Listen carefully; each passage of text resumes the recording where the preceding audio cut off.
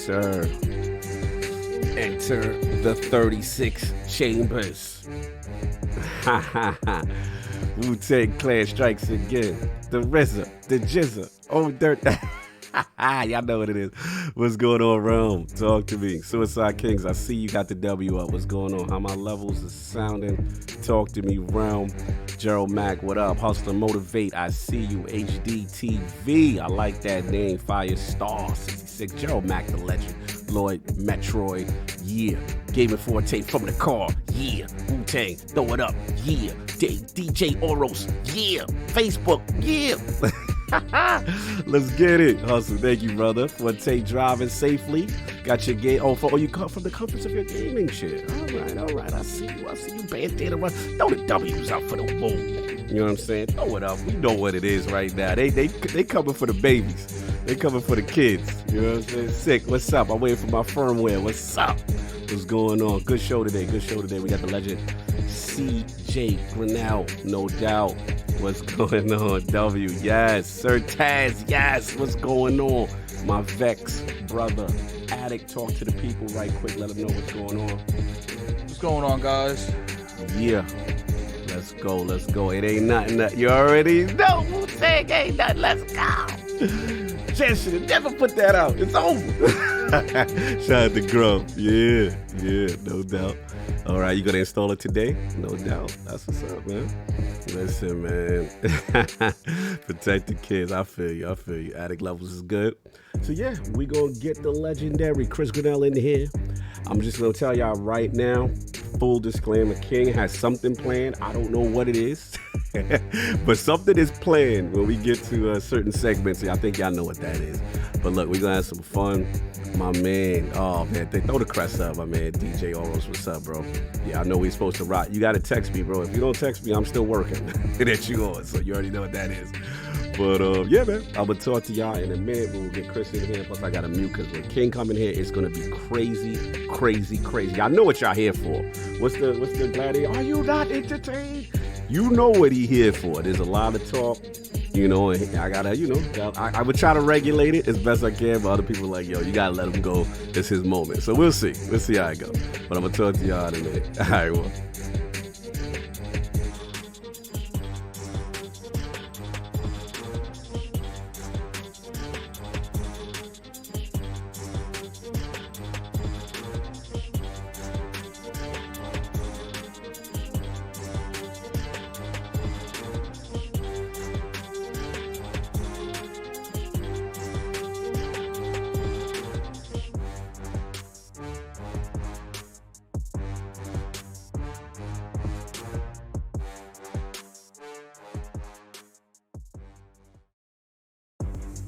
Hear ye, man. Welcome to the show. If you would not mind, go ahead and find yourself a spot, get comfortable, grab a snack, do all that good stuff that we need to do, and we're about to get started. It's not important who I am. What's important is that you are pulling up to the Iron Lords podcast right now as we speak, and I guess I'm here to keep you entertained until it's time to get this show started. So look, y'all done messed up and turned me to an animal, and haters be swearing they real, but come to find out that they really mechanical. And yeah, I be eating these rappers, but that's all a part of me being a cannibal. And they say I'm better than money because you can bank on me being accountable. I know a million rappers that don't want to be on a song with me. That's understandable. I kill a beat and they want to compare me to Freddie and Jason. I'd rather be Hannibal. They be like, why use a video game? Just be original. Y'all too dramatical. I know it's random, but I am addicted to flipping the sample and making it flammable. This is that yoga, fire, flame. They think it's arson up in the apartment. They call it department and I get the blame. Still I be running, collecting them rings. You just a target when I'm in the range. I was the hardest to start regardless back when you was messaging people on AIM. Check my vocals. All on Twitter, but I'm anti-social. Love my city, but I'm still bi-coastal. I got nah, let's switch that up. What did you do? Don't stop. Nah, that was dope. I'm just keep that going.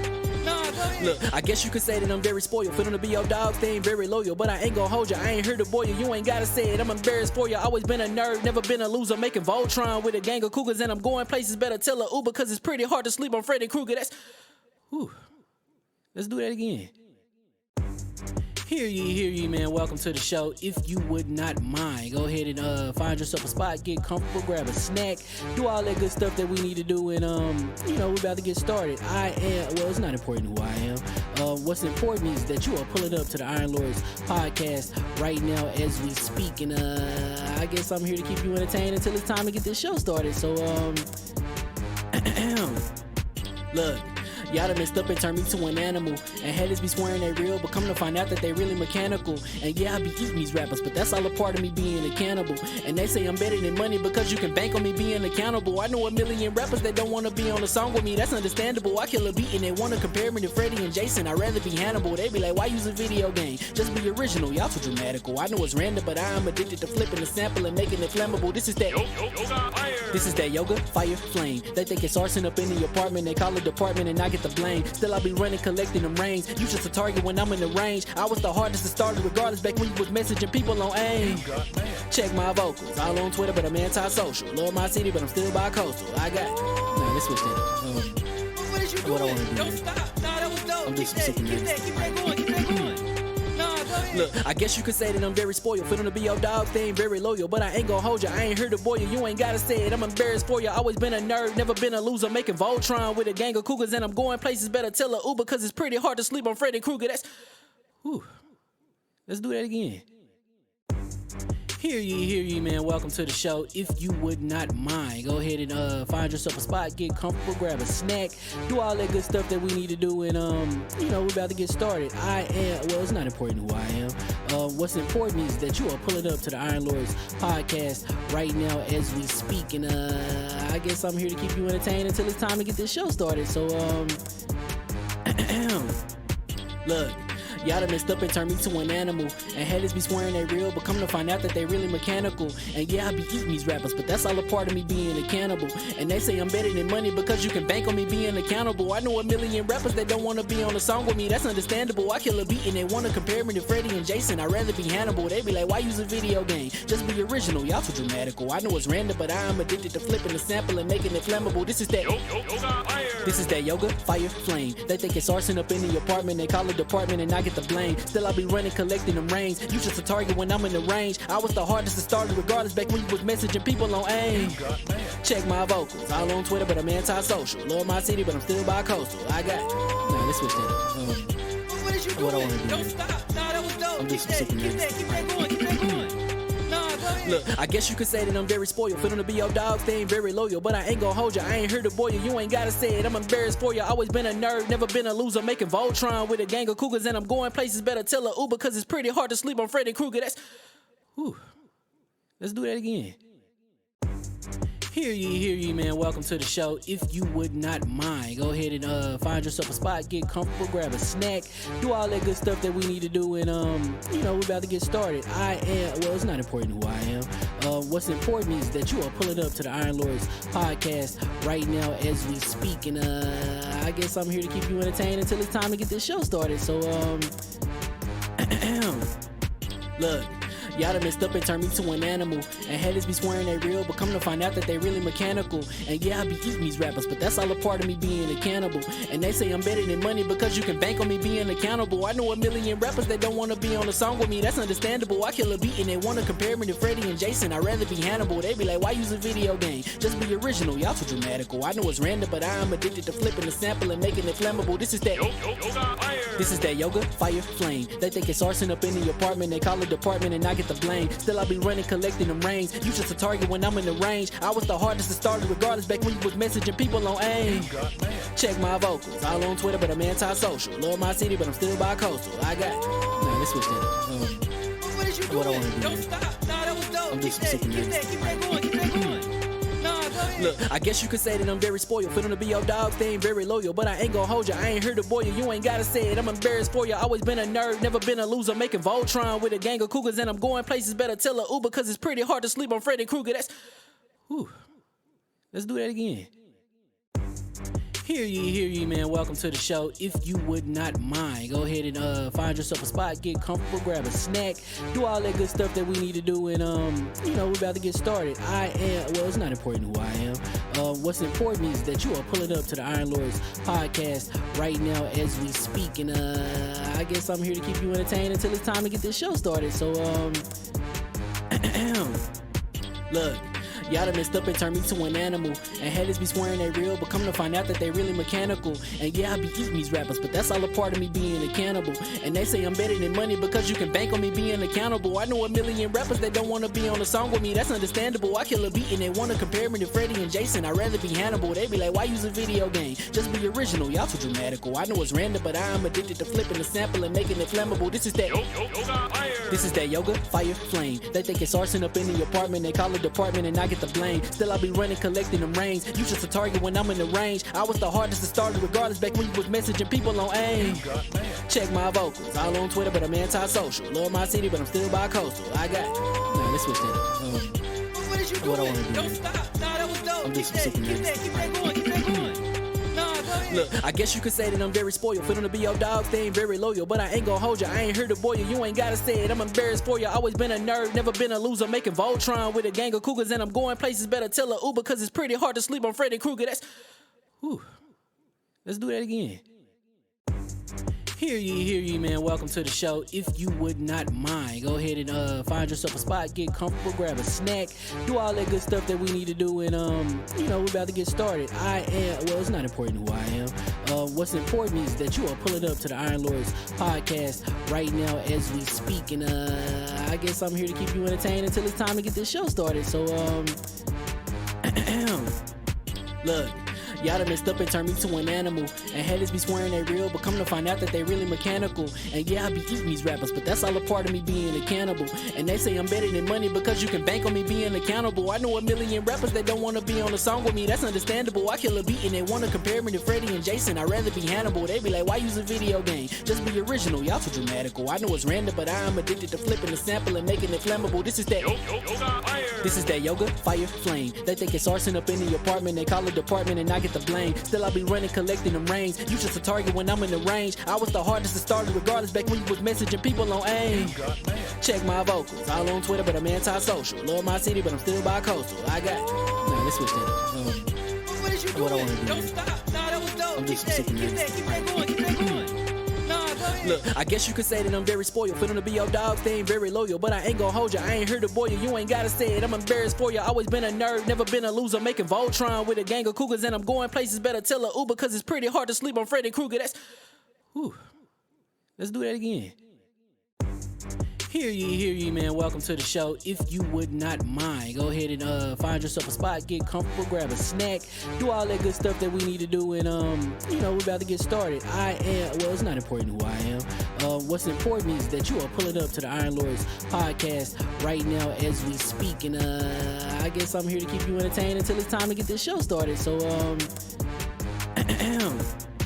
look, y'all done messed up and turned me to an animal, and haters be swearing they real, but come to find out that they really mechanical. And yeah, I be eating these rappers, but that's all a part of me being a cannibal. And they say I'm better than money because you can bank on me being accountable. I know a million rappers that don't want to be on a song with me, that's understandable. I kill a beat and they want to compare me to Freddie and Jason. I'd rather be Hannibal. They be like, why use a video game? Just be original, y'all too dramatical. I know it's random, but I'm addicted to flipping the sample and making it flammable. This is that yoga, fire, flame. They think it's arson up in the apartment, they call it department and I get the blame. Still I be running, collecting them rings. You just a target when I'm in the range. I was the hardest to start regardless back when you was messaging people on AIM.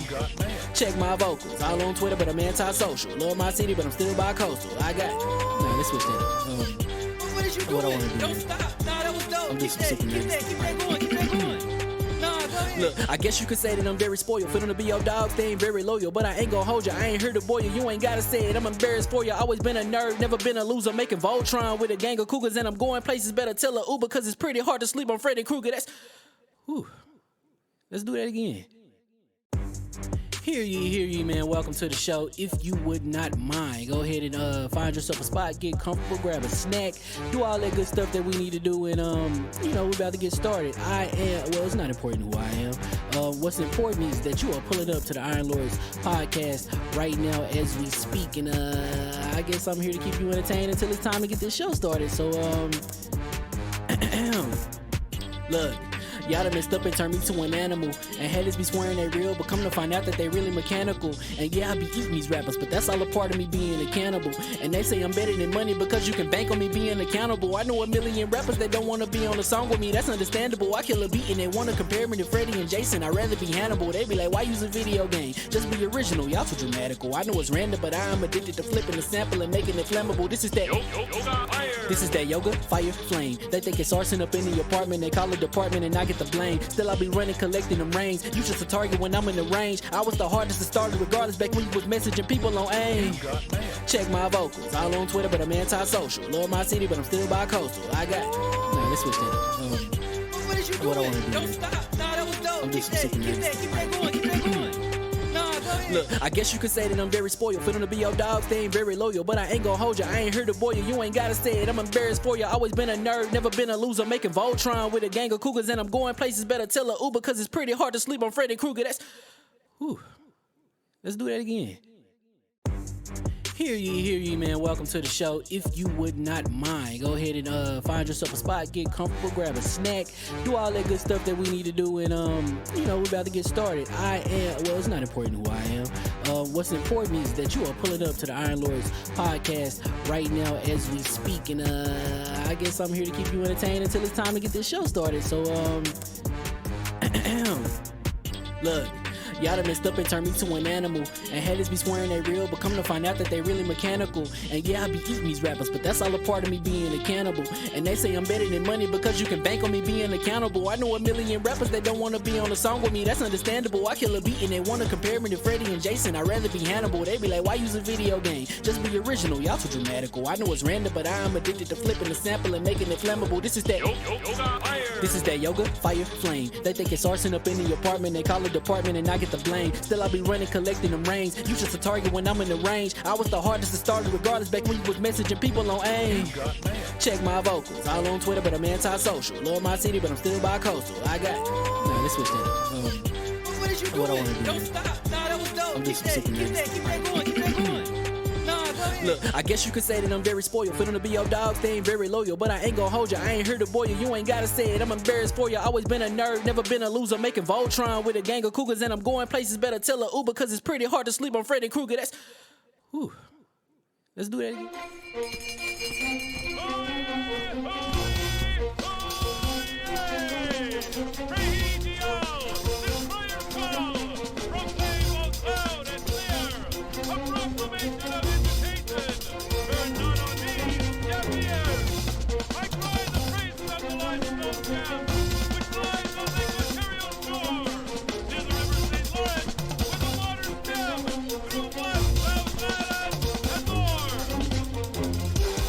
I'ma just chill and watch them and eat snacks in the attic. I wanted to chill with the pack and be like a young wolf, but then they would mistake me for addict. If I can imagine it's cool to give you some advice, then invite your girl to your squadron. Cause if you don't give her that option, you gon' be single player like Sovereign. You gon' get tossed in the bushes by King David. Royalty and not a pretender. Detrimental to an elemental, what's an avatar to a knee bender? I gotta be me though. I know it's my destiny, word to Cognito. Who cares if you fly, if you still a mosquito? You swear you ain't stuntin', but really be Steve-O. You like to collect stuff and that's cool, but I got bad news. Even if you really was that dude, King David still be the king of the statues. Since a juvenile, I've been cursed with a curse to be musical. And if you hate it, we'll meet in the crucible. Other than that, then it's cool and it's beautiful. We let you know that your dreams are pursuable. Whatever you wanna do, then it's doable. If you got work on a Sunday, it's suitable. Cause you can listen to this in your cubicle on the Lord's Day. Woo. If you got work on a Sunday, it's suitable. Cause you can listen to this in your cubicle on the Lord's Day.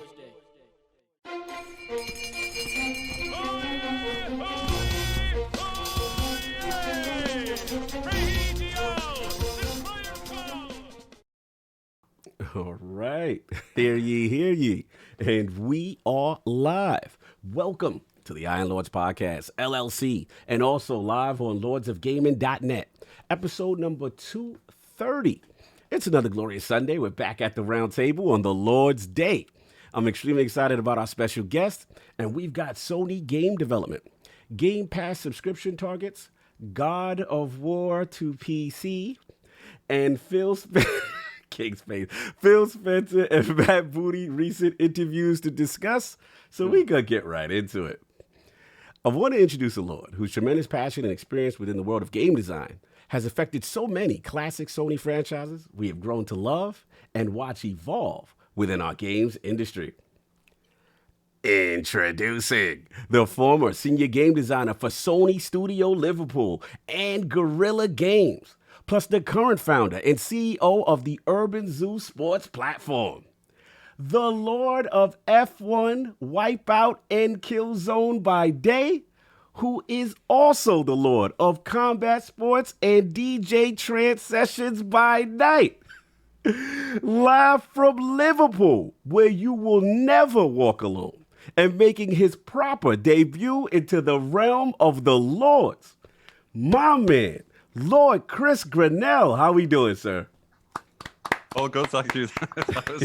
That was an awesome intro. Thank you very much for getting us going for today's session. Let's do it, brother. Yeah, just absolutely ecstatic to be here. I know we've been trying to plan this for a good few months, and obviously we're all busy. You guys have got a busy and awesome schedule as always, so we need to fit things in, and I'm just drowning in work and stuff at the moment, so we got it done. So yeah, really happy to be here with you guys. Happy we finally get it done. Again, apologies, I know schedule's been crazy. You've been extremely understanding. Let's get that out the way. Good. And I appreciate you, brother, because I know obviously we've had you in the realm before, but we had to do it the proper way. You had to roll out the red carpet. We got Sony royalty, game development, game design royalty. But outside all that, what have you been playing lately? So playing recently, I've just been living on Far Cry 6. I think it's absolutely, it's one of those where it's been received, it's been a bit frosty with some of the You mean it's being received unfairly? Yeah, it's being received unfairly. Let's be real, man. It's being attacked for not being something other than what it is. Yeah, what it's supposed but to the be. same people It's be supposed giving, to be. same people give every year give Call of Duty a 9, 10 out of 10. So you know, Yeah, exactly. Continue. I guess awesome. Call of Duty doesn't need to be anything else. So Yeah, no, it's an awesome game. It's Far Cry. It's what we love about Far Cry. Jumping in co-op with friends is just is awesome. They've obviously made that a little bit more friendly in terms of pickups and so on and so forth. They're like shared, so not progression, but at least you're getting some loot and weapons and stuff on the go. But it's just awesome. It's like what a world, what a place to explore. The gunplay is superb as always. So I've been playing that. I've been jumping into a bit of Circuit Superstars, which is what a game. So I was hoping you say that. I was hoping you say that. Those guys for some time. And yeah, obviously I think Square picked it up halfway through the dev cycle. Okay. And it's just an awesome game. It's a nice little top-down arcade racer. It's got some cool physics, and it's got some like controls to master once you get to it.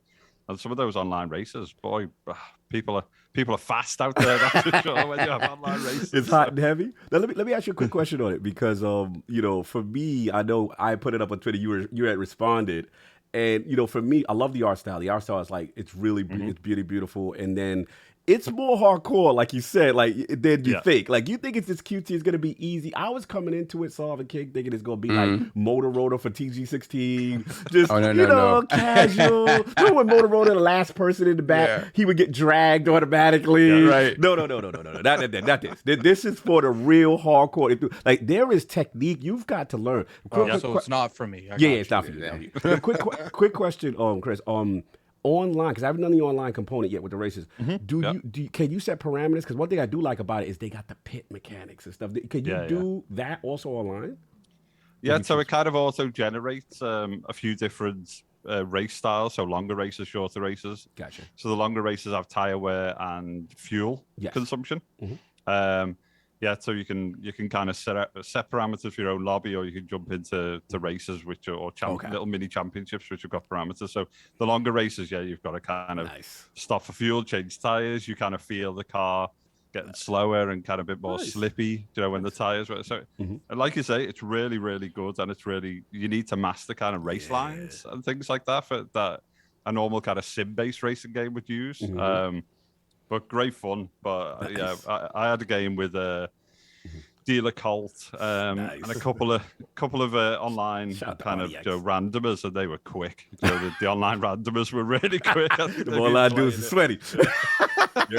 No doubt, They played man. in like beta stages and all kinds, and they were flying. So yeah, it's a great game. And then the only other thing, I've been like, I enjoyed the closed and open beta of Riders Republic. Oh, When it came out a few months ago.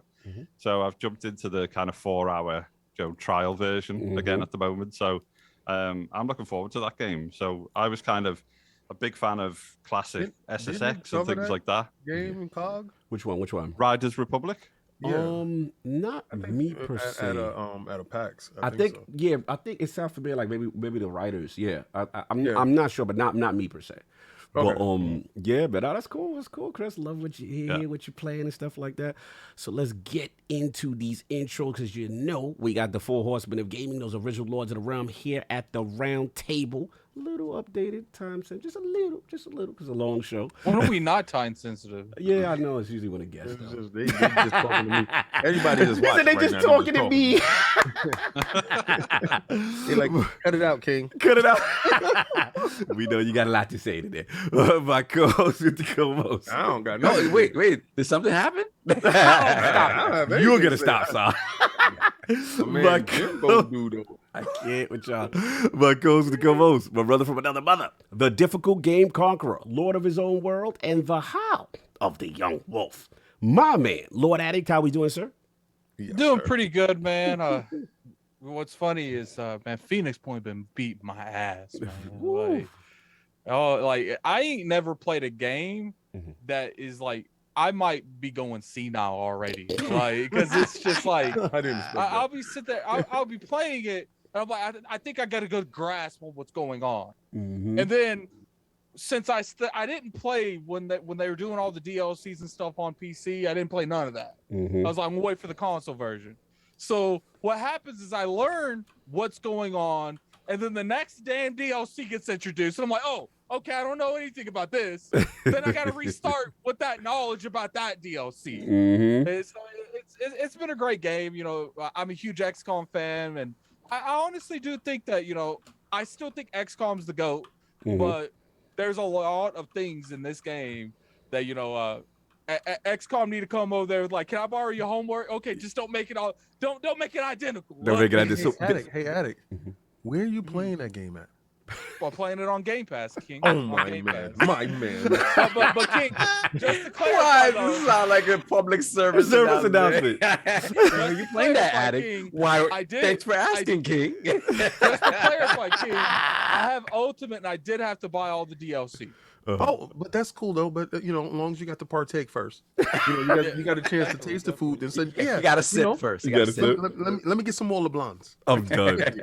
I got a couple things to say real quick. Yeah, what's up? One, we'll be doing the Chivalry stream sometime next Saturday, so definitely be following us on Twitter. I wanted to say at the beginning of the podcast because I don't want people, because I know the end of the podcast normally we announce stuff like this, but I know there's a better chance people see the beginning than the end. Yes.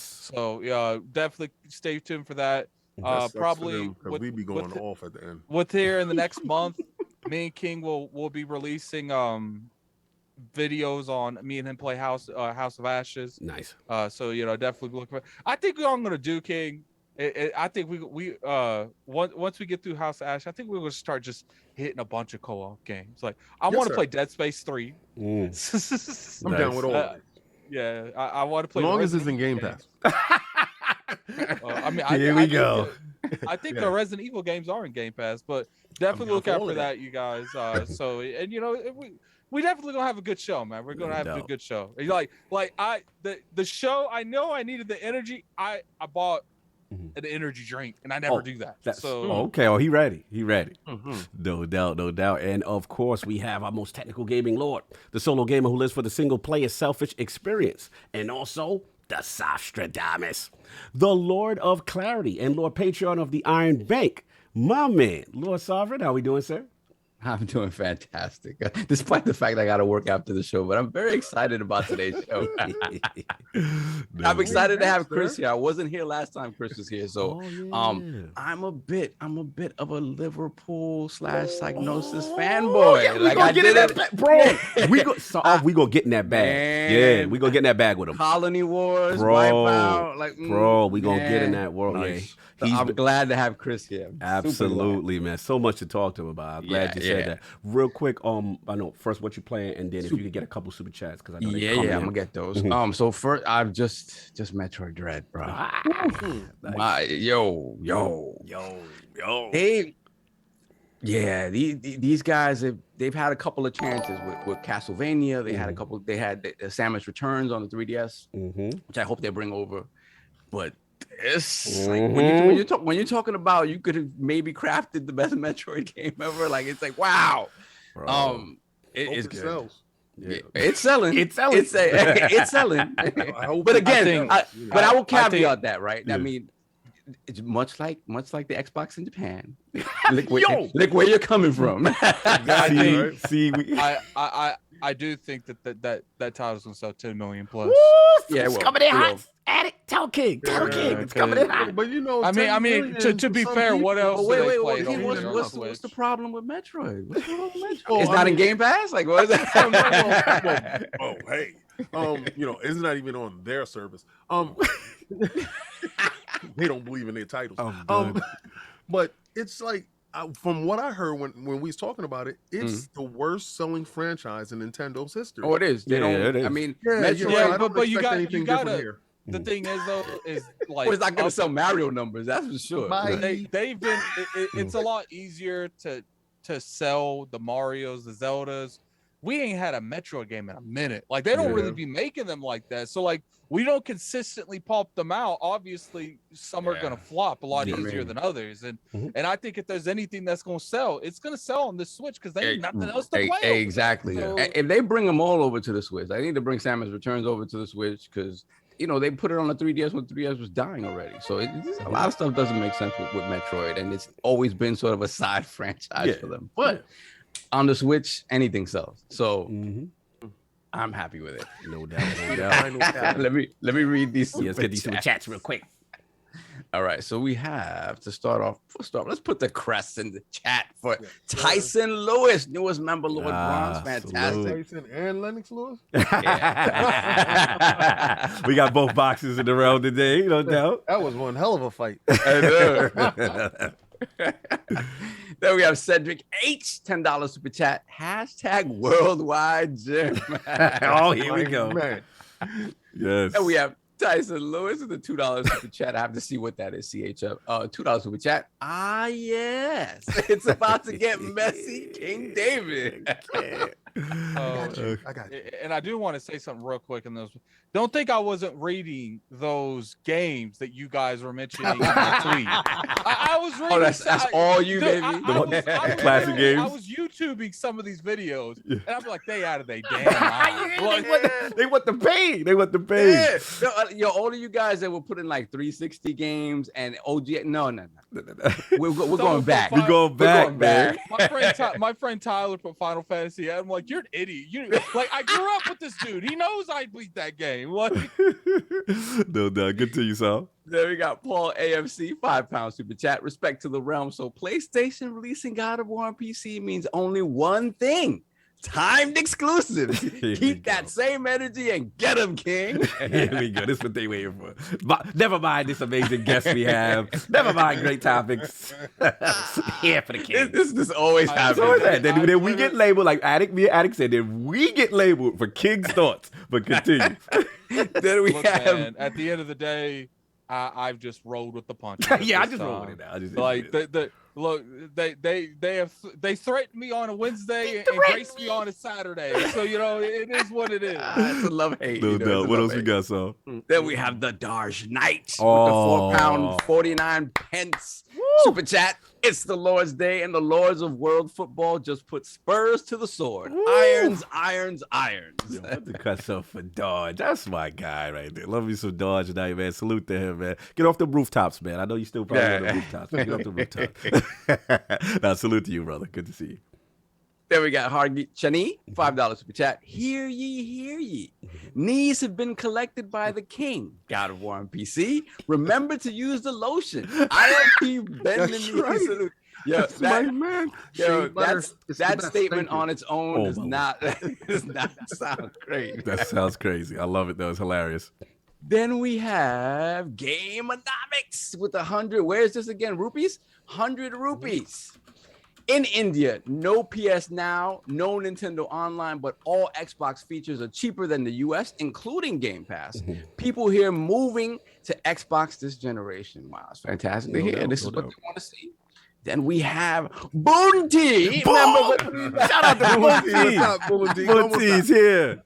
Enough respect to the Lord Dom Dum Dada Diya. Have some bad news. Me not play Destiny no more. 7 years, me ready for something else. Yo, Boonty, what's going on? You hear? He heard that worldwide talk. He had to come through.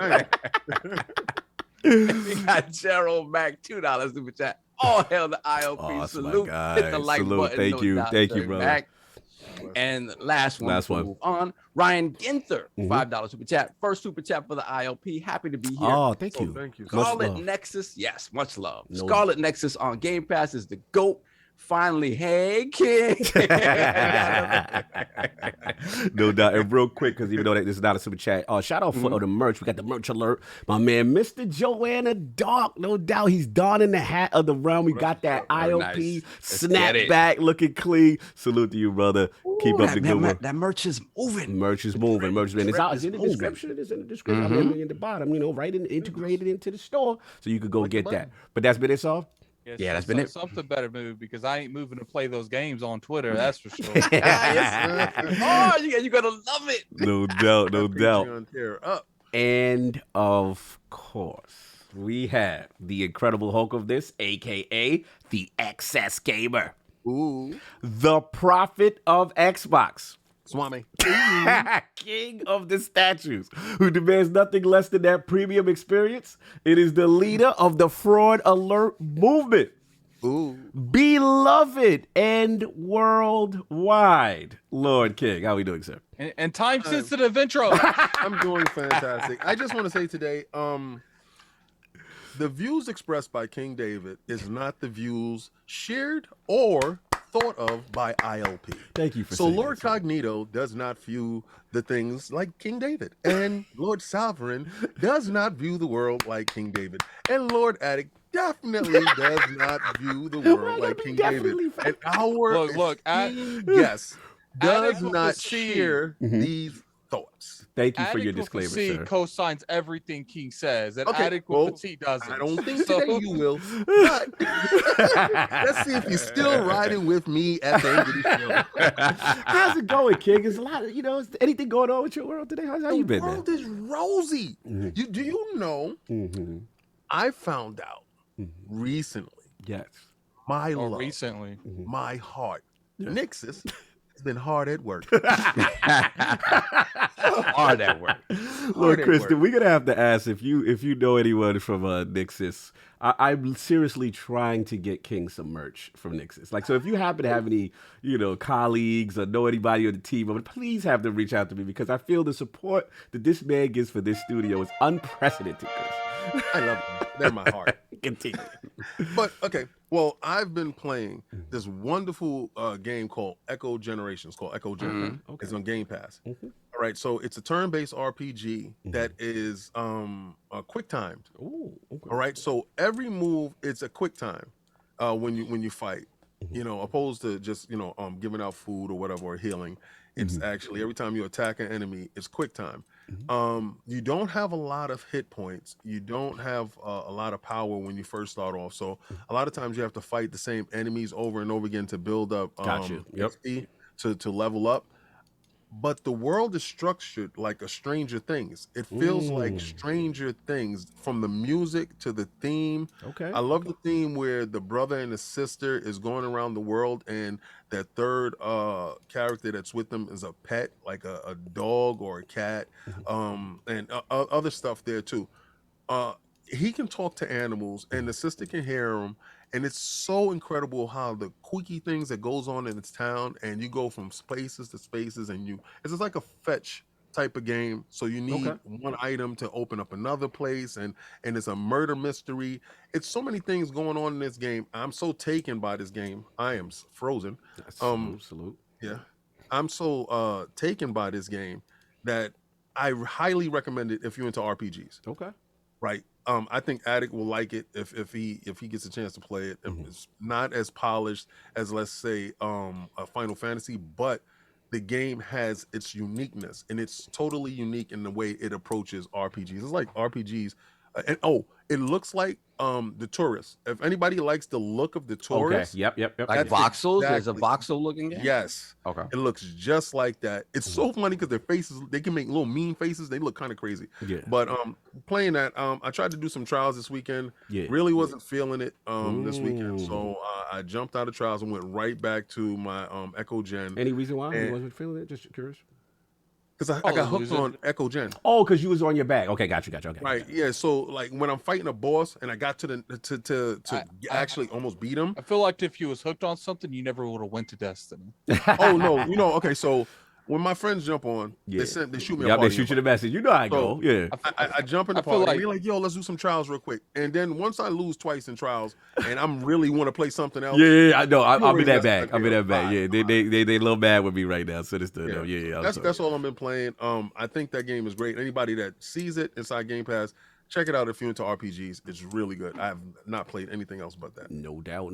And of course, we have the gaming ninja himself, the Shinobi, LordCognito. Spreading that realness in the realm of the ILP. Not telling you what you want to hear, but what you need to hear. Shout out to Defining Duke. Had some great episodes with the amazing Maddie Plays. One will be up later today, free 99 on that Last Stand Media YouTube. So if you don't want to do no Patreon thing, you can do that. We're talking about a lot of stuff that's going on. Obviously, 20th anniversary, all that good stuff.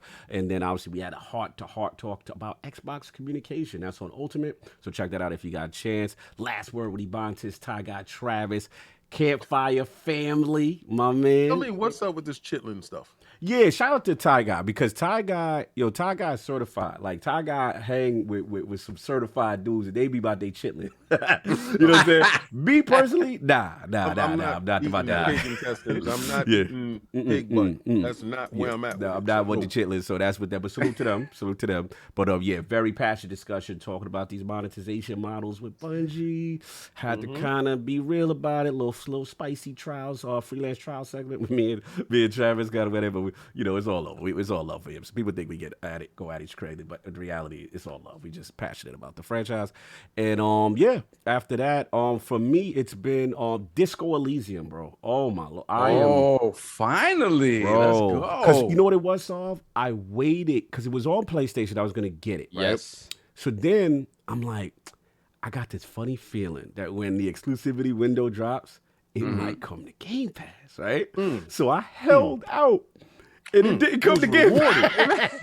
And it came to Switch. Good at it. But that's why like I don't wait for that Game Pass thing because it's like I can't wait for a game. Like if I want to play a game, man, I'm not taking like a roll of a dice. Normally hopefully it goes into Game Pass. For whatever reason, I'm like, this is a game that is critically acclaimed that I gotta feel again. And what's gonna happen is it's one of those. Yeah, it's probably still gonna come. It was one of that scenario where you was like, I'm interested, but I don't know if it's $40. Right. I didn't exactly. I was interested because I heard so many great things, and plus my backlog was crazy. So was it $40? Nah, it was. I forgot now. I think it's full price. I think it may be. I don't remember. All I know is at the end of the day, PlayStation is probably full price. It's probably $750. Anyway, it's $7.5. Yo, I am thoroughly addicted to this game. This game is amazing. Like.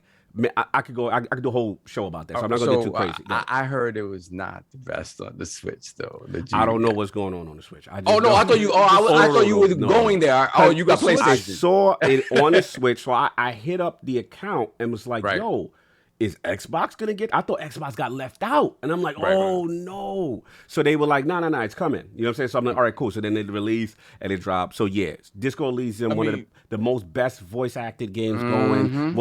This is the worst detective and worst cop I've ever seen. Yeah, he's horrible. Yeah, he's horrible. He's got issues. He's a drunk. It's great. But what's dope about it is that he has everything is hardcore RPG. Everything is system checks and what you do. Yep. But the thing what's dope about it is he got his own conscience fighting himself and talking to you while he going on. So I'm doing the case.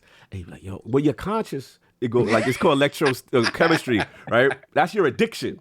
And he'd be like, yo, you see that alcohol over there? It's the crime. Like, it's the crime scene. Ain't nobody gonna notice if you put that in your bag. I'm like, yo, this game is promoting alcoholism and craziness, but it's so written. The voice actor who does your conscience is the best. Everything's fully voice acted. Yes. Everything, it is hardcore RPG. It is detective sim. Now, to Addict's point, if you looking for combat, it ain't really that. Because at the end of the day, well, to be honest, I haven't really encountered that because my skills are in That's where talking. I draw the line. Yeah, my skills are in talking, I was like, what is it, like turn-based? He's like, well, ain't really no combat. Okay, I'll keep my money then. Like, yeah, it's not for you. Like, if you're looking for turn-based combat, this is more detective murder scene, speaking to everybody, getting the facts together, formulating the thing. Look, I could go on about Disco Elysium. I don't want to derail the show. Played enough Law and Order for everyone. Yeah. If you want your detective on...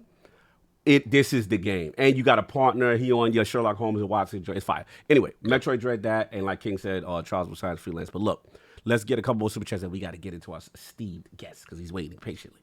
Hold on a second. We got Hargeet Chani. No, we got that one already. The man who got them horns. I remember for a year. I haven't seen him in a while. Just showing some love. Hashtag Crystal D. They starting with the Crystal D. Hashtag not enough. Wow. Where did not enough come from? Where was this come from? Oh, that was you missed that show. That was King and it was in his bag and and Hustle. I'll do it again for you today. Don't worry. It was Hustle, Boom, and King. They was in their bag. Good. Anyway. Then we got Hargeet Chani, $5 super chat. Lords do not override the king. Hence, the decrees of the king must be upheld by the Lord. Oh, great. We will respect the realm when it's time. Anything else? Then we got put the crest in the chat for the newest member of the realm, Lord Charles King. Oh, I like that. I like that. Salute. So, Man, just to address the chat, I've locked my DMs again.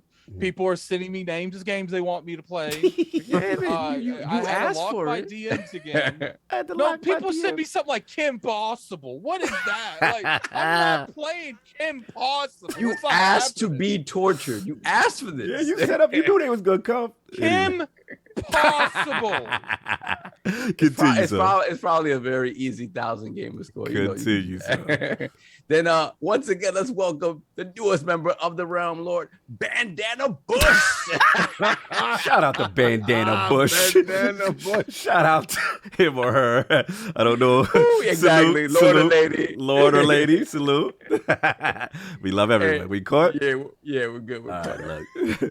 Here's it. So look, we got all the business out the way, but look, we got to get into what deal with the Lords of Play, but we got to focus on our esteemed guest, Lord Chris Grannel, his video game system history, his journey into game development, and of course, what led him to becoming a senior game designer. So many classic franchises at Sony Computer Entertainment Europe. So, Lord Chris, let's start from the beginning first. Like, what was some of the first video game systems you had, and what got you into gaming? That's a good question. So, all the way back to being a little kid, really. So, I've got one brother.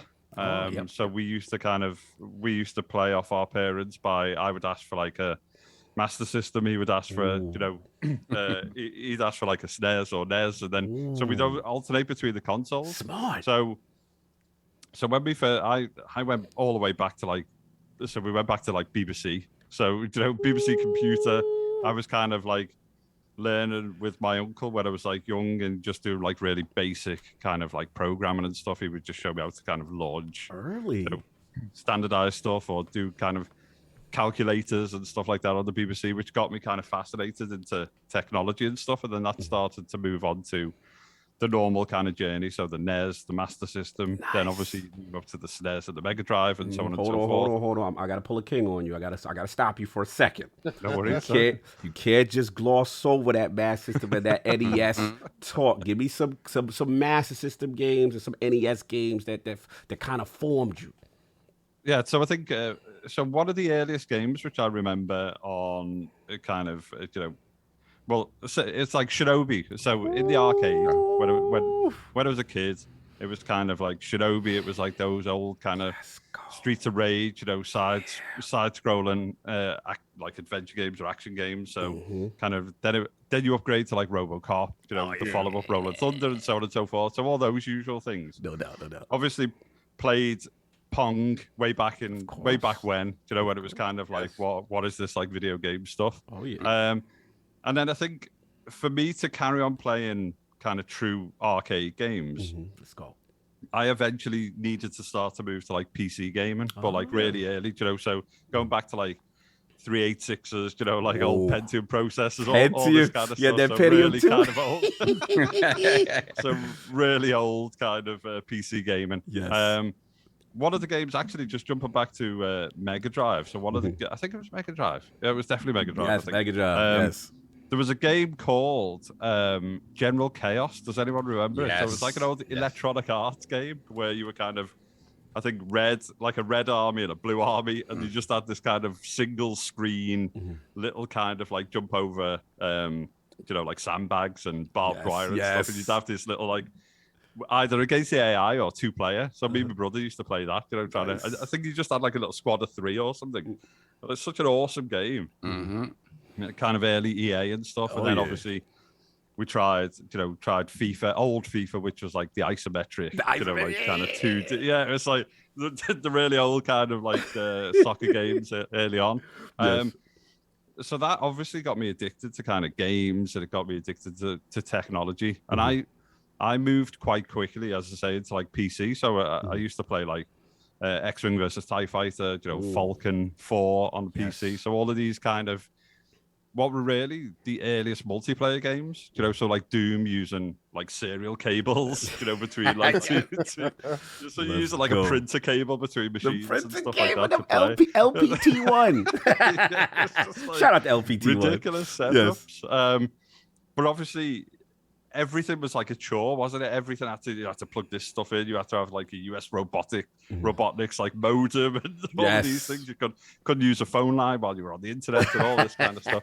So it got me into kind of like stripping machines apart. So I kind of when I started getting old enough, I remember going into a store in Liverpool. So there used to be a store called HMV, which was a big music HMV store. That was huge. Yeah, we had HMV. It was massive. So obviously this is in the age of like physical everything, wasn't it? So you needed kind of like 4-story stores for games, music, film, you name it. And I remember one day that there was a group of Psygnosis developers. So way back when. So they were showing off Wipeout before it was released on these big tellies in HMV. Wow. So me and my brother kind of went in on our lunch, and we kind of saw the guys playing it, so we had to go. We started like feeling what the game was like and so on and so forth. And got chatting to these devs where for us, like for me, when Psygnosis started, like a lot of the devs were kind of, like rock stars. So like early game development was proper kind of rock star stuff. So guys had like Ferraris in the car park. Wait, hold on. We got to slow you up. Good. Hold on. So they had, you went to the HMV, right? And let me paint the picture. So the devs are showing you, now this is the original Wipeout PS1, never before seen, which was graphically amazing for its time. Right? And we unbelievably amazing. Not only was it graphically amazing, remember, I'm gonna be confession. Call fraud order call. You gotta put a fraud order on me on this. I know nothing about techno or electronic until Wipeout came. And I was like, yo, the beats in this is crazy. King and I know about techno and electronica. Many a nights at the downtown, man, clubs. We will not talk about that, sir. No, I just want to paint the picture because this, right there. This is a huge deal, right? And then now you're telling me, so the devs, they do a special event at HMV. You and your brother go. and you're seeing it by, and they had the Ferraris in the lot. These devs was looking good. That's like, no, them Sony checks was that good back then, bro. It was so. So there's no Ferraris in HMV, but obviously these devs were kind of like looked upon as like rock stars. And obviously when Psygnosis first started, you used to see photos of like the car park where Psygnosis was, and it used to have like Ferraris and stuff. So like Ian Hetherington, who started it, so Ian Hetherington and it'll come to me the other guy. So a couple of guys who started it, like Ian Hetherington was like a multi-millionaire. He had like supercars, and it was kind of big money then. You know, people were getting kind of big paychecks. They were kind of selling games and so on and so forth. So these guys were looked at like spreading money around. This early Jimmy. Early days of worldwide. You might say there was worldwide money going on. Yeah, these guys were like, you know, they were rock stars in the day. So here's me, and I must have been what? It was probably 15, 16, 17, you know, that age there. So I'm kind of, you know, playing the game. I'm looking up to this, and I'm just like, that was the day where I was like, I want to make games. And it's such a weird throwaway comment, because like these were like game designers, and you're like, there's kind of like rock stars here and so on and so forth. And everyone was just kind of in awe of how cool this game looked. You know, the music was pumping on the sound system. But you was worried about the cars. It's like, yo, that game is nice, but he's driving that, and I need those cars. You needed that yacht. Those cars make it better. Ooh, Ferraris. Where you gonna sign me up at? Because the local bus driver, and he goes home in a Pinto. Yeah, he's not driving a Ferrari. No, he's not driving a Ferrari. No. So it was like, it was kind of the early days of, it was almost like music industry. As I say, these guys were like rock stars, like they were making, you know, platinum records and so on and so forth. I love to see. And that kind of gave me the buzz to, I want to be a game designer since that day. I wanted to make games. And obviously the journey isn't, you know, you don't just wake up and you can become one or whatever. So I had to let's talk about it. I remember sending a letter into Psygnosis to say, you know, I'd like to be, you know, considered for a game design job, blah blah blah. And I got this letter back, really nice letter, but it was kind of like, we don't have anything, you know, we'll hold your name on file and stuff. The typical. And I just thought that was like a typical, you know, a nice kind of rejection. The nice rejection that let you down easy. Because I'm sending this letter, and I've got like no kind of, you know, university education or degrees or anything, you know, which is something that, you know, game dev studios and stuff look for now. Right. I don't always agree with that, but it's a way of like weaning out, you know, loads of applications really. So I know why they do it. So I got this rejection letter. I was like, okay, well, that's gone. And I go out and I started kind of just tinkering and building PCs and stuff like that. So I just play around with tech. I used to love like motherboards and, you know, soldering and all this kind of stuff. Nice. And then I got into kind of 2D CAD design. So I started doing kind of, you know, interiors for offices and stuff. And I did that for about 12 months. And then I got a letter out of the blue from Psygnosis saying, you know, do you want to come in for an interview? We've got some like roles or whatever. I was like, what? So, wait, hold on. You had to be blown away by that, because at that point, you didn't have, you know, the game experience at the time when you applied, but it goes to show you that they legitimately did keep you in the system.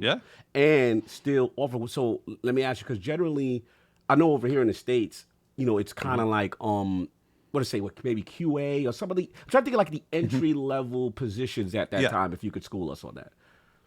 Yeah, so it would be QA. So I kind of, I'd got in, you know, guns blazing, going, I want to be a game designer, not knowing what the hell a game designer was, really. You know, just thinking that you sit in a room and just go like, ideas, make this game, just throw it to people. Absolutely.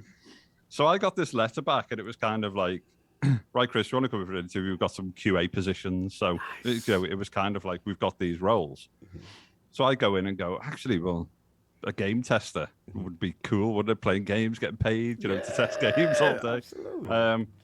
So I go in for this interview, hit it off with the guys, a really good interview. It lasted a good hour and a half. But it swayed quite quickly to the fact that I could build PCs. And this is back in 93, 94. So not many people at home were like building PCs, taking out these like Pentium 3 processors and stuff. And you name it, it was kind of when you built a PC, like a little part of the RAM could be dead, and you have to like troubleshoot the whole machine. The whole thing. Now you just plug everything bro. in. You had did you have your static discharge cable? Your static Make sure you're grounded. This that good, that A+ certification. I know where you at. I know. PC. Let's go. I realized that's not for me. Listen, Attic about that life. Attic could do that stuff, man. Plug and play. Well, now it's so much plug and play. So that was the thing that really kind of switched it. So I think originally they were like, okay, we'll bring you in and we'll test games. And they had a decent 20, 30, 40 game testers at the time. Nice. But obviously they were testing games on PC. They were testing games on PlayStation, on, you name it. It was kind of a set of like consoles because it was Psygnosis. So they were a kind of multi-platform publisher developer at that time. Right. And then, essentially, because I could build PCs, I got brought in as like a QA tech tester. So it was like building rigs, testing PC stuff. And that basically was like the foot in the door.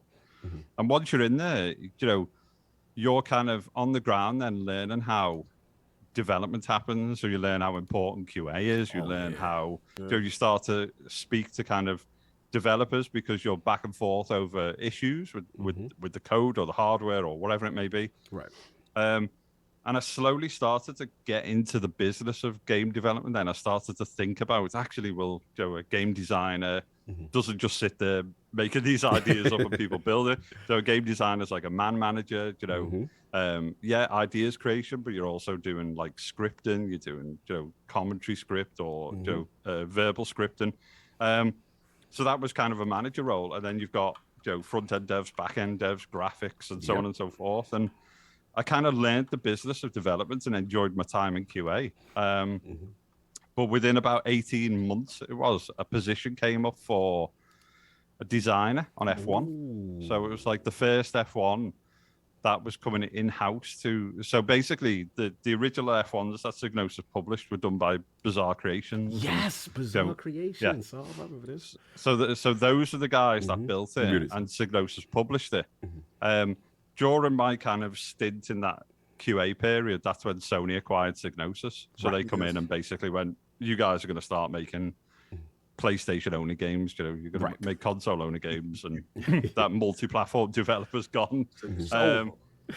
Which was it's over. You gonna make for this box here and that box only, and that's when the tires became round. Because I'm gonna tell you this: when PlayStation got a hold of the F1 license, that's when we were talking about round. How'd I know somehow you was gonna bring PlayStation in this? Like, for some reason, I feel like there's a caviar in this. No. Okay, that's the first. His game is the first F1 game that I purchased. Yes, me too. I can't wait. I'm waiting for this because this got me into a lot. Yeah, me and King was in this bag. I had no idea I needed to play an F1 game until I saw it in like Game Fan or EGM. I don't know which magazine I saw it in, but I saw the tires were round. Right. And usually you get those block tires. Yes. Virtual Racing and all these other games. You got block tires. Yep. Some games came out with no tires in the cars. We'll get to that later. But this game, I remember the tires were round. And I was so enamored with the round tires. I said, I got to buy this game. Yeah. So, I was one of your patrons. I was one of your customers. Continue. No, I love that. And it was kind of, obviously Sony started to try and like control the Psygnosis destiny. I don't mean control in like a horrible way at this time. Right. They were basically like, well, we've got our own kind of internal studio, so we can bring F1 in-house. They paid a lot of money for that license for the next 6 or 7 years. That's a huge license. I would assume, especially in Europe. Like, because I just want to stop you for a second because, again, what King is saying is kind of, it's so funny because King, I agree with him as far as like, what gets you into stuff, right? And for me, one of the things I always tell people, like, NHL hockey on EA's games got me into watching hockey in real life, right? in the States, we didn't have F1. We had, as far as on TV, it would be like Indy racing. Indy 500. So I would watch those guys, the Mario Andretti, Michael Andretti, that kind of thing, Paul Tracy, these guys, right? And I remember getting into it. And what happens is people were like, oh, that's cool, but the real joint is F1, right? And that's how I learned about that. And so it's so interesting how video games can spark it, because like King was saying, like F1 was one of those titles. It was like the hardcore simulation racing with pit stops and tire wear. We talk about like all these things. And correct me if I'm wrong, Chris, like wasn't there commentary in race? Like that's a big deal at that time for PS1. PS2. Yeah, massive. Yeah, because we were working. So in F1 in Europe and globally, there was the famous Murray Walker. So he was like this big voice of F1. So we had to kind of write the script and stuff. And this was the part where you kind of learn what goes into it, because I think naively, I thought that there's a few kind of scenarios and commentators or whoever are doing like voice acting essentially are kind of making up, they're having kind of natural conversations and stuff, right? And it's not that at all. I literally wrote 10, 20 plus thousand lines of commentary, and it's like every line, it's every permutation, and obviously technology has got better, so those joins sound much better, even across like FIFA games or NHL games or so on and so forth. But it was a real kind of labor of love where you would have to say, LordCognito wins the race, and then it'd have to be like, King wins the race, Lord Sovereign wins the race, and you've got to do that for kind of 22 drivers. Then you've got to do the permutation of, if you want like a nice little natural sounding snippet of, in first place is, LordCognito, in second place. But then it can't always just be in second place. So then you have to write kind of 20 versions of coming second, then in second, or all of this stuff. Yes. When I because I remember I got like there for a little bit. I was into like heavenly modding, especially like the original Pokemon games. So like when I would write a script for those, because I was modding Pokemon games, like making whole storylines in Pokemon. Like it's great. Like you would have to tell it pretty much like, okay, when you get to this kind of scenario, if this variable checks, do this script. Like it took me months to learn all that shit. Like it was what I remember most about F1 was the fact that you had the PlayStation Link cable. I remember that. Oh, the Link cable! And you could play an entire season with the other person. It wasn't just one race. It wasn't just regular multiplayer. It was like you can play the entire. It was like 16, 17 races. You could do a full season. It wasn't you that played the whole season. No, that was Marco. That's what I'm saying. We got to shout out Colbera. Because Colbera, shout out. He's an original Lord. He always listens. Yes. He was the one that got me into F1 because again, the foundation was IndyCar races. In the States, we didn't have any hardcore. Like it was like none of that. Well, we had like Super Monaco GP. I would say, Monaco, Monaco GP. And like King was saying, everything else was like the rough tires. Pole position, Virtua racing. Everybody say, I saw those tires. I was like, okay. I remember. And remind me, did it also have weather effects? I could have sworn it had rain effects, or maybe it was a later one. But I know the tires was a big deal. But I remember rain, like you could see the slickness of the water on the tires. Yeah, so we had weather effects, but obviously the kind of last one we did, which was Championship Edition, had some of like the best weather effects. Yes, because Studio Liverpool had some of the greatest like graphics engine programmers that I'd ever worked with. So. And that was the thing with Studio Liverpool, and this is one of the things which is kind of it breaks my heart to this day, and we get into it in a bit, but there's kind of this like there's this commentary in social media and the kind of like the gaming circles as we see, where it's kind of like Xbox have kind of ruined Lionhead and they've destroyed this studio. And the narrative. And really, if you look at the narrative, there's like two studios really that closed down. The Lionhead thing, Lionhead were great, but then as as gaming as a business, Lionhead become too experimental for Microsoft, for Xbox, and it would have been too experimental for Sony, or you can't just make these games which will, in 5 years it may mature, or you can do this or you can do that, and it's it's someone playing with someone else's money. It's someone trying things, and that's what Peter Molyneux was effectively doing towards the end of the end of that kind of reign. I definitely, I agree with you on that, because like it's like a scenario that we have with Bungie. Let me turn this off. I don't know what I can't hear my notifications because my headset's on, so I heard it go off once. But so the thing that I always get irritated with is look, there is a lot of times where it is outside influence. Like there is what happened with Dead Space. Visual definitely was influenced by EA. Does that happen a lot? Debatable. We don't really know what goes on to there, but I do feel like we get into this corner where we always want to blame the publisher, but never want to put no blame on the developer. And I'm not saying Bungie, prime example. Love Bungie to death, love their game to death, but they're still making the same bad decisions they were when they were with Activision, then they were with not Activision. So it's just sometimes, it's both parties. It's not just one.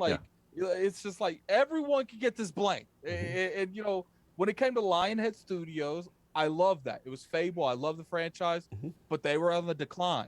And it's just at one point in time, people had to have hard conversations. And it's arguably that Fable was always the decline, because me personally, a lot of people think Fable 2 is the GOAT, but I thought Fable 1 was the GOAT. And to me, they did nothing but a decline, and then they made that atrocious Fable Legends that was that was the end of it. Listen, it is what it is. It is what it is. Continue, because I do want to hear where you were going. No, and I think with that. Yeah, so and I think that kind of exists within any kind of game development circle. So whether someone's under kind of Activision's umbrella, Sony's umbrella, Xbox's umbrella, you name it, the problem that you encounter within that type of environment is, and it's the same for any kind of working environment, you will always start to create kind of cliques. So you'll always start to create bunches of people who go, well, actually it's going in the wrong direction, we need to make this tweak, or we need to make that tweak. And what happens is then you have kind of senior producers, or you have kind of studio management, or so on and so forth, who sometimes allow that to kind of grow and fester, and that starts to create division. And before that kind of division existed, you look at the games that Studio Liverpool were putting out. We had Wipeout, we had a great Formula One franchise, where some people still to this day say, F1 Championship Edition is their kind of favorite F1 game. Even though Codemasters have done a great job with what they've been doing.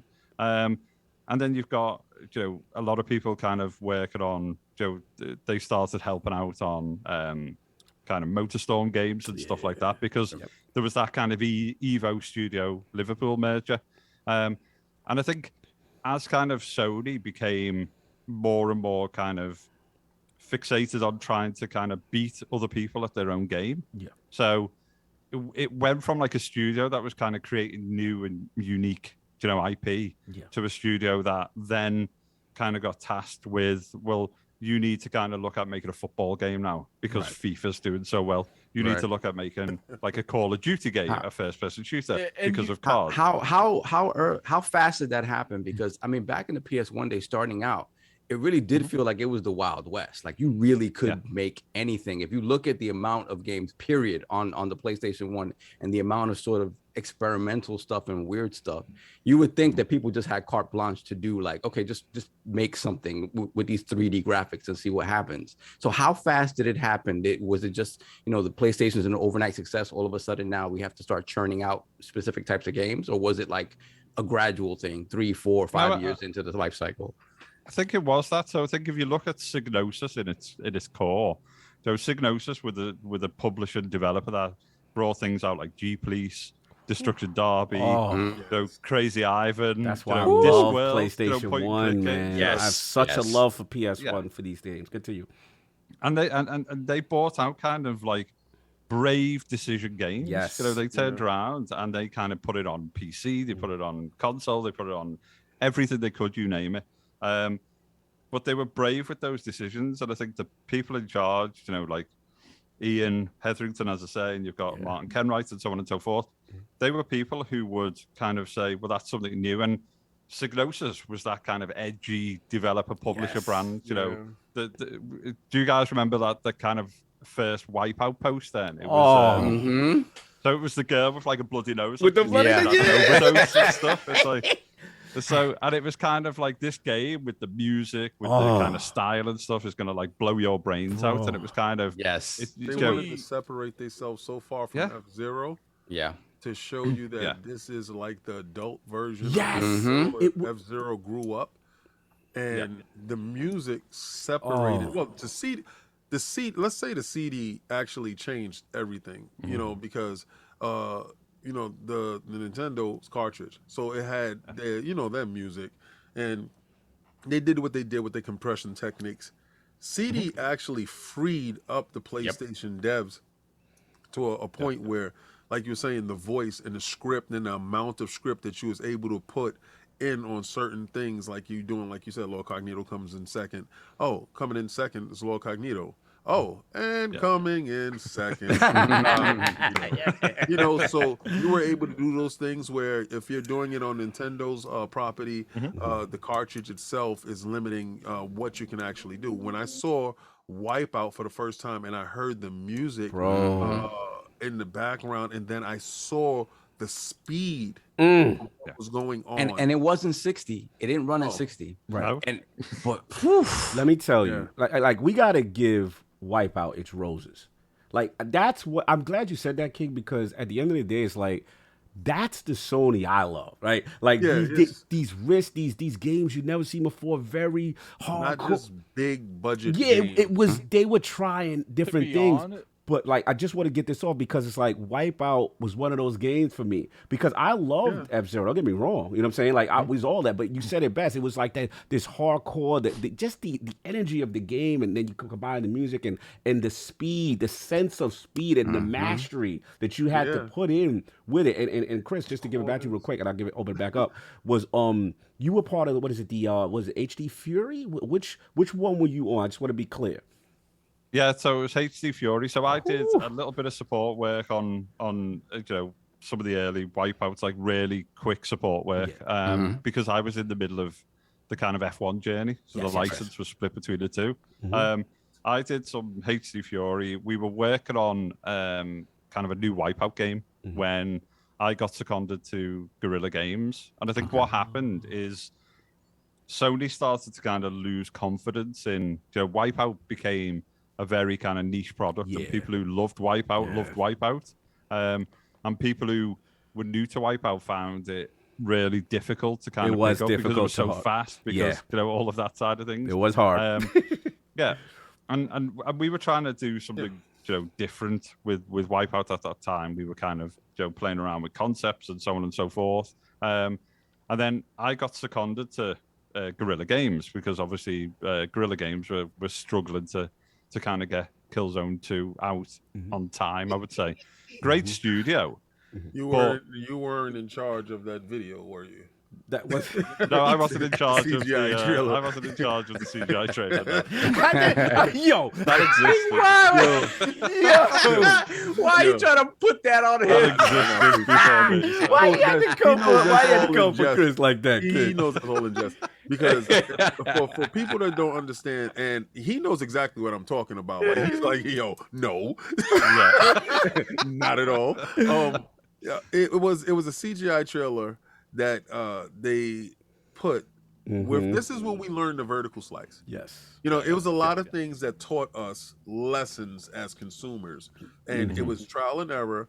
And this is one of those games that will always stand as a pillar. But I give credit to Sony in this aspect. What's up? They made sure, I think it was Killzone 2, was it Killzone 2 that actually replicated that trailer that they put together that the first one couldn't do, but they actually got it right on the second one, and I commend them for not giving up and continuing to make sure that game actually got out how they envisioned it the first time. The hardware wasn't able the first time, but that PlayStation 2, I think it was a PlayStation 2 or PlayStation 3. It was Killzone, because Killzone 1 and 2 were PS2, I believe. Don't get me. And then PS3 was 3, but Chris, maybe educate us. Yeah, correct us. Yeah, please, because we. Maybe they were all PS3. No, Killzone 2 was PS3, and Okay, to it. that was essentially the thing that caused. So Right. to be fair to like Guerrilla, Yes, I think Sony PR kind of stitched Guerrilla up on that kind of visual. So the reason that kind of vertical slice existed, and there was a third party company that kind of like rendered that kind of on bridge action and so on and so forth. Yes, I remember. And that should have been for kind of internal purposes only. And as King was rightfully saying, it was used to kind of give the dev team the ability to visualize, what the FOV would be, how it would kind of, how it would sit within the game, how the weapon would sit and move and so on and so forth. Right. And it was one of the easiest ways of kind of, work with the, lead artist and so on and so forth. And let's capture the essence of what this game needs to feel like, when you're up against a wall and so on and so forth. I think what happened is Sony PR got really kind of excited by it because it was a great rendered, it was a great rendered kind of video, but they kind of put this out and then slapped this big, kind of like captured on PlayStation 3 or whatever and tried to, I got to stop you for a second. It was kind of PS3, game. We got to get him for 1 sec. And I normally don't do this, but King is right and you're right. Because now the way you're explaining it, now it makes sense, right? Because internally, that should go to an internal team and say, hey, this is the scope, this is the vision. This is what we're trying to do. This is what we're trying to do, y'all, right? Internally. But the mistake was, it then, I guess, like you said, Chris, right? Sony probably got excited. They hype about this project. They put it on the E3. This is an infamous E3 moment. Like King, I don't want to sugarcoat this. Like they were looking for their Halo killer. Yeah, they were looking for their Halo killer. As that. And bro, to this day, like few games was able to replicate that. And the part that was so egregious was they doubled down. Because a lot of gaming media was like, yo. It's the game. Yeah, they were like, no, that's in-game play. Because I go from when I saw this thing, I was like, the cell processor, oh my God, it's over. I was like, Xbox is not going to be able, 360 ain't going to be able to deal with this. This is ridiculous. The cell, that's all you heard about, bro. So it was one of those funny moments now that you look back in gaming history, and King said it on the money, which is, the difference between a vertical slice and what is actually in game. See, but the thing is, a vertical slice is technically something it's achievable in game. This wasn't a vertical slice. This was a CGI trailer. It was a CGI trailer. That's what a vertical slice used to be. That's what it used to represent. But companies are starting to take advantage of that term. Yeah, they're expanding what it means. They're taking a part of that game, but they're putting all the bells and whistles, knowing that game's not going to have those bells and whistles. Like, I agree with you guys on, like, back then Sony used to like play around with a lot of loose cash than what they do now. Like, they used to experiment a lot more. Right. Yeah. But like, I feel like it might be it might be an argument there that the reason they started getting successful is because they started fine tuning and not trying to get the Halo killer, not trying to compete in a lot of different areas. And they try to, all right, we're spreading ourselves too thin. Let's focus on what we're doing good. Uncharted's doing well. Let's do everything like that. Then when Last of Us came out, they're like, tell every studio every game gotta look like Last of Us. Like, good. Yeah, I'm sorry. You explained on that moment and no, it's good. And the vertical slice was effective. It was born out of kind of getting a game greenlit in Sony. Yes. So what you would have to do is you put together your presentation, you put together your kind of like key features, you know, a bit of your concept artwork, so on and so forth, and then you sit in front of higher management and go, this is the game we want to kind of work on. And they go, well, tweak that, tweak this, tweak that, and come back and pitch to us again. So you go and do those tweaks, and then you pitch again, and they go, yeah, we like it. Now show us kind of visually what it could be like. And that's where your kind of vertical slice would exist. So I think Psygnosis and kind of early Sony used to kind of experiment with those things. I think when the F1 license went, and when kind of Wipeout started to kind of burn out, so to speak, when it was kind of, you know, your fans love it, and then but new players aren't coming to so the numbers for the last kind of Wipeout weren't as high as what everyone wanted them to be. And you had all your kind of hardcore, and you didn't have, you know, you didn't have anyone kind of adopting it. It made it to the Vita, right? Or was it? Oh yeah, it made it to the Vita. There was an HD Fury one that was fire. Yeah, it was on. Yeah, it was on Vita. It was on obviously the consoles and stuff. But it didn't attract like the numbers. And then that's when kind of like Sony were going through this period, and this was kind of like a dark period. And this is the thing which, I haven't got anything against, you know, Colin Moriarty or people within the kind of industry, but when kind of Xbox get called out all the time, as we said before about this kind of Lionhead situation and so on and so forth. I was at Sony for 14 years, so you know, when I left Sony, I'd been at Sony, you know, half of my life basically, or you know, more than half of my life. And I basically lived through annual culling of developers. So you know, it became an annual event where you knew that once you get to kind of February, March, something's going to happen. So either a studio is going to lose devs, a studio is going to be shut down, or so on and so forth. So that narrative kind of angers me, because I saw Studio London get closed down. I saw Soho get closed down. I saw Cambridge get shut down. You name it. I saw Manchester in the early days. You know, Psygnosis Manchester get shut down. I saw all these studios kind of close. And it wasn't kind of like we tried this and we failed and so on and so forth. What do you think? They were all off the back of these kind of like concept and phases that we used to call. So, you know, these green lights, and they go, you know, try these, and then if something didn't get green lit, it was like, right, you need to start working on like a football game, or you need to work on there, and you've got like an F1 team, part of an F1 team, and Wipeout, you know, so people who are brilliant at kind of racing games. So why not turn around and say, let's do another racing game, let's do a Forza Horizon, let's do, you know, something with that pedigree, to then go, right, you guys need to make a football game now, or a football concept. And it's kind of like, well, you might get a handful of people who enjoy soccer, but the rest of them are like, don't even care for it. Based so on what why the are they passion is. then going to kind of go off and go, we're going to make this like greatest football game that's going to compete with FIFA and stuff? And that's where they started kind of losing their kind of way a little bit. And it was based on what Sovereign was saying. It was based on, but like Uncharted was really good, and this game was really good. You know, so can we not just make all of these kind of same games? So the last concept that we worked on, the last concept we were working on was a game called Aftermath. So we called it Aftermath, and it was basically, the kind of pitch was exotic cars in kind of, you know, war-torn or unusual places. So it was kind of like racing exotic cars around, you know, war-torn countries. It could be, you know, weather-torn countries, you name it, these things.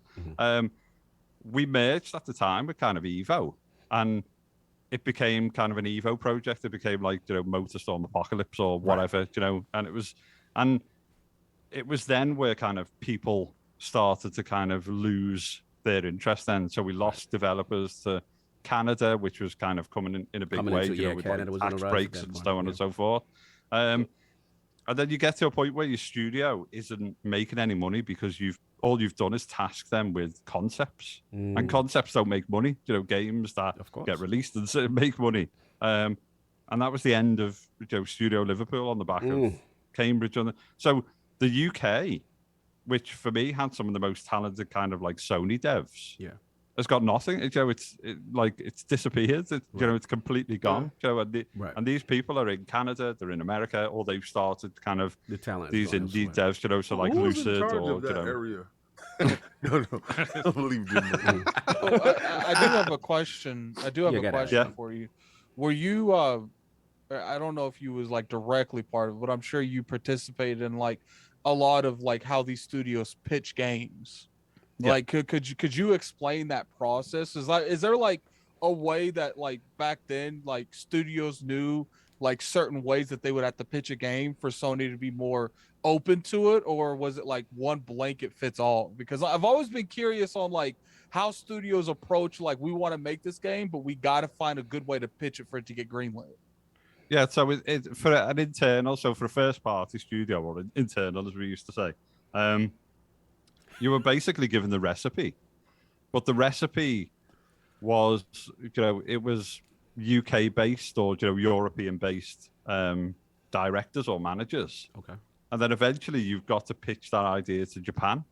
And That must be there was a hard. very So- kind of, there was a very different, there was a very different thought process between Sony Japan and Sony Yep. Europe Yeah, at the A time. lot of cultural differences So- as well. Completely different. Let me interrupt you real quick. So you said there was like a process, people you talk to, then they Yeah. talk to other people, and then you go like whoever's gonna go present it. Would like when you talk to the people directly above the chain, would they kind of like, if they like the idea, would they kind of like give you a way to present it in a better way than what Yeah. you're doing? Like, because like to me, like I remember like what the Phil Spencer interview where he was very vocal on, if you don't got that go-to person in that room, a Mhm. lot of games are getting canceled. Like you don't got that Yeah. person in that's gonna go in there and ride and die that game. That game's Yeah. getting canceled. Like it's not. I mean, not canceled. Can't cancel something that's not been greenlit. Right. But, Yeah, it won't But But get it wasn't greenlit, going. yeah. It was going to fly, right? Yeah, and that's exactly what it was. So you'd have a senior producer or senior game director who would be speaking to kind of senior management in different parts of the business globally, and they would be the people who would get a briefing to say, oh, Sony are now trying to compete with Call of Duty, or Sony are trying to compete with FIFA, or Sony are trying to compete with these elements that are out there, or Sony wants something new, and so on and so forth. But you would get kind of a direction in where they wanted to go. Right. And for me, I think there's merit in trying to say, actually, this is doing well in the industry. Can we make a better version of it? I think Right. that kind of stands in any walk of life. King will know more than anyone. This company makes like a really good, kind of statue, but this company makes like a more premium version, which Yeah. doesn't have like seam lines and so on and so forth. It's painted really nice and stuff. So I think there's merit of trying to kind of do something which is better, or a slightly different take on a genre. The issue that I had personally is you've got a studio full of talented individuals who have not only worked, but they've created their own. We created our own graphics engine for F1. We Yeah. created Wow. our own graphics Wow. engine for Wipeout. Yep. Wow. We weren't using off-the-shelf engines. At one point, we Off were the talking about shelf. using kind of Unreal. No, Salute. what he's saying is true. Like the middleware and stuff like that, these devs have not easy. Okay, it's just they have a lot of tools in the toolbox that they can go Yep. to, and very early on, these developers had to make their own graphics engine, had to make their own physics engines, had to do their own things, and that got, if it was really successful, that got thrown into the toolkit for other developers in that in-house Sony thing to use.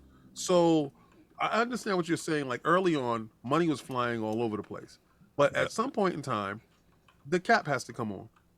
Of course. Valve has to cease, because in one area where you have a game that is successful, you have several games that aren't, and Well, you they have to used look. to, just to interrupt you real quick, they used to say that one of the best ways that Sony used to finance stuff like that is like their big game would finance like 3 other smaller games. Yeah. But that can't So, work.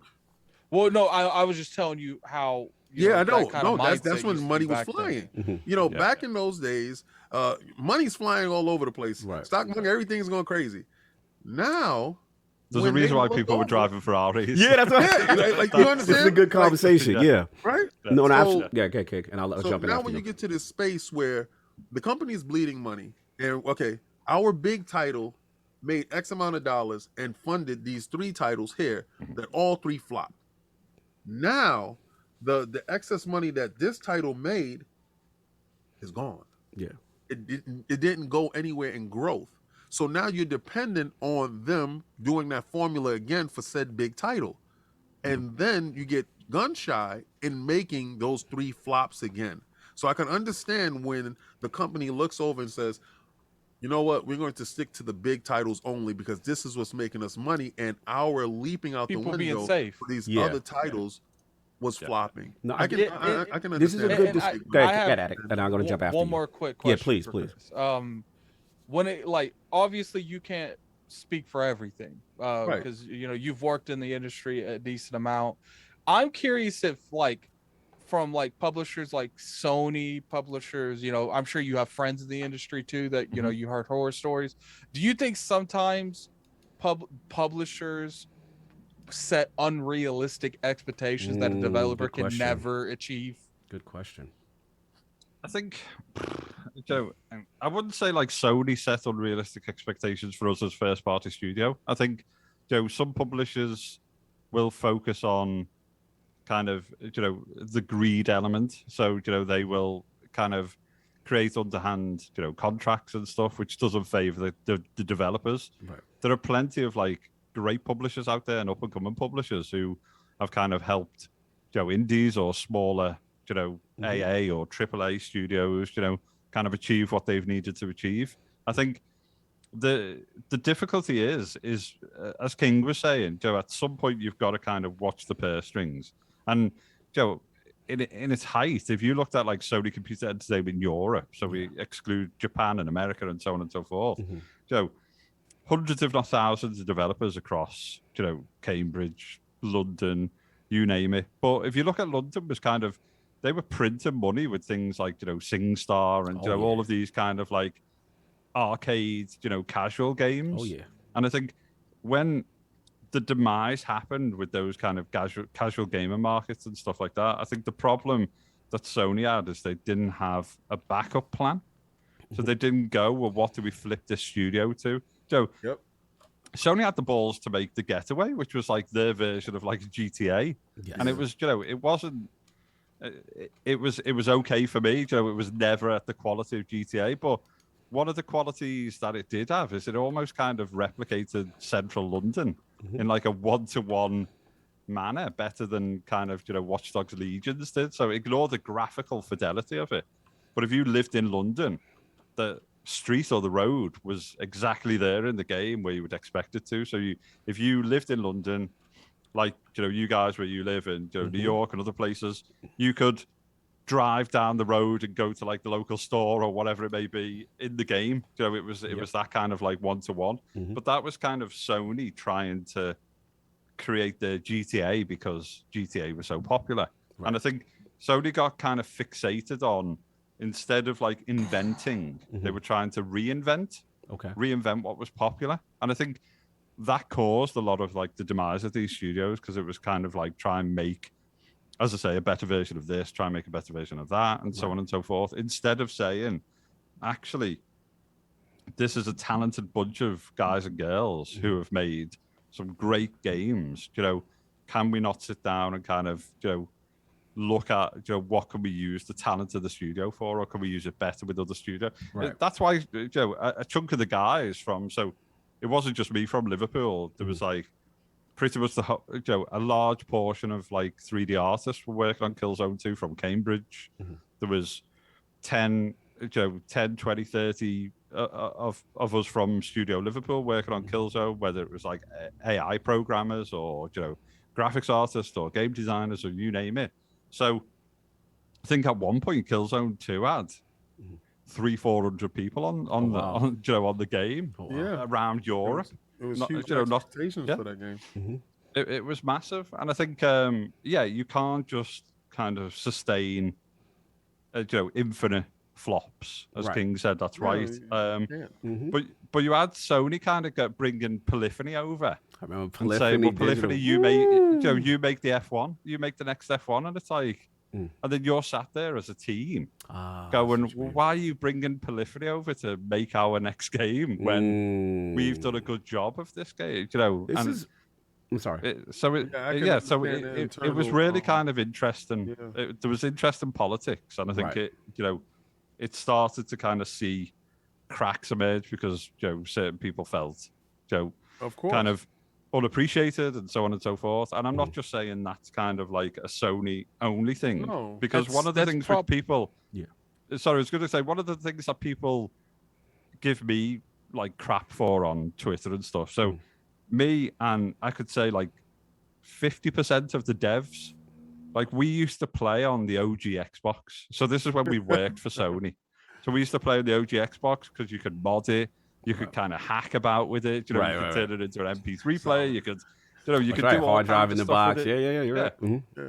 You could turn it into like a little dev kit and so on and so forth. So we used to like play with the OG Xbox, and then with anything in life, you get friends who are on Xbox Live and so on and so forth. So a lot of my kind of friends and my gaming is in the kind of modern era as being on Xbox. I have lots of friends on Xbox and so on and so forth.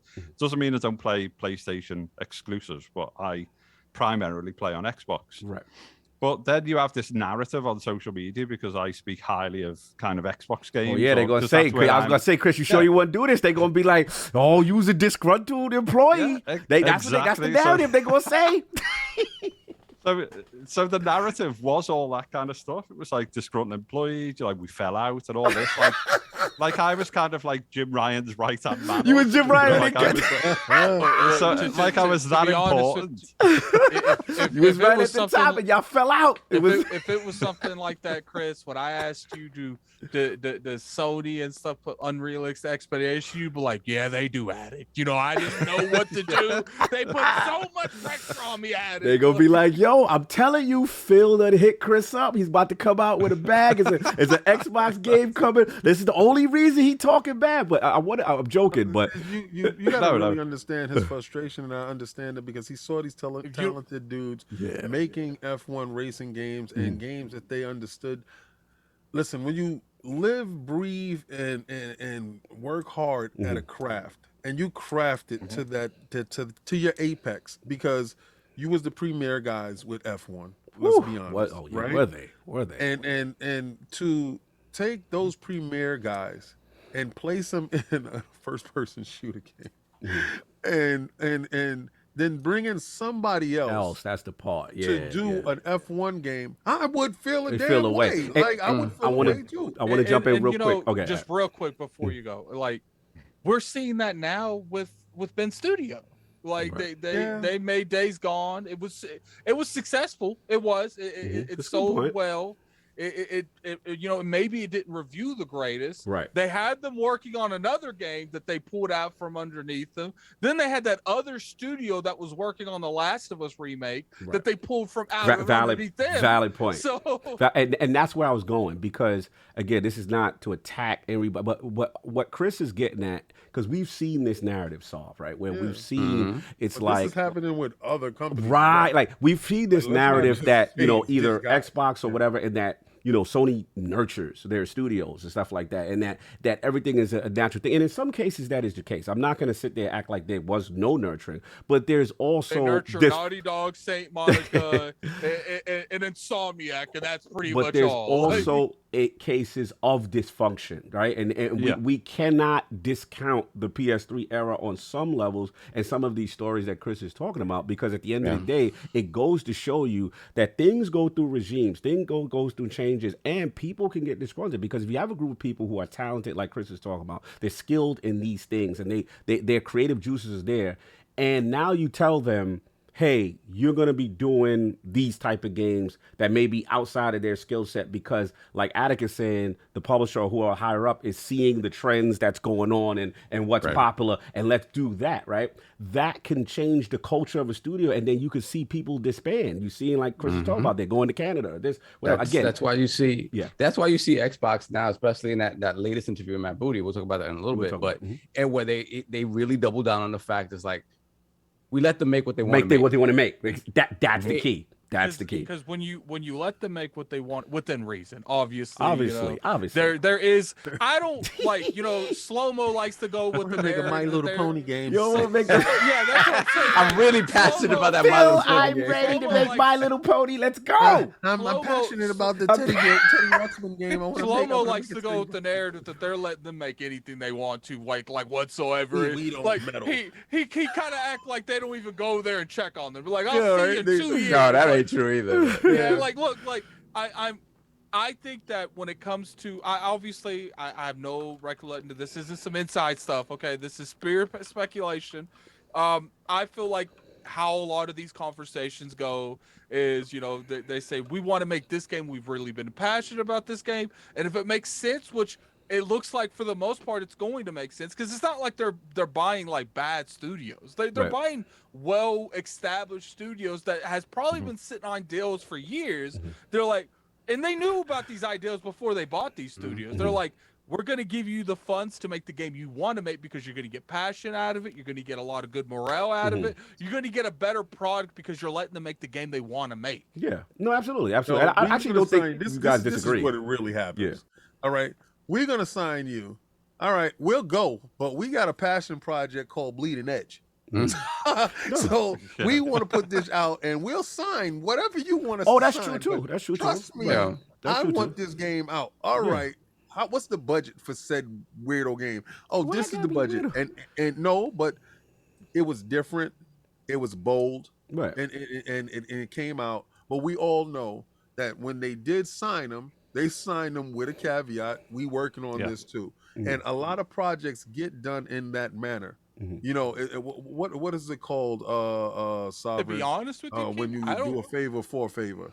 Right. A favor for quid pro quo. Yeah, quid pro quo. So Well, we all know, To be because honest, I learned don't that think it in went the that last way. presidency. Like, I honestly don't think it went that way. I think that, because clearly they were working on Bleeding Edge before they picked up the studio. So I think it was one of those scenarios where it's like, we want you for Avowed and the talent that this studio can make in the future, but you got this Oh, boy. Bleeding Edge that's almost coming out of the oven. So we'll go ahead and help you push this out, because we do need content for Game Pass, and I honestly do feel like they put Bleeding Edge out there to bleed out. But that's the thing, right? When you have something, when you compare it to Overwatch, which is kind of the space it was playing in, it's a tough sell. Right. We played it and enjoyed it, and we were like, at the end of the day, though, it ain't Overwatch. Right. I'm gonna give it back to Chris, but these are all good points, and I think it's a combination. I think you kind of agree with Slow. I don't think you guys really disagree. I think it's one of those situations I that disagree. you guys really don't disagree. It's the same thing. But at the end of the day, it's like, here's the deal. Prior to acquisition, from what we understand, these studios are working on stuff. They had things already going on, right?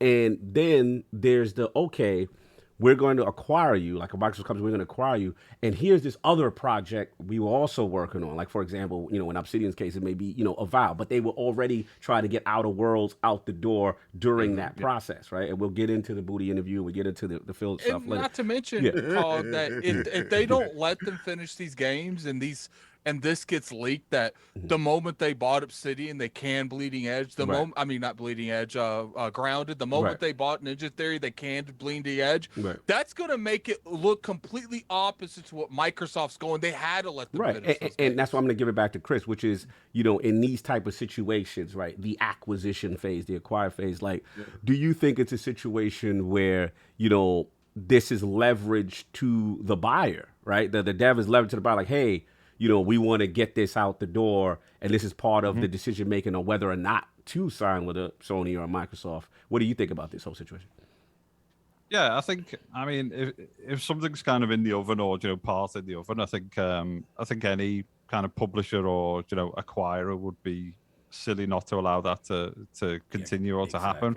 But on the flip side, to the counter argument where people are saying, the normal narrative where they're like, oh, well, Xbox haven't had any bangers and this, that, the other, the usual crap that comes out is that if you look at, if you take that studio and that studio wasn't part of the Xbox or Microsoft family, then Bleeding Edge could have killed off that studio.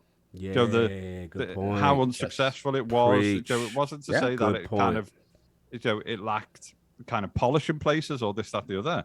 And kind of the alternative, and it's difficult for me to say this.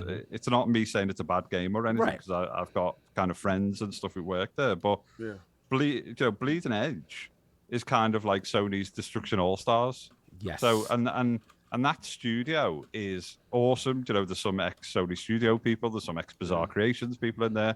So the studio that did Destruction All Stars is a very talented studio. The one thing I don't know is whether Destruction All Stars was kind of pitched into them as the kind of, Sony's Rocket League, or whether it was something that those guys were working on and pitched it back out to Sony. But you knew that was kind of in trouble when it quickly became like a free, PSN game and so on and so forth.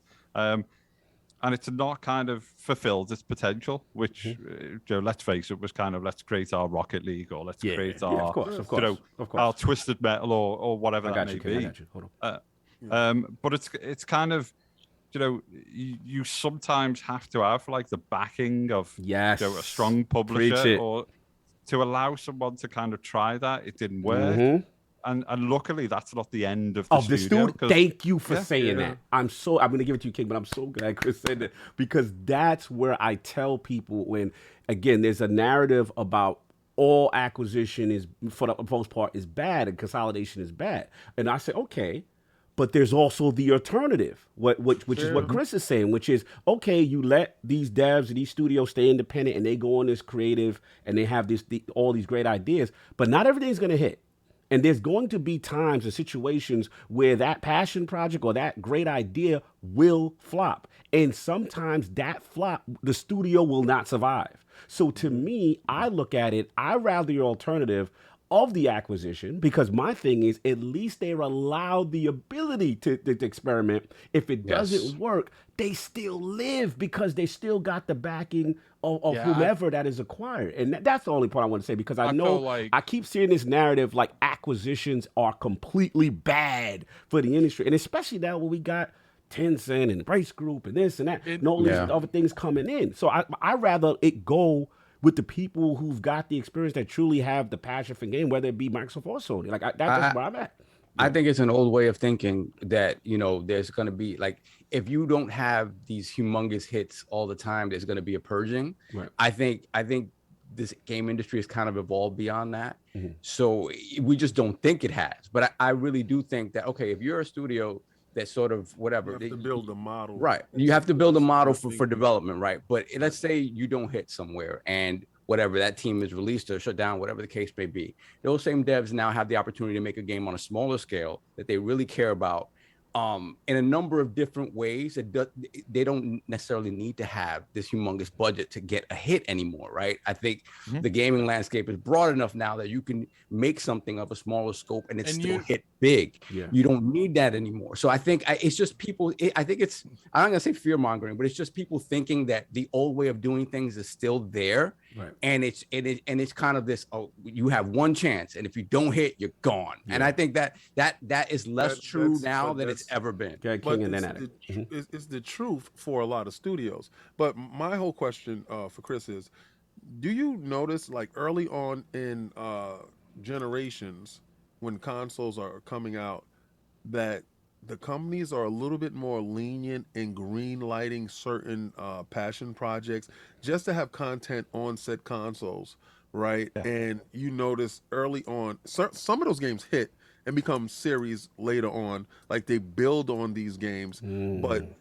in your experience, have you seen a lot of yeses early on in the cycle, opposed to mid-cycle when they hit their stride and they already have games slated for the calendar year and for the quarters and stuff like that? But early on, when they're needing titles, that they go out to the devs and you can pitch your passion project, or you can pitch the game that you guys really want to make at that period of time. Is that happening, or is it just confirmation bias on my end? No, that's right. So the whole point of like first party studios become focused on launch titles. Right. So you're right on that. So new hardware comes launch titles, and everything gets kind of pushed into like launch title territory. And I think that's where, to be fair, Xbox missed This, Yes, you know, we yes. kind of missed Halo. We missed some launch titles. Launch was not it. Yeah, be honest. to ship with that kind of hardware. Yeah. Sony have always been good at kind of focusing on launch titles, and then if internal studios don't have stuff ready, then the third party To kind of supplement. studios, Yes. XDev, Deals, etc., will yeah. start to look out there and say, what have we got out there that we can grab as exclusive Yes. launch title, launch party, etc. for the hardware. Yeah, And I think PS4 did a good job. King's right, as things mature, then the reliance on that becomes less and less, so they take less risks. And I think just on the other point of like studios closing down, the alternative, I'm not saying this is a bad alternative, but it's a harder alternative. The alternative is private equity houses. So if you don't get snapped up by a publisher or a hardware provider, an Xbox or Sony, so on and so forth, then you've got to look at the private equity market. You've got to look at getting investment in, and that results in you losing large percentages of your dev studio or so on and so forth. Yeah. If you then have a flop, the private equity house has no desire to fund a second flop then. Yes. And they very rarely start to chase the losses. So they'll very rarely say, right, well, we've just lost whatever, for argument's sake, like 5 million quid on that. So we're going to put another 8 million quid into the next game because we'll get our 5 back and we'll get more on this one and so on and so forth. They will more than likely walk away. Yes. Which results in a studio closing down. Yes. Whereas at least being acquired by someone like Sony or being acquired by Xbox or even someone like a Tencent or Amazon to a degree, if that kind of flop occurs, they will turn around and go, well, actually what we've done is we've learned that studio was really good at these elements. These parts of the flop were like really good, really polished, really nice. So our next project will make use of those kind of expertise or that type of genre or so on and so forth, and they'll more than likely give it another chance. So you don't see anything like as I say, it's difficult. I'm not saying Lucid is a bad developer or anything. Lucid is a superbly talented developer. I think what happened with like Destruction All Stars, of course they're going to sit there and say, well, that didn't perform as well as we wanted it to perform. But the good thing is they've probably got multiple kind of deals with Sony or another publisher because of their kind of expertise, which allows that to not impact or not cause that studio to close down because they're ramping up, they're hiring more people and so on and so forth. So it hasn't had too much of a negative impact, but it's not the kind of banger title on PlayStation that everyone was saying. The rumor, when it first the rumor's Twisted Metal, right? Twisted Metal, yeah. I would hope so. Yeah. Which is it was like their version of it, wasn't it? The pedigree they show with the Destruction All Stars lends to that title.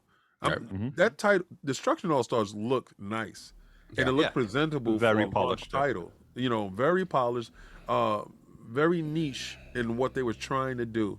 But I think how they were worrying about how they were going to bring it across to their public, that hurt it.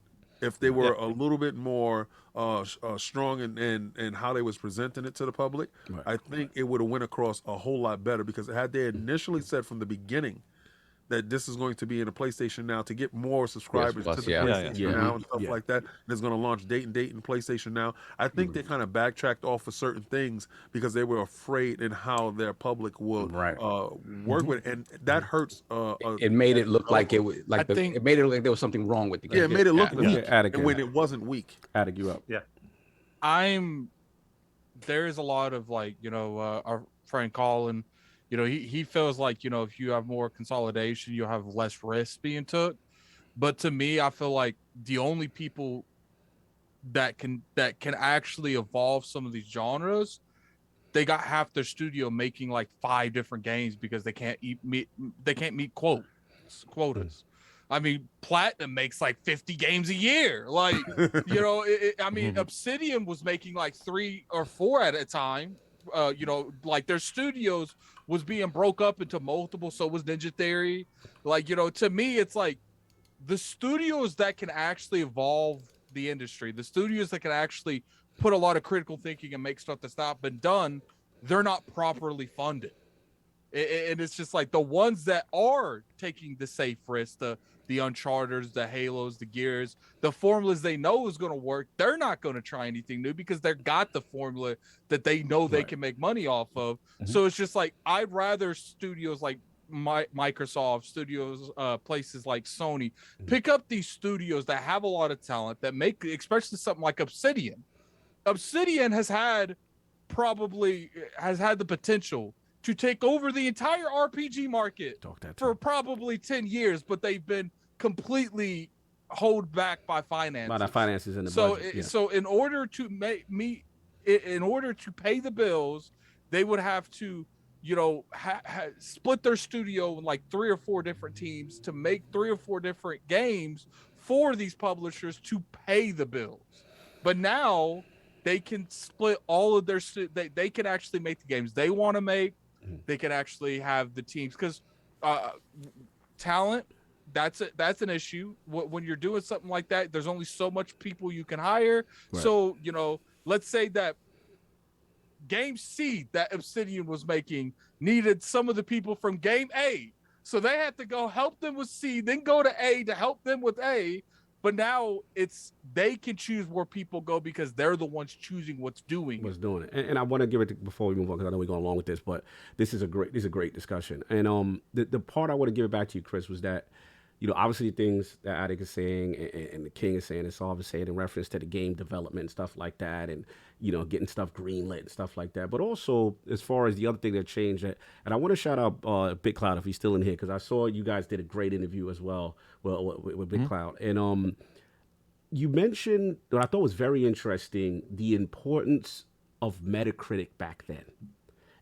And how Metacritic was really tied to game development. Could you elaborate further and like, how was it, you know, during those times where it's like, you know, do you have to hit, you know, 85 or whatever it is, Metacritic? Because we hear these stories, you know, of it. And I want to know, like, what was the Sony thought process during these times? Yeah, so I think Metacritic was quite important for Sony at the time. And I think one of the things that occurred is, over the years, that like Metacritic score got higher and higher. So I think kind of early on when Metacritic became, it's probably more important now, to be honest with you. And it was important enough for Sony to say, look, you know, if something achieves, you know, 70 or above, then we'll give it another shot. You know, we'll look at like a sequel, or we'll look at this, and so on and so forth. And that 70 quickly became 75, then it quickly became 80, then it quickly became 85. Right. And that's the part where, for me, that kind of, you know, creativity or that risk drops. Because if you really kind of drill down into Metacritic, not many games will be 85 plus. Right. And even some great games that we all kind of love and enjoy and so on and so forth are not kind of 85 pluses. And then if you kind of like constrict and constrain your first party studio, development studios, to say, right, you've got to hit an 85, or you've got to hit, you know, an 80 or above, or so on and so forth. Bonuses tied to Metacritic score. Yeah. Then you start to kind of like, you know, you constrict the creativity, you constrict kind of like risks, and sometimes feature or gameplay risks of what make a game, you know, unique or special, or so on and so forth. So those kind of risks start to get kind of drawn back. You start to kind of, you know, hit kind of being loggerheads with kind of game directors and so on and so forth, because all they're focused on is, we need to achieve this Metacritic. Yeah, we need a 95 in here, because I gotta get a boat. You know, the biggest, that fine print says 95 and up. I think the biggest like disappointment I have with the industry is, I feel like we've gotten to the point where it's like, who cares about the gameplay? Let's make everything look shiny. Yeah, I mean, and I get, because like, I want to see more stuff, and I've said this before, like the Nemesis engine. Like, I want to see more stuff like that come off. I want to see, you know, AI interacting with each other. Right. Like, and I feel like until we start chasing the shiny clouds, like, we're never gonna start getting innovation in gameplay. Like, if you think about it, we're still having similar gameplay that we had 10 years ago. Well, sadly, to your request, you need to have a platform that can facilitate that type of growth and that type of experimentation. And I have I agree. Game Pass is a platform really for you. I knew this was coming to Game Pass. I knew this was going to go to Game Pass. Phil like, Dominus look, Maximus Aurelius Spencer. he's clearly being too much, but he's not wrong. Right. Why, Yeah. why does he Give say it like he people a little owns more- Game Pass? I know, like the king is the I number agree one. there. I agree there. And like, I'm gonna tell you. Yeah. I'm gonna tell you, Good, Addict, and in all honesty, We got a place for I'm you. down. I'm down for what you're talking about. Uh-huh. I think Death Stranding would have hit their mark had it been in Game Pass, because that game needs eyes and needs people to interact with it on a higher level for the game to actually reach its apex. And I think that's Phil Dominus Maximus Aurelius Spencer's pitch to Kojima. Right. So this is King's come to death row moment. This is Well, it's no. You know why? Because I'm listening to Chris and I'm listening to the stuff that he's saying, and he's watching talented devs or stuff happen in certain areas, right? And people are taking less risk because if you have certain CEOs and the Metacritic is tied to this and this is tied to I feel that, no experimentation is going to happen. So Attic is looking like, okay, this happens here.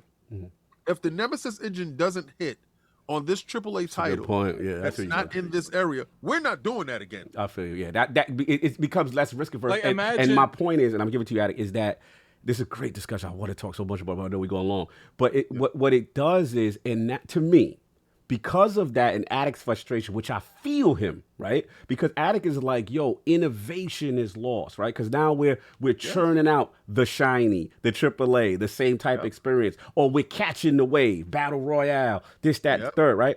But the thing is, I look at it, I want to know if Chris agrees, is that I almost feel the indie scene is now where you go get that innovation at. It's where you're more likely to see something different. And then if they hit, right, if the little mixtape dude hit, then the big publisher go like, oh, the kid, that's what they doing. Oh, this is what they want. Fall Guys, thing is, and this though, and that. is- And then they come in like, Chris, do you agree? And I'm Attic, and then I'll give it, I want to know if Chris agrees. Yeah, so I think the indie scene has become kind of huge in the innovator. So you look at, so one of my games of the year, I've always said, was Death's Door. So it's like it was a handful. It may have even been two with a couple of kind of art support and stuff. Like really great composer. So a soundtrack to remember. So obviously people were crying out for that being on Spotify and so on and so forth. And it's kind of only just landed, I think, last week on there.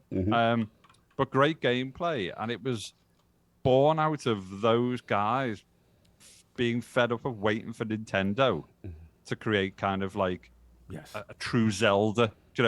That's what they missed. They wanted Nintendo to create the kind of classic, awesome kind of Zelda experience in an up-to-date engine and so on and so forth. And it didn't come. So they said, right, we're going to create our own, Zelda type game. It's going to have our own art style. It's going to have our music. It's going to have this, that, the other.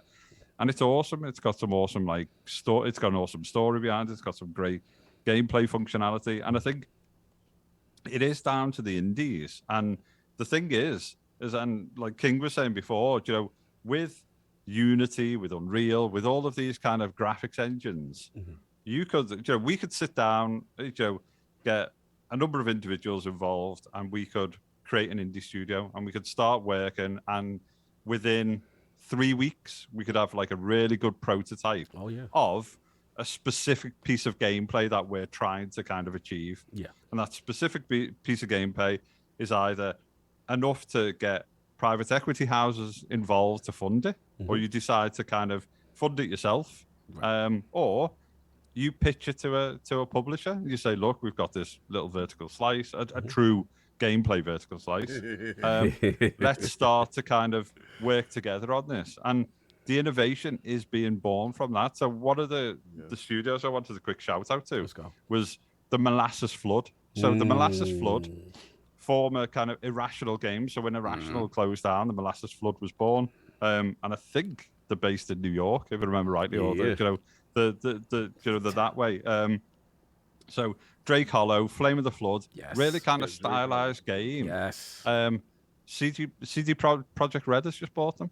So it's just out of nowhere, the cyberpunk Witcher guys have gone, we want this kind of talented, I wouldn't say they were kind of super indie, but they were all, they weren't AAA, but they were like a decently funded kind of independent developer. Yeah.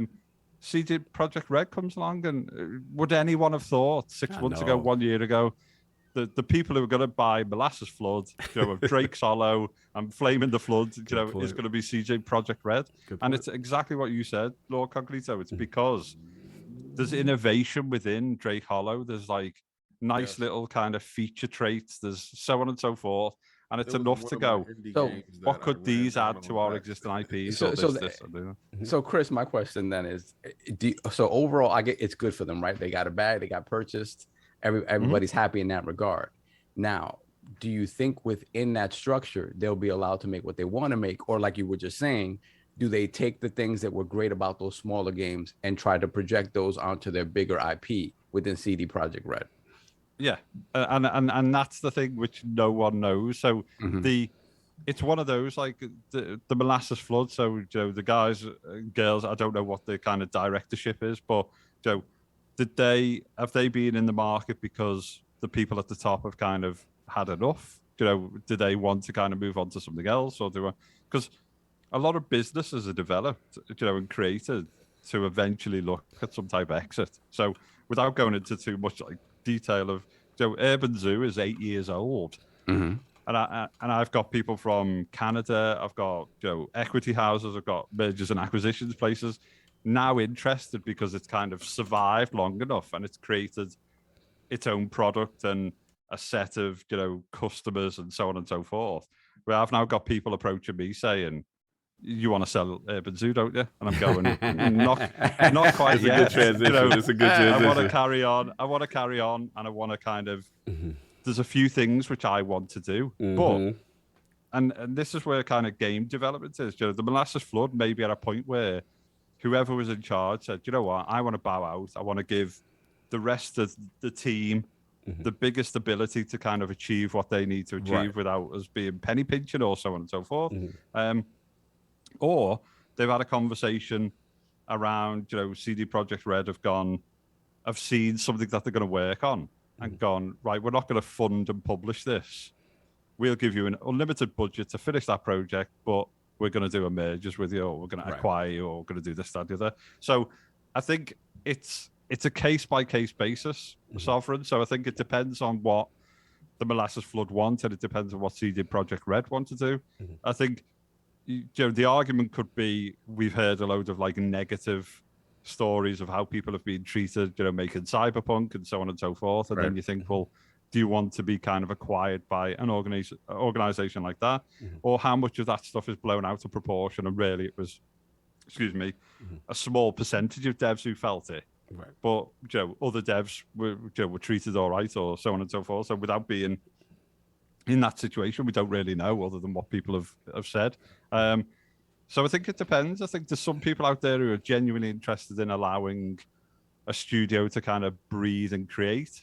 And I think there'll be some genuine publishers or acquirers out there who want to kind of take control, sap as much of the wave riding as possible, and are probably like bad for some developers. But that's where the kind of the big boy conversation comes, when you're sat down opposite the table, go, what do you want to do about this? And I think I'm hoping it's a good thing for Molasses Flood, but it's, we all know there's kind of a handful of people out there, aren't there? And it's Xbox, it's Sony, it's kind of CD Projekt Red, it could be a Rockstar, it could be a Tencent, an Amazon.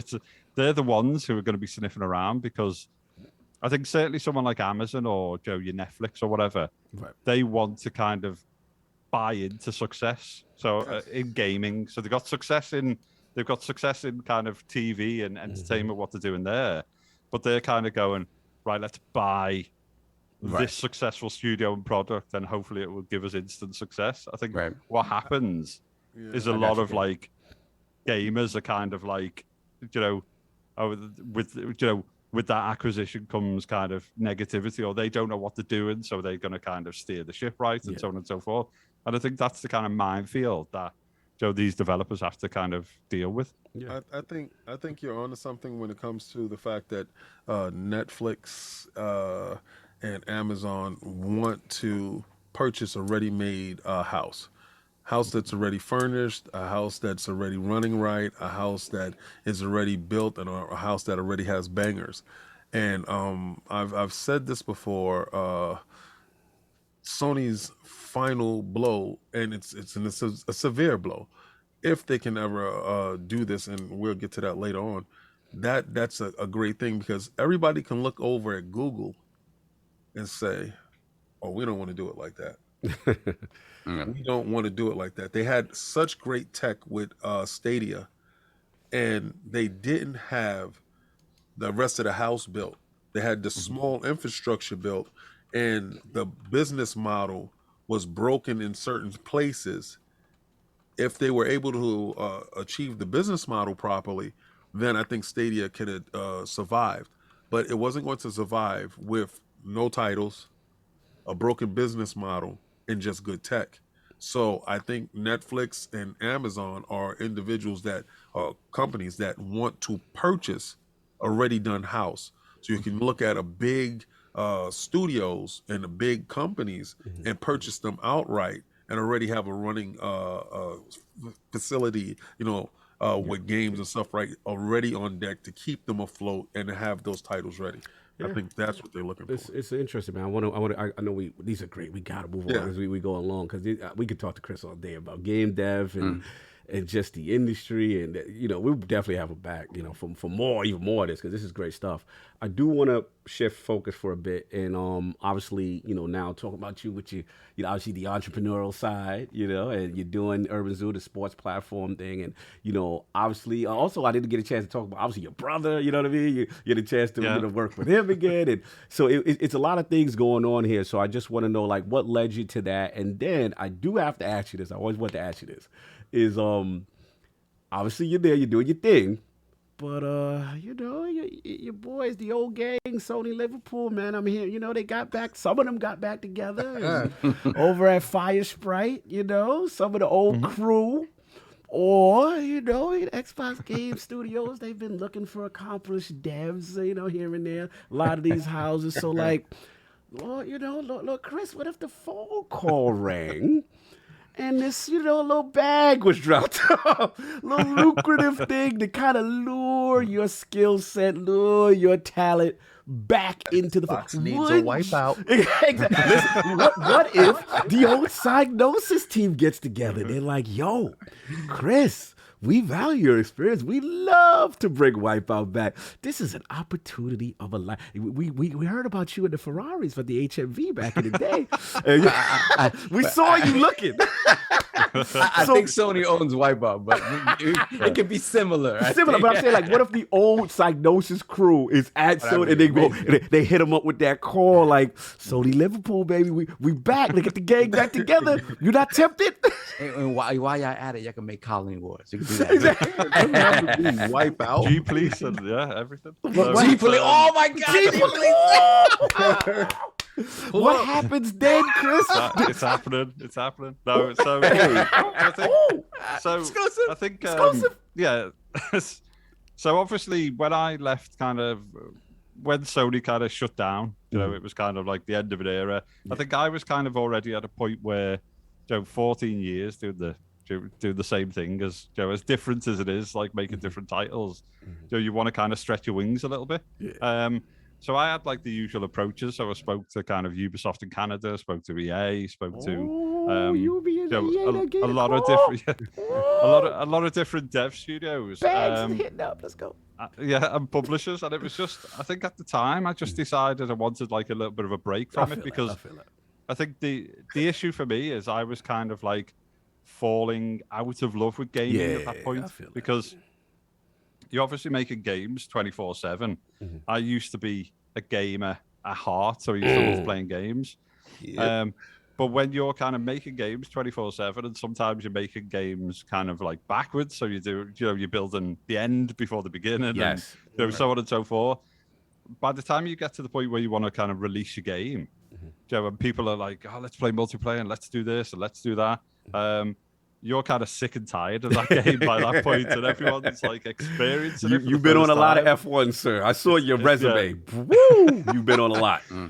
It's the last thing that you want to play. So I wanted a little bit of a break. I think at the time, like mobile technology was becoming quite interesting. So, iPhone, smartphones, so on and so forth. So I did a little bit of like consultancy on some like game startups, studio startups. Then I did a bit of consultancy and tried to get my head into, what people were doing with mobile technology. One thing led to another. I started speaking to kind of like football or, soccer teams in the UK. And obviously it's massive, our kind of football is huge in terms of kind of fan numbers, some of the money deals that the TV do and everything. It hit different when I went, bro. Oh my Lord. I had no idea. I got a story for you when you finish. Continue. It's huge. So it was one of those where I started kind of like moving into that era, like that area around sport and kind of mobile. And I formed like a little dev team. And there weren't many kind of marketing agencies or digital agencies that did, kind of apps and smartphone, programs and tech and so on and so forth. And then it was one of those where, I kind of saw what was happening in the world of football, saw what was kind of missing and how like, clubs interacted with fans and so on and so forth. And then we just sat down and decided to build a platform that enables sports clubs to interact with the fans across like a number of different devices, different ways, and so on and so forth. And then let's go. Yeah. So the game changer platform was football. I have to remember soccer. Soccer for us Americans. No. I'll say soccer. Yeah. Hey, no, every time I am a big NFL fan, so it's like we're gonna get to that too.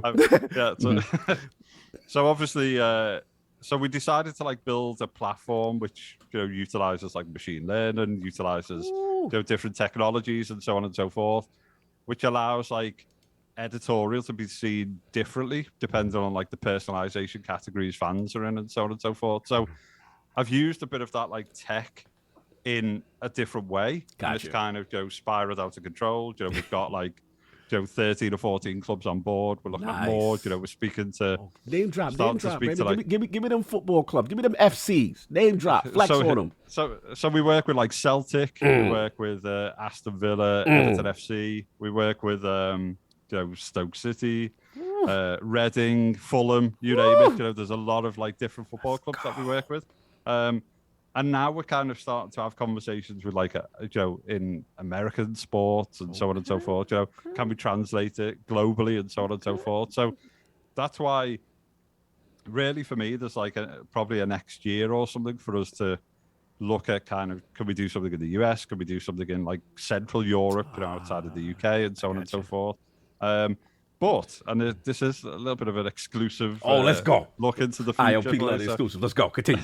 So I am having various conversations about starting up like a dev studio, and it's kind of it's more on the side of when I was talking about we were saying you can either do it with like private equity houses or you can do it with so it's more kind of private funding, with some of the guys who are involved in Urban Zoo now in terms of like investors and so on and so forth. They've got a desire to move into like gaming, and then obviously they understand my kind of experience and so on and so forth. So it's not going to kind of jump ahead of what we're doing with Urban Zoo, but I think it's it's something that I'm kind of exploring and is bubbling up on the side because there are a few concepts in the locker which I want to kind of bring to life, and luckily no one's done them in the way that I see them getting developed. So with a bit of luck, something will come out. Brother, I'm so sooner proud rather than later. So I'm so proud of you because again, we can officially dispel this disgruntled employee nonsense. My boy is getting the bag. He's doing big thing, and his phone off the hook, King. They still hitting them up like, yo, if you know, you know what I'm saying? But that Urban Zoo bag kind of nice right now. So I got to chill unless the bag is right, unless y'all come with the millions that he looking for. He want that Ferrari. He want that Ferrari, yo. So he not necessarily right now trying to get pulled back into that right now. But he, you know, he got some things cooking. This is that Ferrari pull up in the driveway. He like, yeah, I'm back in there. No, salute, man. I'm glad you Phil sends one. Phil sends one. He said when Phil sent one. Then he pull it. Phil, get on the phone. Chris need a bag. Chris need a bag. Man. He doing big things out here. But look, man, this is. I don't care what nobody say. I'll buy it. Listen, I'm just saying. I was hoping. I was like, well, maybe Fire Sprite might give him a call. You know what I'm saying? But nah, look, you doing your thing. It's all good. Now, again, I gotta have some fun with you before we end it off with the interview part. Is that obviously, you know, Chris, you got the Liverpool pride. Right. And you got, you know, the football club, all these good things. Now, true story, you know, I went to Liverpool in 2014 versus Hull, you guys played. And I ain't going to front, that You Never Walk Alone song ringing through the arena. Okay. I've never seen anything like that in any sport. I'm going to be 100. I've been to college. Football in Europe hit different. Like, it's a whole different beast. Now, it's one of the most electric things ever. Now, I got to come for you, though. Lord Chris, how in the hell are you a Green Bay Packers fan? Like, how? Like, I'll be on my tweets on Sunday, and I noticed you jumped in on a couple of Green Bay or when the Niners are playing. How in the hell? How did you got Dodge part of the coat? My editor-in-chief is a Green Bay fan. Like, how did the cheese get across the water? Like, what's going on? You look Cognito. You look a little Cognito straight in the face, and you tell him none of your damn business. No, you gotta explain it. How is it? And Green Bay's popping over there. Okay. I know how. Brett Favre.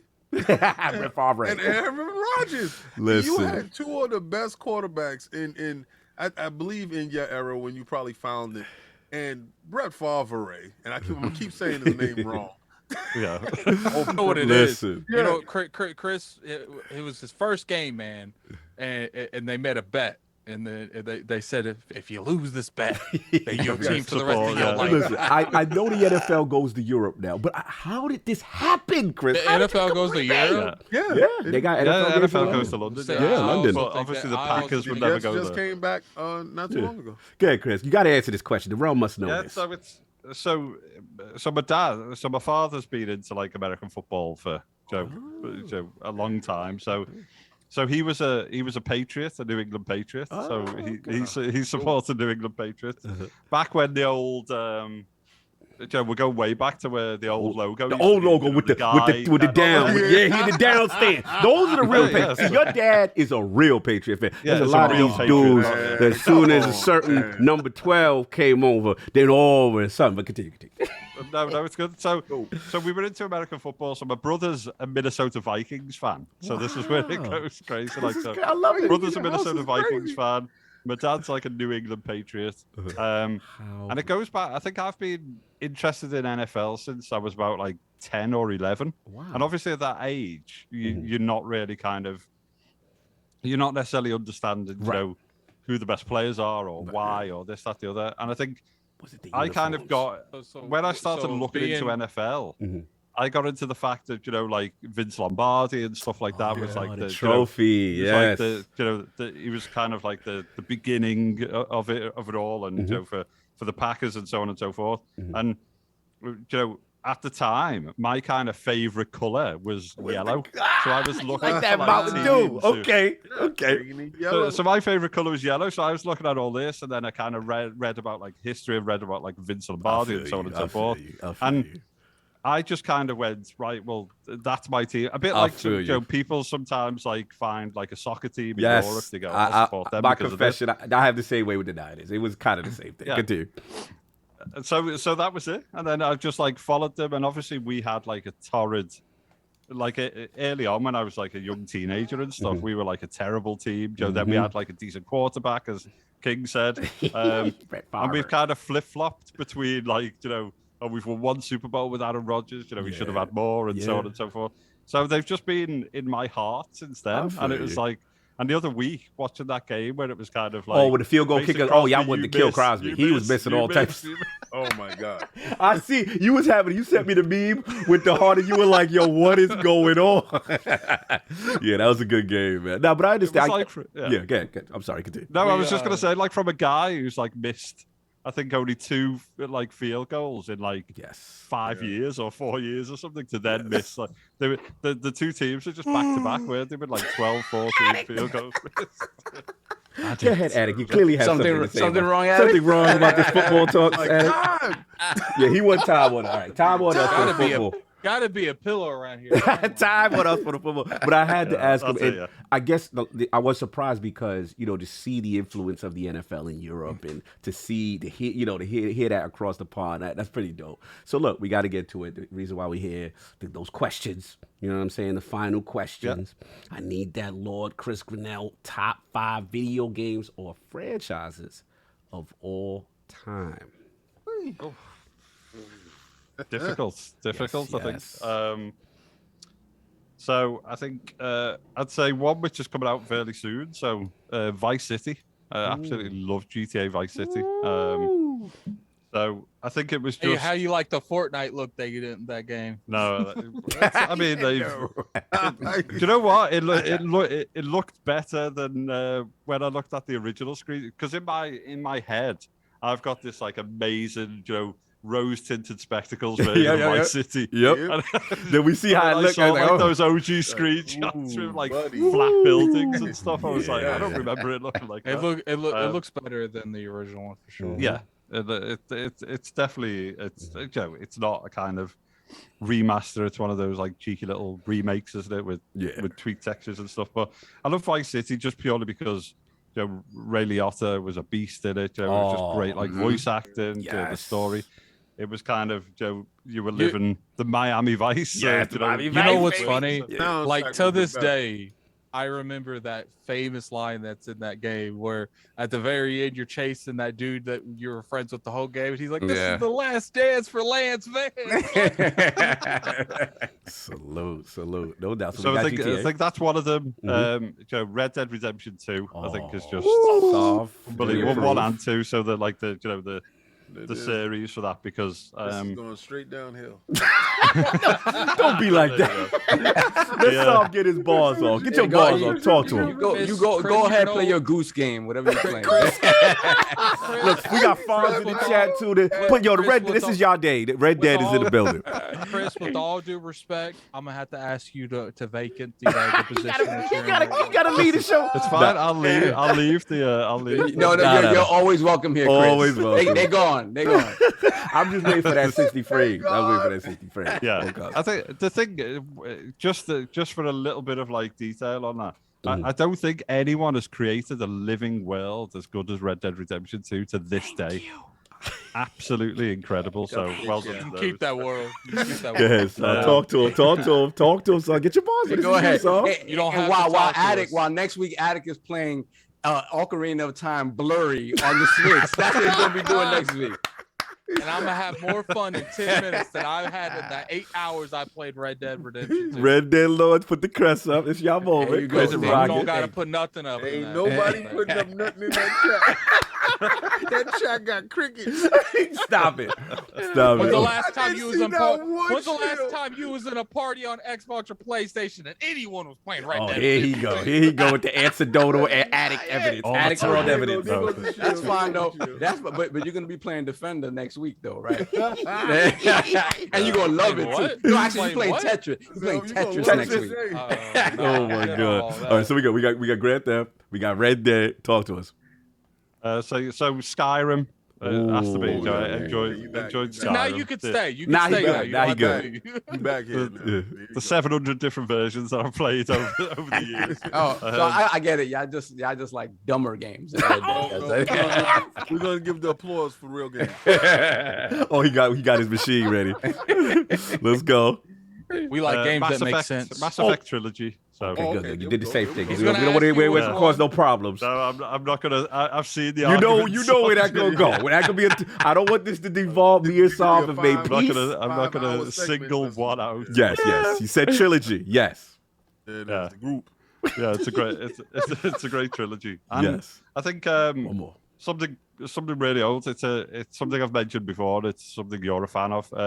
The original Shinobi arcade game, which got me, which really kind of was one of those games that got me into kind of putting, quarters essentially into like arcade boxes and just playing over and over again. Right. When games were difficult and you had to have a bag full of like quarters just to keep playing. So yeah, the original Shinobi. He just became my brother now. Like I mean, come on. You talking to the soul. I gotta see how he finishes this list because I'm still a little hurt with the Red Dead. That was it. That was it. That was the That's it. file. Oh, okay. This okay. is a then, GOAT yeah, type you're list. gonna have to leave. You're gonna have to leave. So he Bro. didn't count Red Dead. He didn't count Red Dead. He was like, no, you get it. Yo, speaking of, Attic, you playing Shinobi too. That's another one. Yeah, we need to see him play Shinobi.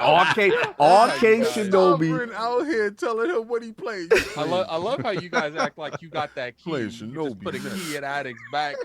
But look, I'm so glad because you mentioned it again. You know that's my heart. I never knew you loved Shinobi like I did. Oh, that's crazy. So yeah, the difficulty again, the '80s, the ninja craze, the ninja magic. It was just for its time. And let's be real, that board, I can't remember, Sega 60. I know, time on me. Look, at the end of the day, we knew at that point the arcade was superior because it took a while for the consoles to. We was like, what the hell? Yeah, it did. I love the back system, but it just didn't hit their version. But anyway, go ahead. I'm gonna need those mods in the chat to get those people with the Red Dead goats in the chat up out of here. Look, you have my Hustle, permission. hold your ground. Hustle, hold your hold ground. Do not silence the realm. Look, man. And then I'm gonna have someone unmod Fawn so I can get him up out of here. Fonz in there talking his talk. Salute, Thank man. you, Fonz. Thank you, Fonz. Again, Fonz and Big Cloud, amazing This interviews. is me censoring. I won't see. do it again. Those two had amazing interviews with you Great as well, Chris, history. that I was able to pull for. So we got that. And last one, favorite console of all time and why? I think I'd probably say it was. I'd probably say 360. I probably met, and probably the reason being is like I met more kind of like global friends, playing on 360. So Xbox Live, I had some great time. I mean, I've obviously given my list, but then I thought about like Ghost Recon and all, like the OG Ghost Recon. OG Ghost Recon. Yeah. So go. I used to kind of I used to play like lots of that kind of like cooperative, PvP kind of gaming on the 360. Yeah, I think purely just because of the amount of people and I met. the console I started on. Yeah. Yeah. I really thought you were gonna say like PlayStation 2 or PlayStation 1, wherever you started at, and all my games in my list would have been games that I worked on. You know what, King? You know what, King? No, You know what I demand, King? We always talk about doing our strike, man. I demand the Attic with a T comes on here as a guest. I demand my history going through, because if you want to get technical on this, everyone's had their flowers but me. Oh, stop it. Oh, stop.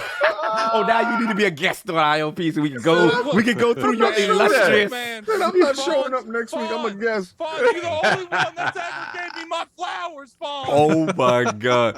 Podcast host, please get this man on your show because he has a lot to say, for sure. Salute the Attic with the T. He's really has bars he has left on the cutting room floor that he would like to get off. But look, He needs his cognito intro. That's what he listen, needs. man, at the end of the day, again, Lord Chris, tremendous history, brother. Oh my God. Besides Thank the you, Red Rob. Dead thing, it was lit. Look, man, you know I can tell you. We went extra long with you, but it was just so the discussions was so important. And of course, you are still welcome to hang out. Provided you ain't got nothing else going on, you just let me know. I trust me. You don't want to be associated with this. No, I'm not throwing him out. I would love him to stay. I would love him to stay if he has You can time. stick around. Yeah. But remember, do your super prospects chats might next. dwindle after this.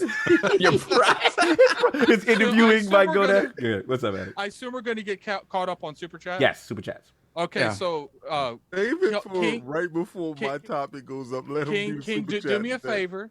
Yes, sir. While Solve is reading second super topic, chats, Yeah, I know. That's what I Go- said. Okay. reach for your camera, the very front of it, and just twist that knob back and forth until you can focus on your head. Yeah, because Oh, they okay. say your hands is in 4K. No, it just. Oh, my hands in 4K? They say Oh, your you're hand, right. your Man. hands is in 4K. Crazy. 4K. Yeah, like so. What you want to do is you want to lean back to like how you actually do the podcast. Just put your and then just push I- the. I- Sure, I go can't- for I it. Go can't- for it, Chris. Addict, I can't because I did something. So I'll tell you why. Oh, Yeah. okay, All right. Cool. okay. Look, let's get these super chats and then we get the poll. Or should I get the poll and then get the super chats? I'll get super chats real quick. Okay, It's not cool. a big damn. I'll tell you later. Okay, that we had. We got Beaner We'll do all 8127. the super chats because Yeah, that's not yeah, that because bad. I'm no, but okay. So this is what I'm trying to say. Do this topic and then save the super chats right before my topic come up. Okay, you want to? Okay, You wanna save the It's super a chat? reason why. Oh, It's a okay, okay, all right. okay. All right, cool. So, all right, I'll do the poll then. All right, so last week, poll results, and King is, I don't know what's cooking right now. With the recent pricing announcement of the Nintendo Switch Online Pass, do you think the pricing is fair? What is going on? I don't know what it is. Someone said hands high def face 480p. They stupid. No, stupid. Laughing from King's face is running on the Switch. That's what it is. Switch coming in hot on his face. You look He like, got- he got- you look like that music video where he gets like real close to the camera. He got the Series X hands. Look, at the end of the day, with the recent pricing announcement of the Nintendo Switch Online Expansion Pass, do you think the pricing is fair based on the content? To see, yo, the chat is die laughing. Yo, the chat's still laughing at that. See, The the difference between me, King, is when I put my, I'm foggy. I'm foggy. You're the opposite. Yo, he said King. Yo, Poochie said King's hands will slap the soul out of you. The winner, the winner of the poll at a dominating 76% of the vote was no. Cataracts, I'm done. Yeah, I'm you done. stupid. I'm done. This online expansion is double the price of standard Nintendo Online. Still no messaging, party chat, co-op features. Grandpa is finessing y'all group. Coming in at second place at 15% of the vote was the Messy Lords. I don't care. All this take a stand is a wrap when Nintendo puts them games, Dreamcast, Saturn, and GameCube games on Nintendo Switch Online. They see, yo, they... Yo, I can't with the chat. They said King head is an LG CX and his head is a TCL. I'm done. And third, and last place with only 7% of the vote was yes. The market dictate the value and Switch Stop owners doing that, are King. willing to. He keep moving his hands and it looks disgusting. Pay for a premium expansion in Genesis Stop Pocket Watching group. Shout out to all the lords who participate. Lord King with the 4K hands. Your team is one they feel Grandpa's finessing. What do you say, sir? They know what it is. These dudes trying to act like they didn't know Nintendo was gonna pull us. They was like, "Oh, Nintendo, no, not this time. Please don't do this again." He said, "Double." Tyrone Israel said King's hands got the 4K ray tracing up. Control. I'm using the fast SSD on my knuckles. So, You- do you you know want to what get that- the you know what super that chat? is? Good. You know what that is, King? The SSD, man, that's your knuckles and your face is PS5. SSDs is right here. Yeah. Your face resolutions with that PS5 be looking like I- sometimes. Yeah. Yo, Xbox hands with a PS5 face. Slow, stupid. King's hand is Unreal Engine 5. His face is using Frostbite. Yo. Yo, they out of King control. got the hand. They got so the out of Series pocket. X. I love it, though. King got the Series X hands and the PS5 face. Look, see what happens when you touch it? Oh, no. Crazy. Yeah, that's crazy. That's crazy. So, Yeah. look, go ahead, Saul. Let's get these super chat. Wait, King wanted them read before his topic, so we're gonna do Oh, the so we're Game going to Pass. say, we're going to do the Game Pass? and then Stop and then it. Yo, Like, King, what you you gotta doing? chill, bro. You doing too chill. Why you all up in the joint? Like, nah. You gotta fall back, fam. You doing too much. Yo, you know he remind me. Remember, Come on, King. yo, You remember- derailing the podcast. Yo, you remember Kev from The Wire? He was Yes. always wringing his hands. That was it, Kev. All right, look, let's get into it, man. They Yo, out that's of horrible. I pocket. want to see that. King having too much fun with that camera, but anyways, let's get into it, man.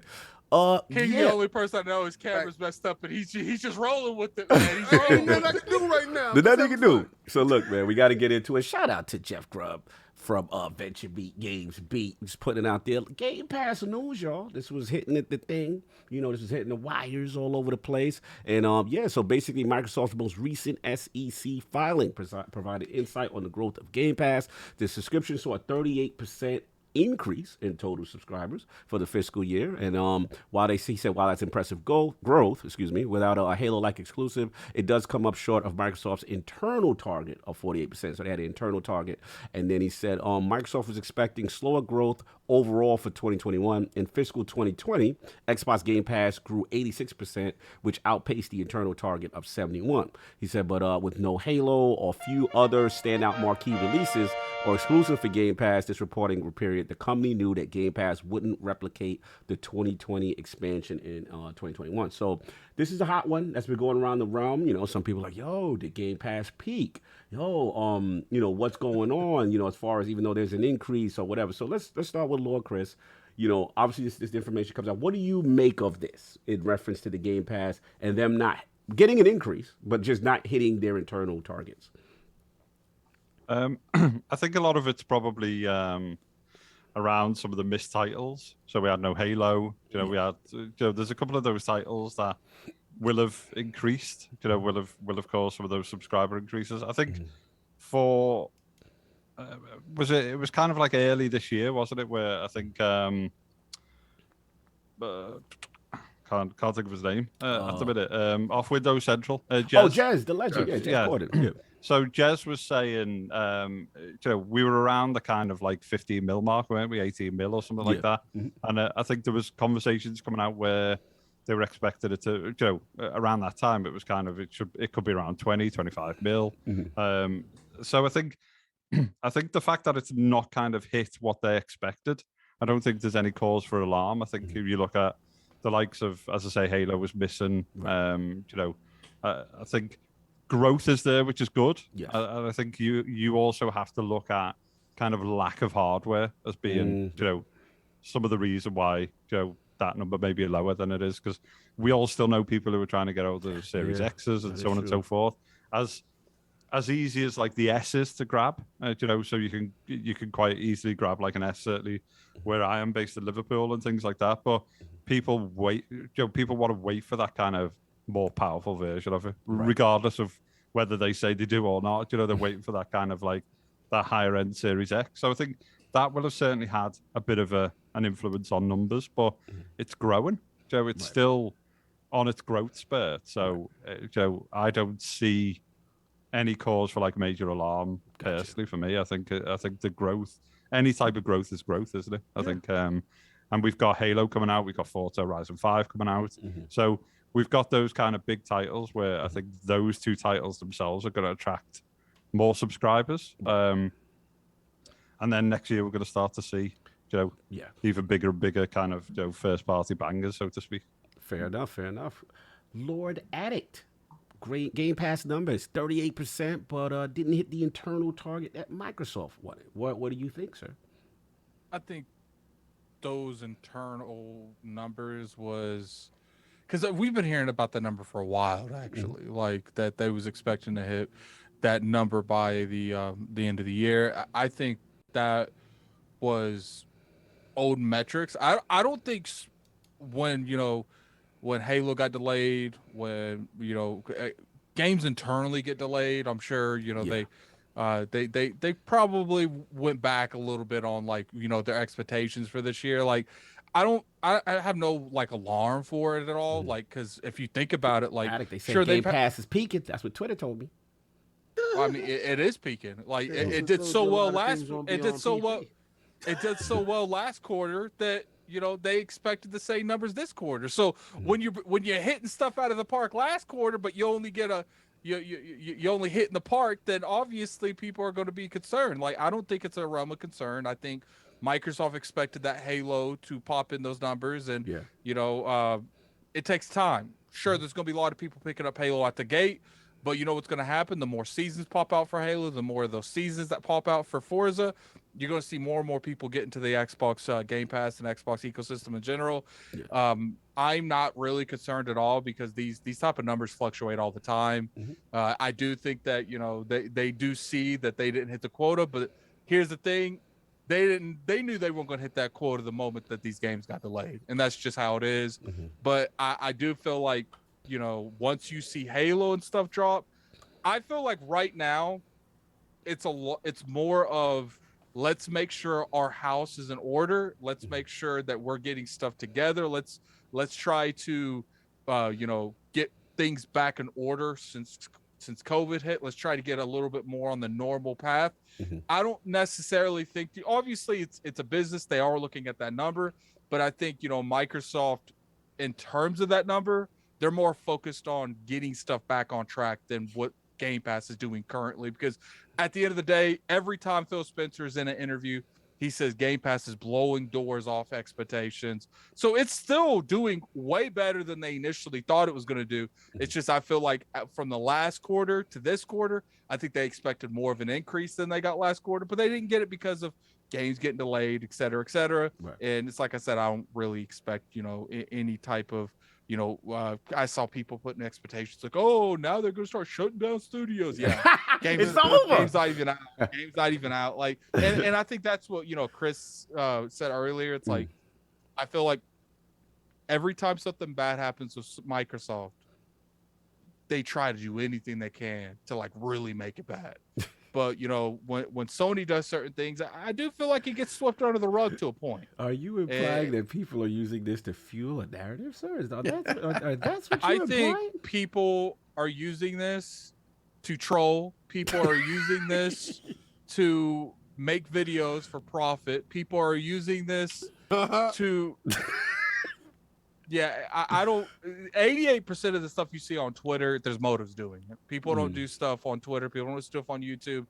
First off, you see anyone make a YouTube video, they're getting paid for that YouTube video. Right. So, you know, I've never believed in media bias. I've believed in clickbait bias. People are going to go the direction that they can get the most traffic from. Sometimes that goes for Xbox. Sometimes that goes for PlayStation. Sometimes that goes for Switch. They're going to go where the traffic is. And this week it's Microsoft. And, you know, so at the end of the day, I felt like they had a great year for this. But hey, let's be real here. Besides MLB The Show, Outriders, the they rest really of the year haven't was had dry. any big hitters Factual. this year. Factual. Yeah, one of their biggest games was a Sony game.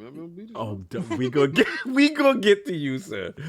Lord Solve, internal targets, man. Does this gauge, like, you know, is the increase not good? Like, where we at? There's nothing to worry about here. There's nothing damage control. here. Nope, solve damage.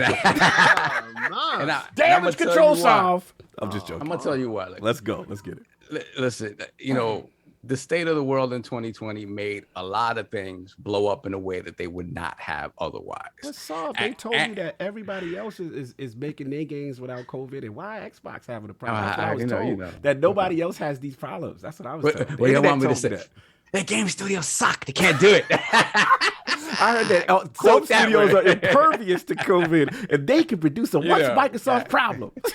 So you mean to tell me, I guess God of War didn't get delayed?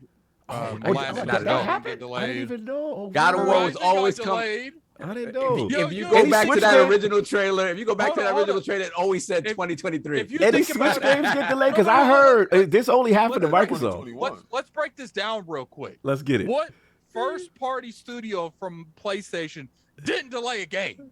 God of War just got delayed. Horizon got delayed. Returnal got delayed, if I believe so. Did it not? I didn't know. Thanks for telling me. I didn't know about that. All of those games came out exactly when they were meant to come out. No. We breaking this down. Chat, tell me if Ratchet and Clank got delayed, because that's the only one I'm unsure of. Yeah, it did. I forgot. But to me, every first-party game has been delayed besides the game that went on Game Pass. So like you know, just like think about that. We went from this narrative that it doesn't affect anything on PlayStation side to all of their stuff's getting delayed. Like, Let's focus. Let's get back focused. It's ridiculous. That's So why we're Xbox game. Yo, King is stupid. Yo, King, chill.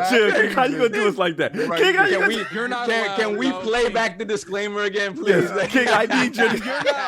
You're not Go on allowed and to listen say to it. anything about us being an Xbox Yeah, podcast. I just listened to all three of y'all say this, and I'm like, okay, that sounds like Xbox stuff right there. All right.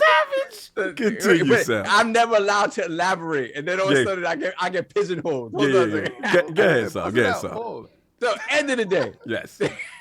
I didn't say cool. I said pigeonhole. Go ahead. So, listen. Everybody, when the world went into lockdown, people were playing games that normally don't play games, and all of a sudden now these numbers increased astronomically.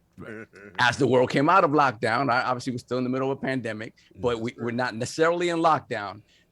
The world kind of went back to a semblance of normalcy, and you're going to have less people just caring about this sort of stuff, right? Who gravitated to it when they were locked in their houses. So that's one reason, right? Another reason is, to be quite frank with you, when you think about, we've talked about the impact of Game Pass and the smaller games on the indie side and how great that is for indie games.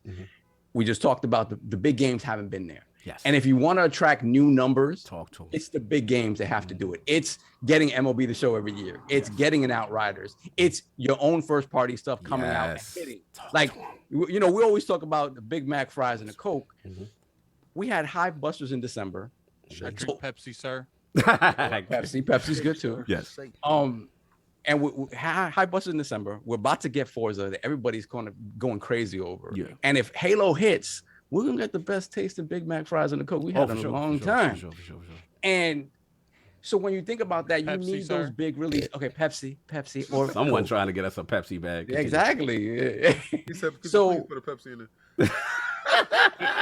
It's that thing where when you start talking about that level of game, that's when you start bringing in the new faces and the new eyes. So to that end, with those games coming out, if they hit, another thing they have to do is they have to advertise in ways that goes back to the old school way of advertising. You have this upcoming week and the following week, you're going to have the World Series, right? Yes. You got to start talking about Forza there, right? You Yes. have to start talking about Forza Preach, there. preach. Now, when it comes to football, you have 3 opportunities during the week to talk about your games during one of the most watched events of the week, right? It has to be, you have to start advertising in that way again. And shout out to you, Cog, because you talked about it with Maddie over on Defining Duke. I remember you mentioned the fact, like when Spider-Man came out, you had an entire train car that was just Spider-Man. Yes. And that matters in attracting the average consumer. So when you think about like small games that King talks about every week, those are fantastic for people that are in already, right? We know about the week. That's going to draw us in. The next whatever big game, third-party game, first-party game is what's going to attract the person that's not there yet. And in order to get those numbers to get to, the billions they're talking about, that's where we start to see that sort of stuff, right? So that's the stuff they have to worry about. Another thing is, when you think about the fact that it's still kind of hard, Chris was pointed to this, the fact that the S you can find, right? Sometimes yes, sometimes no, but the S you can find more reasonably than the X, right? The fact of the matter is, when you talk about Game Pass, they don't really focus on the fact that you can play it on PC per se. They don't focus on the fact that you can play it on Xbox One per se, because they want to sell you the new thing. So in their marketing itself, it's not particularly evident to the person that doesn't know that you can play this across the family of Xbox consoles, including the previous one. So it's not going to sell that way. On desktops eventually too. So exactly. So that's the thing that they need. Their marketing, their commercials have to sort of focus on that stuff, and they can't do it more broadly yet, because when you think about Game Pass as the app, like we've talked about on TVs and now going across the pond in Japan and stuff like that, the problem is that it's not at the point where you can put it as the prime time thing, right? You can't really do that just yet. You talk about it as an additive thing, but you can't really promote it as this is it right now, because people are gonna have not Game Pass, cloud. Oh, the cloud infrastructure. Right. It's not See, there they yet. go hand in hand. They're going to want to Exactly. cloud in as many houses as possible, so they can sell you Game Pass too. But they or, can't. Ultimate. So they still have an uphill battle. I'm not saying that this is You said uphill battle. You said. No, they have an uphill battle still because I can't. again, when it comes to like the what he's doing. expectations, when it comes to the expectations about where they want to put Game Pass, right? The billions, they said billions themselves. When you think about Japan, that market, right? Japan is going to care about those smaller games. So Japan is going to care about mobile-centric games. Japan is not going to care about the next Gears on the phone. They don't really care about that. It's not going to matter to them as much. So they have to focus the product for the region. And I think that they're still working on that. So in a lot of ways, right? No, exactly. They're making strides there. They're doing that there. So my thing is this.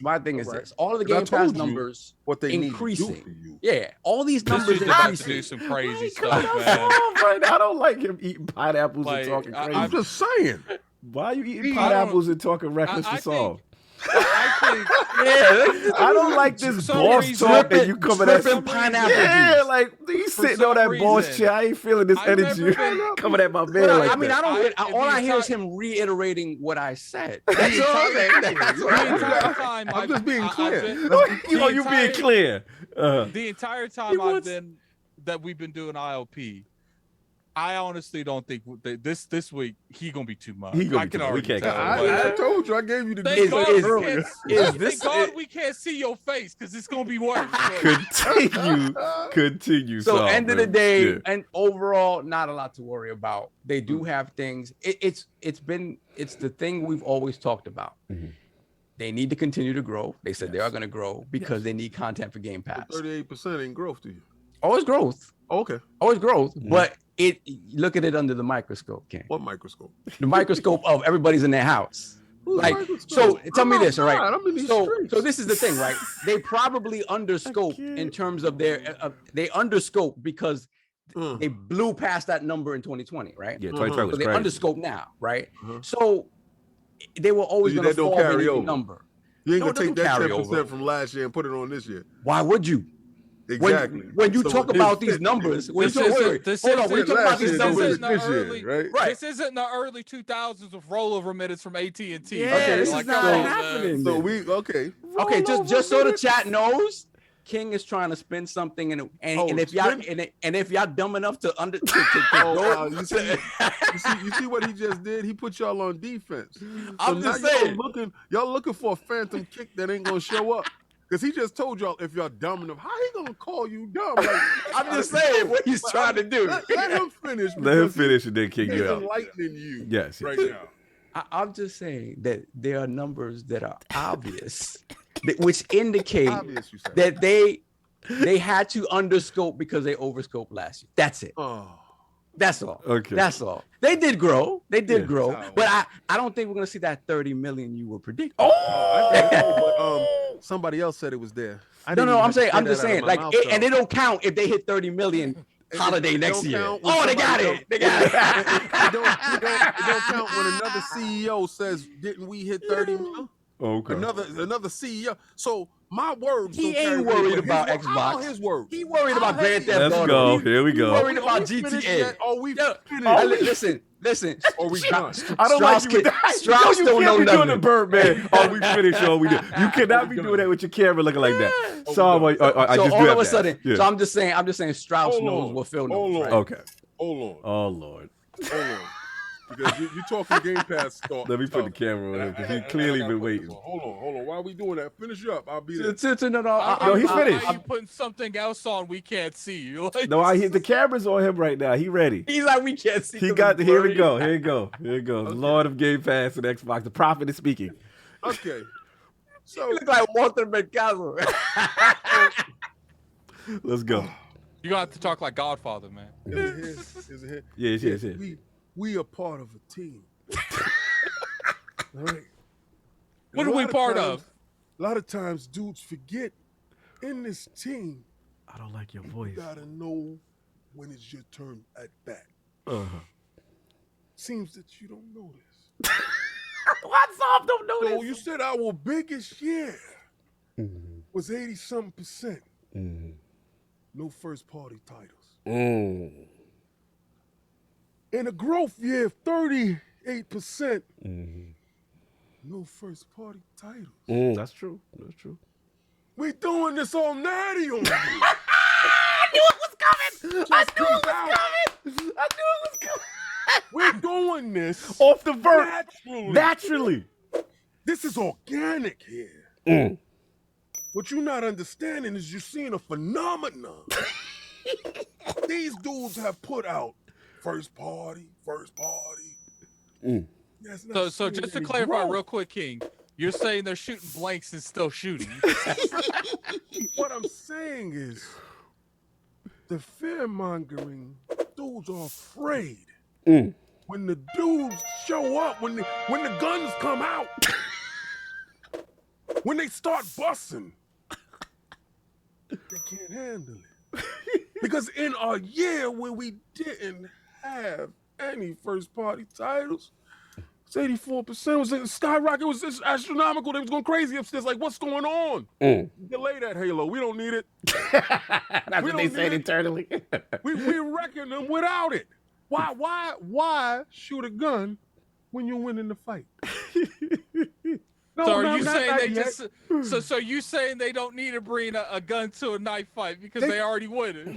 Listen, they molly-whopping them all over the block. 38%.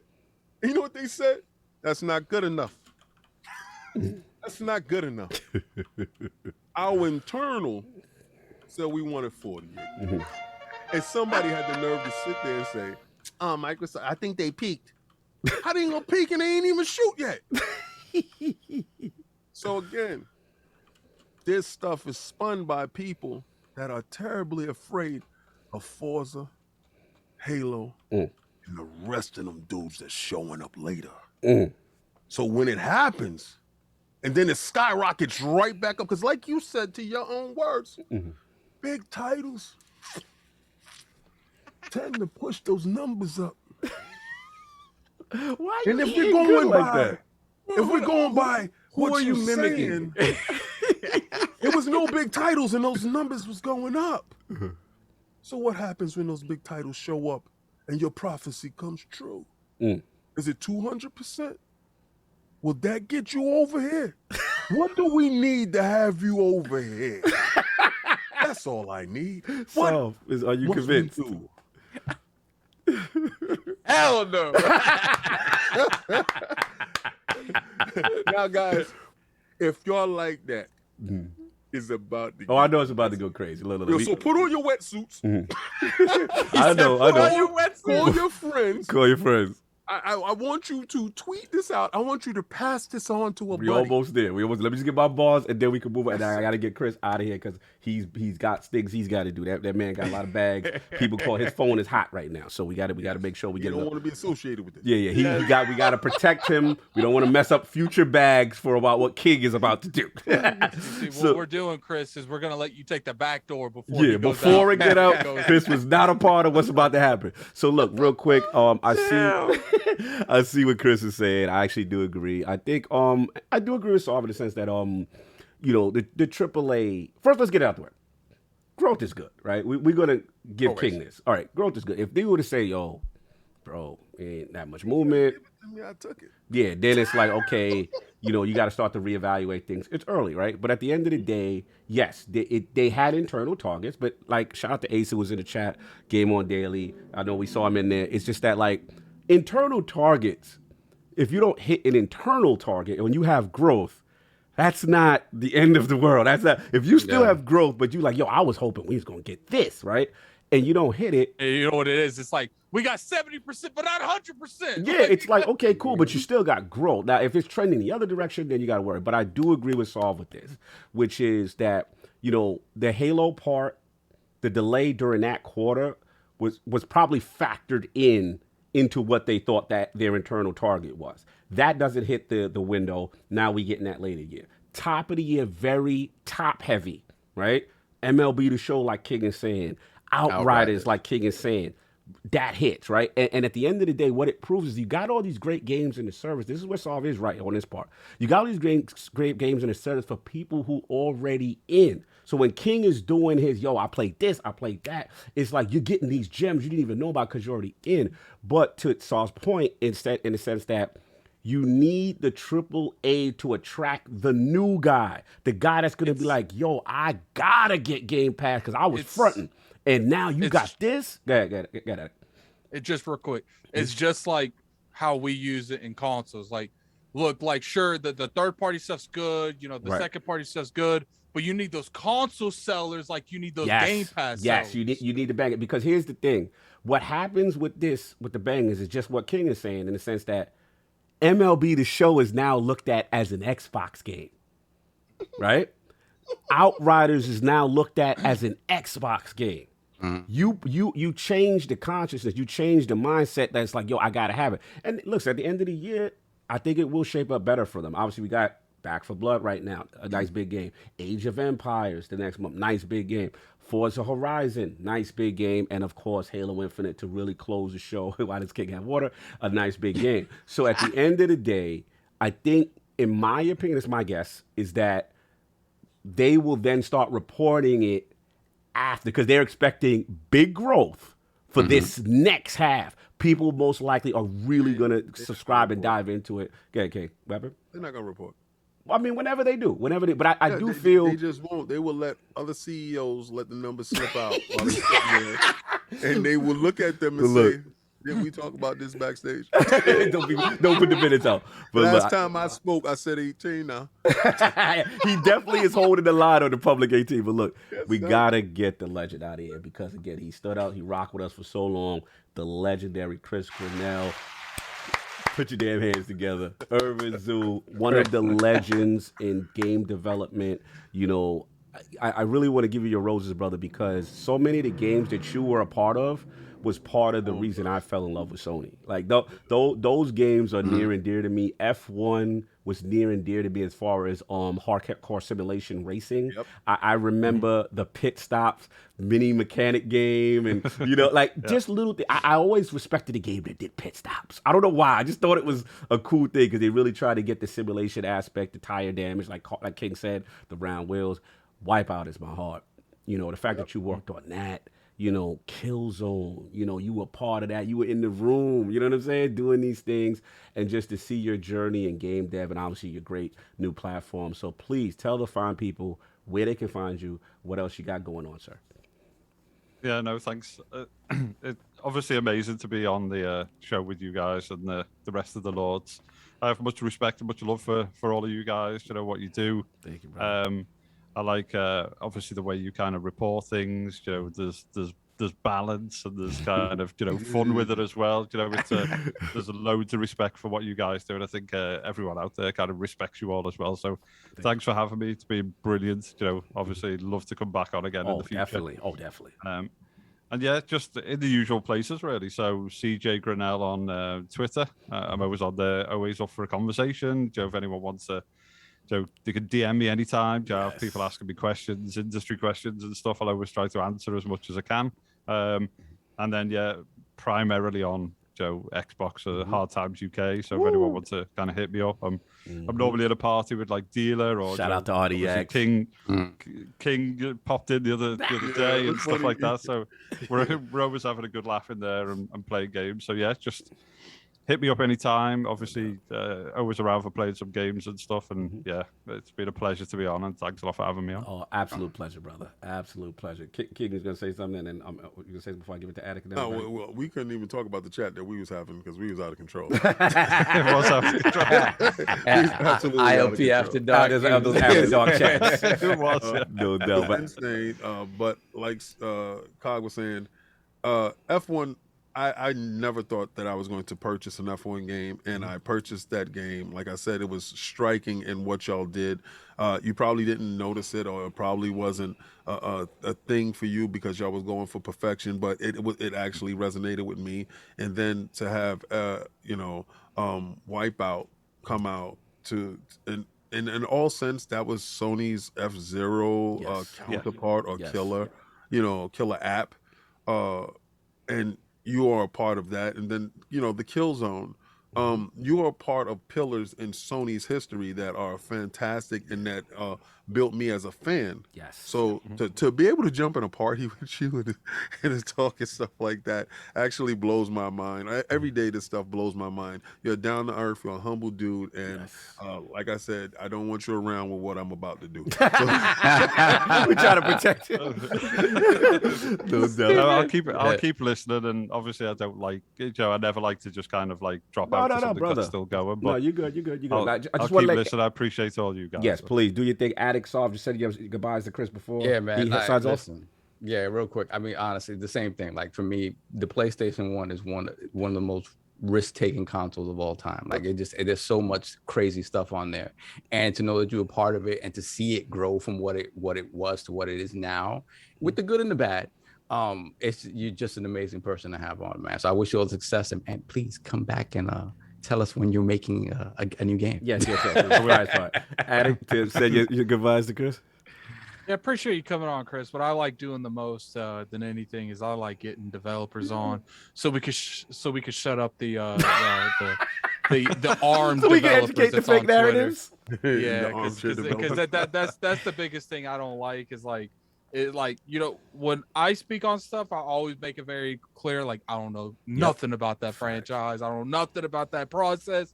But one thing that annoys me is people acting like they know what's going on. Yeah, they like, oh, this shouldn't be that hard. Oh, when did you get it? When did you learn how to code? Like, Preach, brother. Now look, Chris, enjoy your Sunday, brother. We will bring you back. An absolute pleasure. The legendary Chris Grannel. You will never walk alone. Because you're about to laugh and appreciate you. Have a good one, brother. Appreciate you all. Thanks. Chat's been awesome as well. No doubt, brother. You have a good one. Take it easy. Peace. Cheers, bye. No doubt. So, Sav, you want to get these super chats? Yeah, let's get these super chats. Let me go get a bathroom break right there because I know it's about to be crazy. You look clear, King. Oh, you getting real close to the mic. That's what it is. He's moving up. That's what it is. He's moving up. He wants to be really seen when he does this stuff. He's doing what he's doing. Go ahead, do your things. I'm gonna take. I know this is about to be crazy. Go ahead, so. All right, hold on a second. Gotta run it back just a little bit. Okay, and this is the funny one. We have Beaner. For some reason, I feel like he's about to turn that camera on to like a new wardrobe. I have a feeling that he's gonna come out looking like Kratos. So we'll see. Beaner, 8127, $5 super chat. Great show, guys. A must-watch Sunday appointment. I want to open a food truck that serves Hispanic-style breakfast. I will name it Mama's Huevos. And yeah, that is you gotta have something sold there named Crystal D too. So. Okay, Crystal D and Mama's Huevos. That's wow. Then we got Pina again, $5 super chat. After Fable is a hit, Playground Game Studio lead becomes head of Europe, Booty head of North America, Kojima head of the East, and Phil Spencer dominus of all. Okay. Then we got Big Mad Mo. Remember, for 1 year, Lord Bronze. So I guess just give a big shout out to Big Mad Mo. I know Big Mad Mo was the winner of our Xbox console back in the day, no doubt. That's what's up. Then we got the Nightbeard with the $10 super chat. I can't listen live. I download to listen when I start my route. Thanks for making the first 4 hours of my deliveries entertaining. I'm also delivering more tissues this week than usual. That's what's up. Big Cloud Gaming, $5 super chat. We in here. Salute to the ILP fam and welcome back to the realm, Chris Grannel. Yeah. I lost count how many times I warned these frauds on God of War was going to PC. Then we got Kiz, $8 super chat. Chasing trends instead of mastering their own craft and creating their own new concepts reminds me of Ubisoft with X Defiant and Ghost Recon Frontline. Yes, very generic games. We got Bandana Bush. Yeah. This combo is fire. Chris is a wealth of knowledge. Thanks for the entertainment, fellas. Glad I could finally catch a live episode and join the realm. And we got Bandana Bush again. $2 super chat. I'm a Packers fan in Bear Country. Go Pack Go. Then we got the Flame. Lognet Zone, the Flame. Remember for 1 year, Lord Bronze. He said, oh God, what did I wake up to? King all up in that camera. Anyways, I, for one, welcome Worldwide Jim. Since I can play God of War on my PC in January, I will be playing it again on my Steam Deck. That is for sure.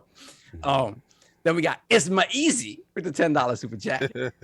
Since all PlayStation first party are coming to PC slowly but surely, I officially announced that the PlayStation box has devalued and no more need to buy a PlayStation. Oh, Lord, I don't mind waiting 6 months to play it on PC. Yeah, might be onto something. Oh, we can't solve. Then we I really got have a feeling he's about to come out that camera doing some crazy Something about to stuff. happen. I can already tell. Is He's he like in a not- cocoon wait, about to hold up. evolve. Is Like, he not on camera? He's Yeah, not. He No. purposely has the camera off. Something it's about like to happen. It's like he's in a cocoon about to evolve, coming out. He's gonna come He's out about with to do something really extra. Like He's coming out with Kratos face paint. Watch. That's what he's gonna do.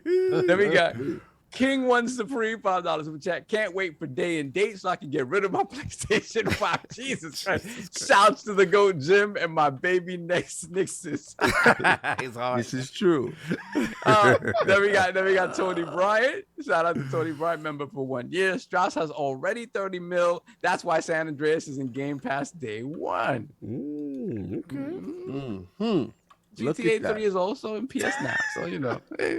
Things is happening, yeah. Slow-mo back slaps. Yo, slow is stupid. Lord Bronze, I'm waiting for King to put soft face in his 4K ray traced hands and give him the kiss on the cheek. Yo, the Valve joint. Oh man. Yeah. Godfather. I knew Yes. it was you. Oh, Then we got Splendiferous, bringing the heat. Lord Saab eating. What is a Jimmy R pie? Thin on top and greasy. That's a regional thing. Ooh. Yo, pause. Pause. Then we got Splendiferous again, $2 super chat. Non-believers eat last, Saab. No gravy on your meat, sir. Pause. Another big pause. Whoa! Great. No gravy or nobody meat in here. We not doing that. So I have to assimilate completely. That's crazy. That's crazy. That was crazy. Woo! Yo, this is after I just finished bigging up Xbox, and I say one thing. Yup, it's over. It's over. They on your head. Yeah, one thing sometimes. One thing. Yes. Cheryl Walker, $5 super chat. The 48% target was set high to push the executives to make that happen. The tops of Microsoft will do what they need to make the next target. Yeah, they gotta keep getting them big third parties. That's what they gotta do. Yes, sir. All right. Anybody else super chat while we're JD Gamer? Lord Bronze, thank you, my brother. Then we got Smitty Smith, member for 21 months. Wow. Shout out to Jim Ryan and the whole damn slate coming to PC at the Book of X. Yeah, out of control. What So else we got caught up? here? Yeah, we're caught up. All right, so before we get this, let me set this thing up because as I would say eloquently, y'all know what we here for. Y'all know what we here for. So, yeah, I'm gonna set it up, y'all. Sony Santa Monica Studio. God of War launches on PC January 14th, 2022. We're thrilled. This is from Grace, the senior community manager of Santa Monica Studios, our blog on PlayStation. So we are thrilled to announce that God of War 2018 will be coming to PC. I was laughing on January 14th. All of us at Santa Monica Studios have been humbled by the immense amount of support and passions for the God of War series have been shown the latest chapter of Kratos' story since release. As of August 2021, 19.5 million copies of God of War on PlayStation 4 has been sold, and though we can't wait to share that experience with the whole new group of players on PC. And the final thing they say, well, one of the final things, our primary goal when bringing God of War to PC was to highlight the exceptional content the team created and leverage the powerful hardware that the platform offers to create a uniquely breathtaking and high-performance version of the game. You'll be able to enjoy the full potential of our cinematic, no-cut camera as it follows Kratos and Atreus against the realms with the option of true 4K resolution on supported devices and unlocked frame rate. So clearly, this has set Twitter on a blaze. There's been a lot of talking. I think King has a lot to say, so I'm gonna shut up because I don't know what's about to happen. But King is ready to talk, y'all. What's going on, King? Hold on a second. Let me Well, a lot of you frauds was out here talking about what's good for the PlayStation brand. You don't know what's good for you. I'll tell you what's good for you. I tell you, you're not enough. 21 million sold. Don't get me a yacht. I'm the captain now. Yo, Okay? yo, why are you looking I'm the captain now. It's going to go how I say. No more dance moves. No more band-aids for you guys. Rip it off. Rip it off. Day and date coming soon. But I told you first thing. I want this PlayStation 5 worldwide. I don't like this. Worldwide. I want all the games everywhere. I heard guy tell me I'm going to chainsaw. Why please gotta get it? If God of War come out for that, for the PC, So who I you got calling the out? Who chainsaw you for you. calling out? I got the chainsaw Who for you you. calling out? So this when King, excuse me, Jamaican Jim. Dude, are you implying that because a lot of people I'm first of all, I'm so glad you can make ILP today. Thank you. Thank you for having me. Thank you for having me here. My question to you, Jamaican Jim Ryan, is that, a lot of the Sony fan base really felt upset. They felt you betrayed, that they thought they were They should enough. have brought the game. They should have brought the game. I did my job. I sold 124 million. Only 21 million hey, hold show on. up. Where's the rest? I want all the money. Jimmy, man, I got a question for you, Jimmy. Talk to me. Like the chainsaw, Jimmy. What was you telling Blaze to cut his PlayStation in half, I Jimmy? say this. People say a lot of things in the street. The street hear you. You don't think I hear you? You know what they say when a man faces screw? So just to clarify, Jimmy, just to clarify, Jimmy, like if you were to give a speech to someone cutting his PlayStation in half, what would that speech sound like, Jimmy? Don't worry about it. We got a PC for you that you can play that game on better. we got a PC for you. Go on. That baby. Go on. Take it down. Take it down. It's weak sauce anyway. But Jimmy, So we have a PC for you. Where you can link this thing right here. You can blow into your controller, because you like to blow into the controller here. It has haptic feedback. I don't know what it is because I don't play games. Okay, Jimmy. But I heard you like it. But Jimmy, just to clarify, Jimmy, do you have to pay the $10 haptic feedback on the PC? No. Listen, I'm going to give him an old game for $50. I'm going to give you an old game that you can buy right now for $20 for $50. But Jamaican Jim Ryan. But my question is your purpose. But is it because Phil Spencer's putting his games everywhere with the Xbox? Like, you feel that you have to are you upset that you don't feel that you're getting enough first party support from the exclusive camp of PlayStation users?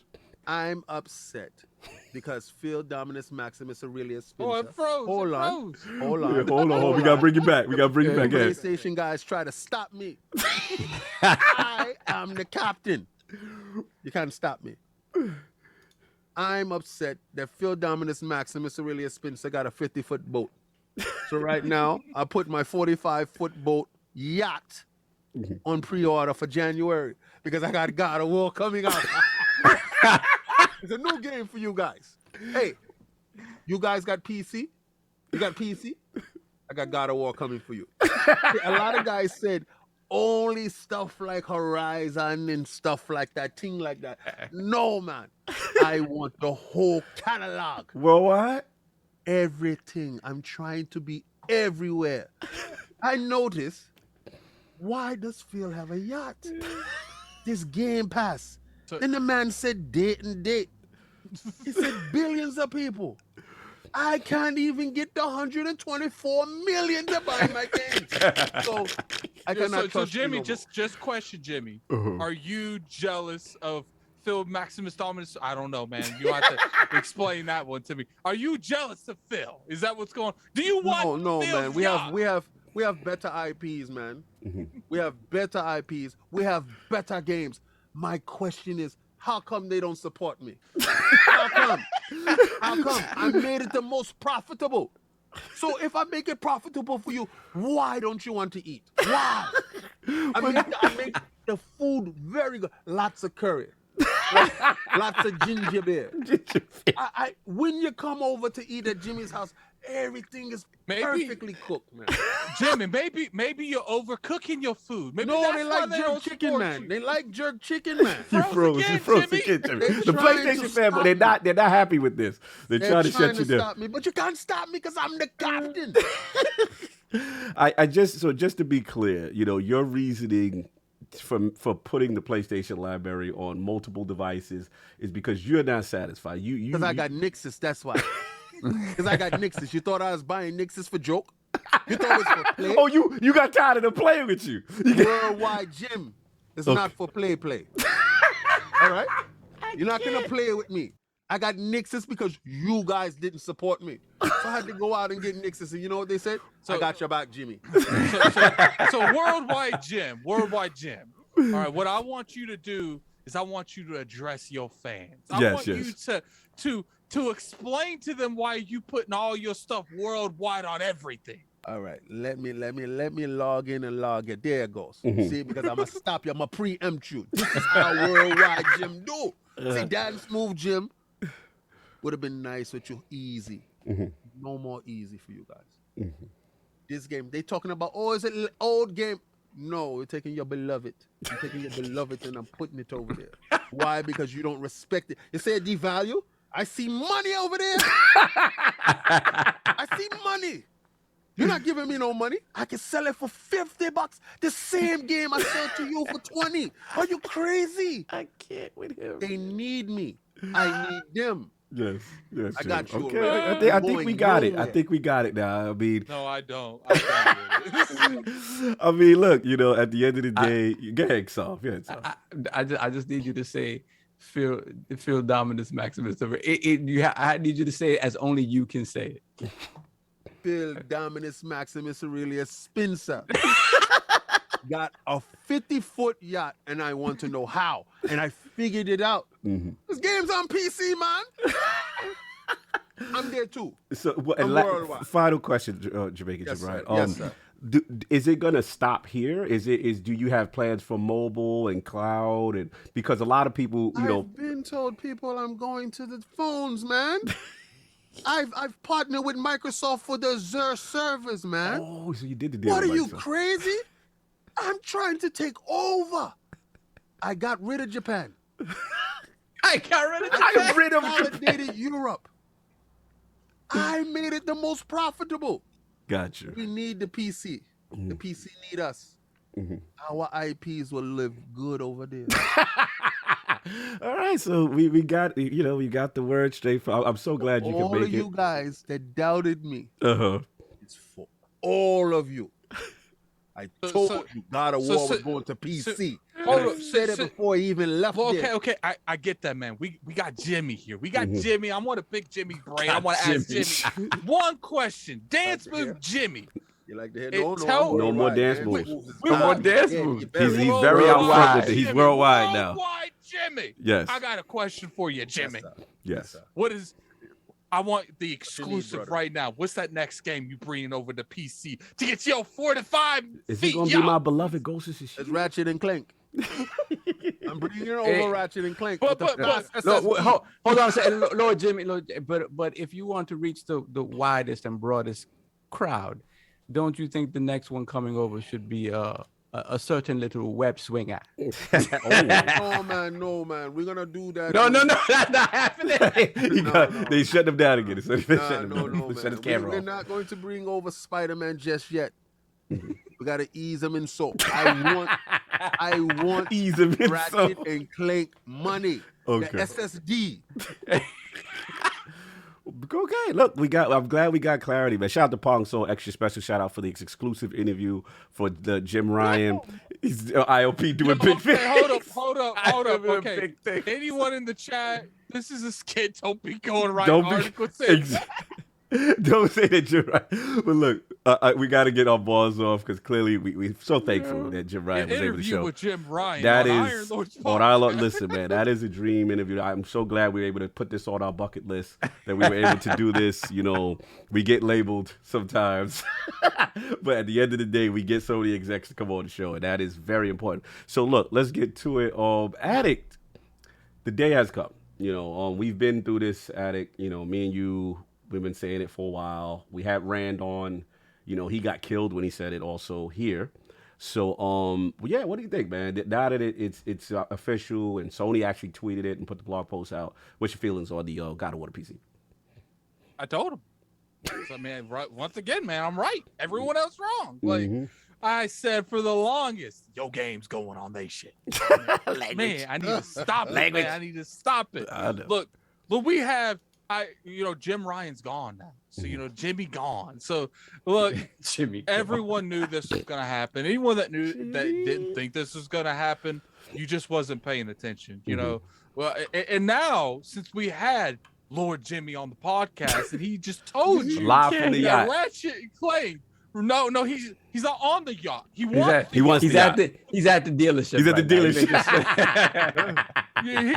He yacht and co. Yeah, he at that dealership. He got that check that's gonna bounce unless those games go on PC. Look, expect more. And I know people think, Addict, there's no reason for them to bring stuff day and date. That's next.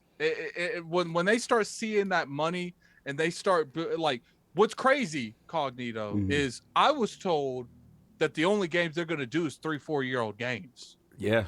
And it's like, we got Days Gone, which did not come out 3 or 4 years ago. God of War came out in 2018. This is what's going to happen.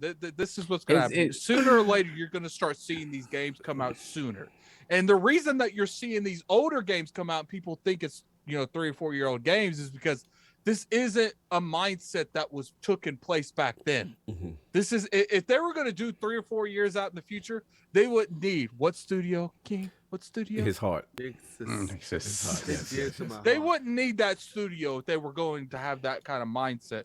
They want to release games pretty close to their release launch. And I have a feeling that within 3 years, you're going to see games day and date on Steam, because I do personally feel like, look, does it devalue the PlayStation brand? Yes, but it's a very small margin at the very bottom. Addict, who does it really devalue? It doesn't devalue anything. I have to. It does, because there are people, but it's like I said, like there are people that would buy a PlayStation if they couldn't buy an Xbox. Just them not having to buy the PlayStation does devalue it. But the margins is so small, it doesn't hurt their bottom line. But the person who would not be betting a PlayStation would then be playing that game on PC, right? And we've been through this argument where when you really think about the PC that you would need to play this game at comparable levels to a PlayStation 5, you're talking about $1,700 and up.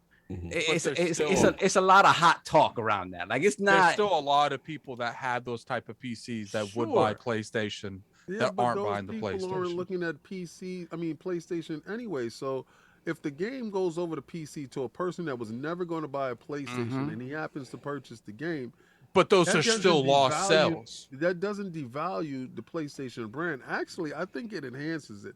The more people that get a chance to purchase said game in spaces they would never look at, never look there. And regardless, if play it on their laptop, you in your college Addict, and you can't go and pick up a PlayStation because it's too big to lug inside the thing inside your dorm room, but you have your laptop. Regardless if it's even one, that's still one person that didn't see the value in the PlayStation 5 because they could play their games on PC. He would never see the value. But these people are still buying it. The BGs, the Kofis, they're still buying a PS5. Oh, we don't worry about them. They in pocket. Yeah. See, but my point is that percentage is so small it doesn't hurt their bottom line. Right. Sure, it devalues it to certain demographics of people that play games, but it doesn't do it. But to the masses. I think the important thing is that what they're realizing is that devaluing the box on the table, devaluing the box at the cost of adding more value to the IP is more important. It devalues the box, but it doesn't devalue the brand. Right, and I think that's the most important thing. I think that's what Jim sees. Like, the IP is what matters. Yes, and you're still going to get the same quality of games. Right. So, I didn't mean right to that. Yeah, I know, because they're gonna get you some. Be careful. Wait, soft set. I said this is the last PlayStation. He said right. So I'm like, yeah, damn right. But no, it's just he understands that the IP is what matters. Yeah. And getting that IP in as many hands as possible. So I agree with you, Addict. Like, sooner rather than later, It's gonna be day and date. It's gonna be a day because I don't care what game it is. I don't care how great. God of War is gonna sell great on the PC. It's not gonna sell as great as it would if it had come out day and date with that PlayStation version. I'm just sorry. We go back to the zeitgeist moment. Every game has its moment. Literally 6 months after that game came out, I saw it digitally for $10. I saw it in stores for $10. So that's how quick, a 6-month period, a game of that type. Value your brand. Right. And if you look at what Nintendo does, Nintendo never brings down the price of their game. Ever. Ever. They have no right to. But again, when you've made people become used to that, that's just what it is. So if you want to get Mario Odyssey years after One Bad Mother completely agrees with Saul. He said, great way of wording it. He said, value of IP is more important than value of box in this new paradigm. I guess 100%. The lowering the sales is the reason, King Jimmy don't have his 55 yards. King Jimmy. I can't with King Jimmy. But yeah, I mean, I want to ask y'all this because this is good. This is good discussion. And obviously, first of all, I gotta be messy a little bit. LaMarcus Doss, sir, I have not seen you in chats. I remember a certain person always coming in, Cog, this will never happen. I'll super chat bet you. I'll do all this. I'm here, sir. I'm waiting. You have not shown up, sir. I'm looking for it. LaMarcus Doss, come to the front of the congregation, sir. Take your L like a man. Take that L like a man. Bend that knee like a man, because these dudes were so in their feelings that this could never happen. I got receipts. I got tweets of people. He's in the chat. I could be super messy, but I'm just going to spell his name a little bit. LaMarcus see if he's in the chat. Because at the end of the day, these dudes, everybody got a high-powered PC to play these other games. You know what I'm saying? But when it's their heart, they feel it's never going to happen. And this is where we got to stop with the emotionality of gaming. You know what I'm saying? At the end of the day, like King is saying, is that, this is a business. And at the end of the day, if they see value, right? If they see value in putting these games, these IPs elsewhere, they're going to do it. And I think what's interesting about this, and me and King has had this discussion, is they that don't got time to play with these PlayStation. Yeah, they're not playing. They're not playing no more. They're trying to get King Jimmy his yacht. Yeah, they're not playing. Colin has said it best. Colin said it best. Like, they hate you. I'll be honest. Like, if you're straight up fanboy, like, they don't like you. But here's the thing, though. I just don't like. See, my thing is accountability, right? Yes. And my thing is, and this is for the fanboys, right? My thing is, now it's like, well, it's not that bad because they're not doing it, exactly on day and date and this, that, and the third. So if it happens on day and date, then what? See, my thing is just admit, we were wrong on this. We didn't see this happen. Emotionally, we felt they valued their IP, because that was the argument. The argument was the Sony brand values their IP too much to put this ever and do what Microsoft is doing, right? So now we at this stage. There's what's this? The stages of denial and acceptance. We're at this stage now, right? So if it does happen, again, I want the same energy, because you can't come in people podcasts talking all this nonsense and then you not accountable when the things we say happen. And that's why I let King go off. You know what I'm saying? At the end of the day, you froze again. I mean, that's at the end of the day, going on forever. Like, people love making videos. Videos. They don't make that. Where's the apology video? That's why I want my knees. Where's the apology video to Iron Lord Podcast? Where's the apology video to Rand Outdoor to Xbox 2? Where the apology video to Dealer Game and all the, like, where it is at? Because you can't come in the chat spewing nonsense and not knowing what's going on. And we telling you this is how we think it might be trending. And then it happened and there's no accountability. See, that's my problem with all the spaces and all this other nonsense. Accountability. It's okay. I've been wrong a million times, right? I could come on this show and say, King, I was wrong. But they don't like that, though. Yeah, but it's just being a man. Like be a man and admit it. Wrong, yeah. I need my apology. I need to be petty. I'm 90. Listen, I'm 96% right. All the time. I done told you, dude, stop messing with me. I'm deadly. And when I put that eye on you, I just want the same video with somebody face in it and exposed and all this. So I want the same energy when you wrong. You know what I'm saying? Because if I'm wrong, I'm going to tell you, bro, I got that one wrong. I was messed up on it. I thought it was going to go this way. It's But you called notice, integrity. exactly, nobody got no Why is integrity it- in the game. But why? Talk Why to would you him. look for- why Because would you look it's for always integrity it for always people gets that don't spun. have it? Listen, Yeah. when the first game came over, right? When it was Death Stranding, right? Right. And they were like, oh, but that's not really theirs, all Yeah. right? And then it was Remember? Yeah. Days, and Well, then it was see, Days I Gone, remember- right? Yeah. And then remember Days I Gone. Days remember Gone was he- like, oh, it didn't sell that well. I Oh. remember even before Death Stranding when I was bringing up that all of with the people that make Heavy Rain and stuff. Yes, remember that? Remember that? When Remember I the was Quantum bringing- Dream stuff? Yes. I was bringing up all that, and people were telling me that's not their stuff. And when I look, like Sony owned the trademark, Yeah. I said they have no reason We to let see that the go on signs. PC. We see the signs. It's the same thing Yeah. with again, and don't get it twisted. I tell Xbox to yo, when y'all doing something crazy, we at them. You know what I'm saying? So it's like at the end of the day, it's just it's okay to criticize. It's okay to say, yo, I got that one wrong. Come out with the same man. Just be a man about it. It's not about bragging about anything. It's just about being a man when you're wrong. Because a lot of these people, they put their emotionality behind the brand, right? And it clouds their judgment. They will never do this to me. They will bro, they don't. What was it? It's for the streets now. Yeah, for the streets. It's for the Straight up. streets now. But she been for the streets. No, they don't want the streets. They want They that just- yacht. It's for they the just ocean. wasn't It's for the reading her ocean. text messages. Yeah. Anyway, that's why I had to let this one go. I'm sorry for being messy, but it was just. Nah, I'm just Yeah. tired of it, bro. I'm just tired. You're 100% right. We've been saying this forever. Yes. And the thing about it is, the crazy thing is, we get called out, right? We get called Xbox fanboys or whatever the case may be. I love PlayStation, Yeah. and I want PlayStation to be. And this is gonna make PlayStation so much stronger. It's not even funny, That's what I'm but some saying. people don't want to see that. Right, and these are the same people capable. Yo, we're not going to support Game Pass. We're going to support the devs, right? But this is going to help the games.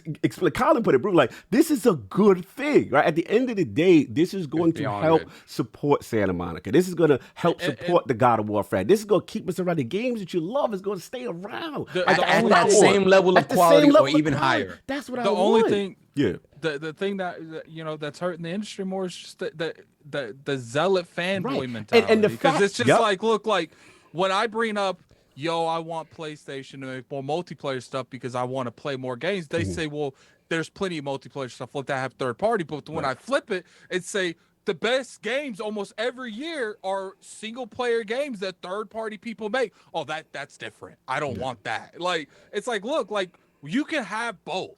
You just have to demand both. And for some reason, I feel like people want Microsoft to have both, but they don't want Sony to have both. Just I just accountability. want the games on PC so everybody can get a chance to have fun like me. I can't. I want found to that- reach He's found that everybody range across with that, the with world. that camera, Yeah. and he is being extra with This, that range. this right here, and y'all probably say, it ain't no PlayStation controller in that box, King. And I would look at you and say, I had this since day one, never opened it. Why? You ain't got no multiplayer games. You gotta use the 4K hands to show So- that. You gotta so use look, the let me 4K show hands to you. show that. Mm-hmm. Let me show you with the new camera. Let me show you with the new camera, the live unboxing. The inaugural. I'm gonna leave it down here next to my PC for God of War. Ridiculous. I can't. Yeah, addict dying right now. God of War controller. Matter of fact, You saved it for the let's do PC. God of War style. No, no. Let's tear into King, this. you're right. Let's King, snap you're into right. a Slim Jim. King, you're right. This is for the God of War, man. This is the God of War Y'all PC messy. controller. Y'all going left. You Y'all gotta going have left. it crisp and brand new. You gotta have it crisp. Look, crisp and brand new. It gotta be just right for that God of War because it's brand new coming to you in January. I can't. How you feel knowing that you the first Look. person to blow into that controller? No, King? I'm done. Listen, at the end of the day, I just want to get one more Hey. bar off. Go ahead, King. Go get that ball. Listen, at the end of the day, now this is the last point. This is a little side thing. I don't know if you guys saw. Shout out to Tom Warren.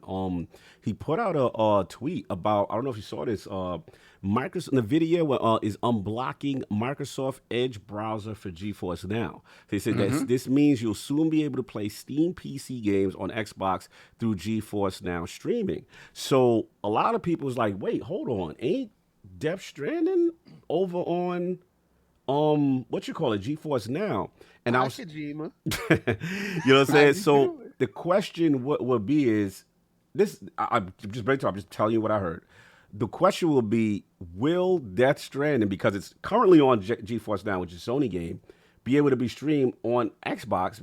Because theoretically, there's a browser on Xbox, and I'm just curious if more Sony games end up being on GeForce Now, that streaming service, would that be allowed? I want to speak to Salvo on this quick. Like, where you at? And I know Kai uses GeForce Now a lot. A lot of people. Where you at with this? This a back end thing? Well, yeah. Do you remember initially with GeForce Now, there was some games that like there was an issue because they were like, wait a minute, you're using this as a go-between without having asked permission. So technically, you'd be able to play the game on a platform that you not supposed to legally technically be able to play it on. Right. So there were some issues with stuff getting blocked off and being said, now we cannot do this. Right. So the fact that it's technically possible, are you saying it's there technically, but it's not something that has been spoken about yet, right? Right. Because basically, yeah, it's been, remember this unlocking of GeForce Now to Microsoft Edge browser, that just happened. The question is, I don't know if I got to speak to Tom and see if he's done his testing, if they actually were successful in it once it's been unlocked, because that's going to be a curious thing. I want to know if Sony would allow that, get wind of it, and maybe try to block it. You know what I'm saying? Or like, because it is interesting that if more games Sony games go to GeForce Now, then theoretically you could stream them on Xbox devices. Yeah, it is one of those things that either you just let it go wild because it's going to happen anyway, or on your walled garden, the PlayStation 5 or the Xbox, you try to mitigate that some way, because the same holds true for Game Pass on PlayStation. Right. If you open a browser on PlayStation, and you can run Game Pass in that browser, you can play Xbox games on your PlayStation, right? So it's a matter of, does it matter enough to me to try to get in the way of that, or is that just the way of the future and just leave it be? It's going to be interesting to see, what the narrative around that is, because a lot of times we will hear the quote unquote the fan reasoning for this stuff, and why it shouldn't happen, right? The fanboys, whatever. It oftentimes that doesn't go in parallel what the actual problem is overall, right? So I don't know. It's just going to be one of those things where if Sony decides, hey, it's time to stop getting in the way of progress in this way and stop continuing to try to wall off our walled garden more. King Frozen. I don't know. It's going to be interesting because there's so many different ways. Perfectly still. He ain't that still. There's just so many things that can be done. Like when you look at the S now and all the emulation stuff, like it's a question of, is it important to us? Is it worth the work to do it, or do we see the levels of engagement with this type of stuff not being a big deal? The GeForce thing is big just because when you get access to, when you start talking about, you can get Steam and that platform onto one of the other walled gardens, then you start talking, because again, we have Steam Deck coming soon, and Steam Deck, I'm gonna keep it real with you, it's gonna start. If the Steam Deck hits the way it's supposed to and it gets in enough people's hands, it's going to start changing the way people think about where they buy their games. Buy the games at. Yeah, especially you have a local Xbox, Game Pass device. You can have, Sony exclusives on it. Like if you PC, you eating, right? You eating at a cheaper price. At a cheaper price, at a entry point. But you get so I'm gonna have to be real with you, man. I'm fading. No, it's right. If you got to run, it's good. We roll out of here. But we got this last joint. This will be quick. It's the last joint. But yeah, look, it was very interesting.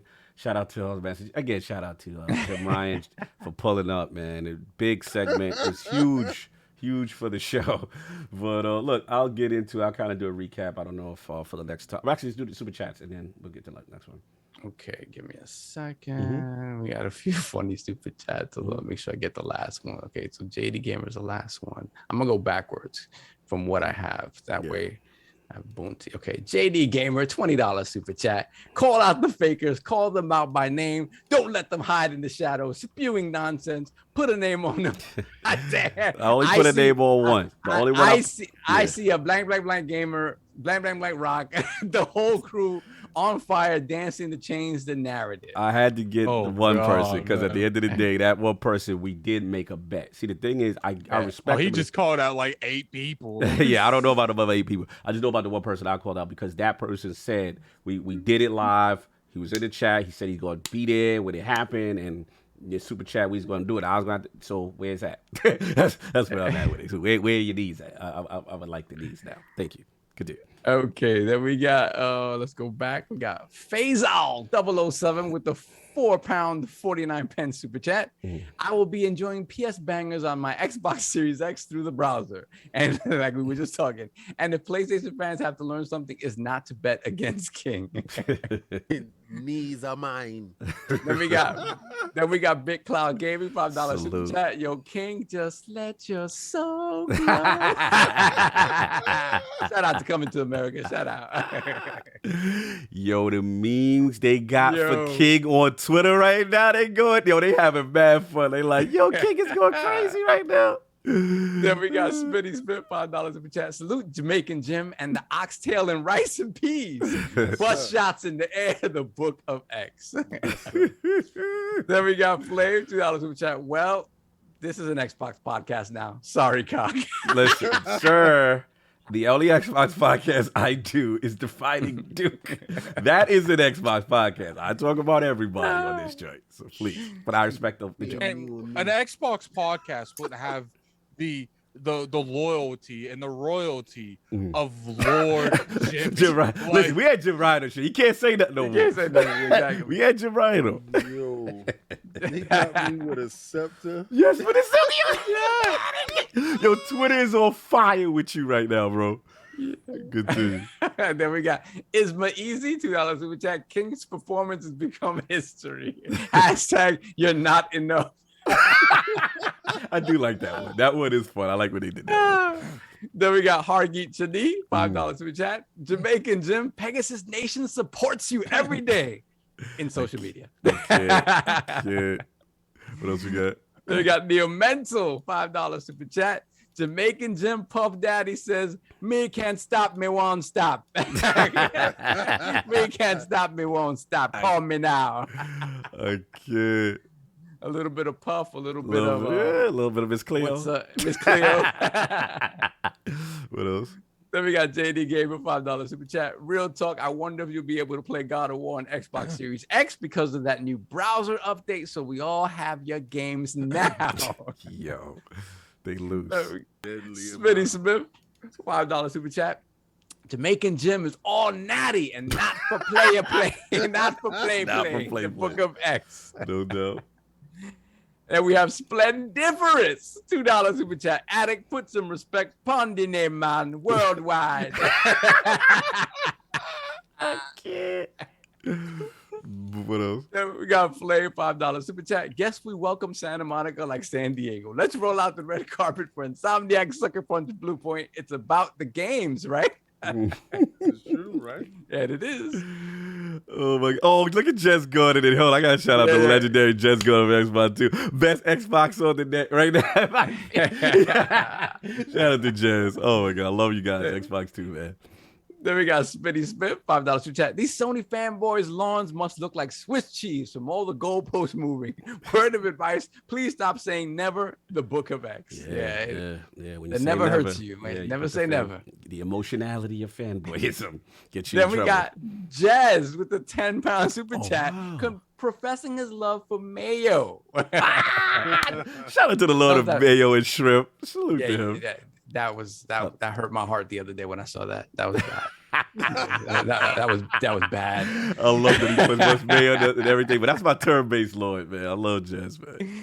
Then we got Gameonomics with the 100 rupee super chat, waiting for King to say, thanks for beta testing the game, PS gamers. I'm going to play the finished game on my PC a year later. You know he gonna say it.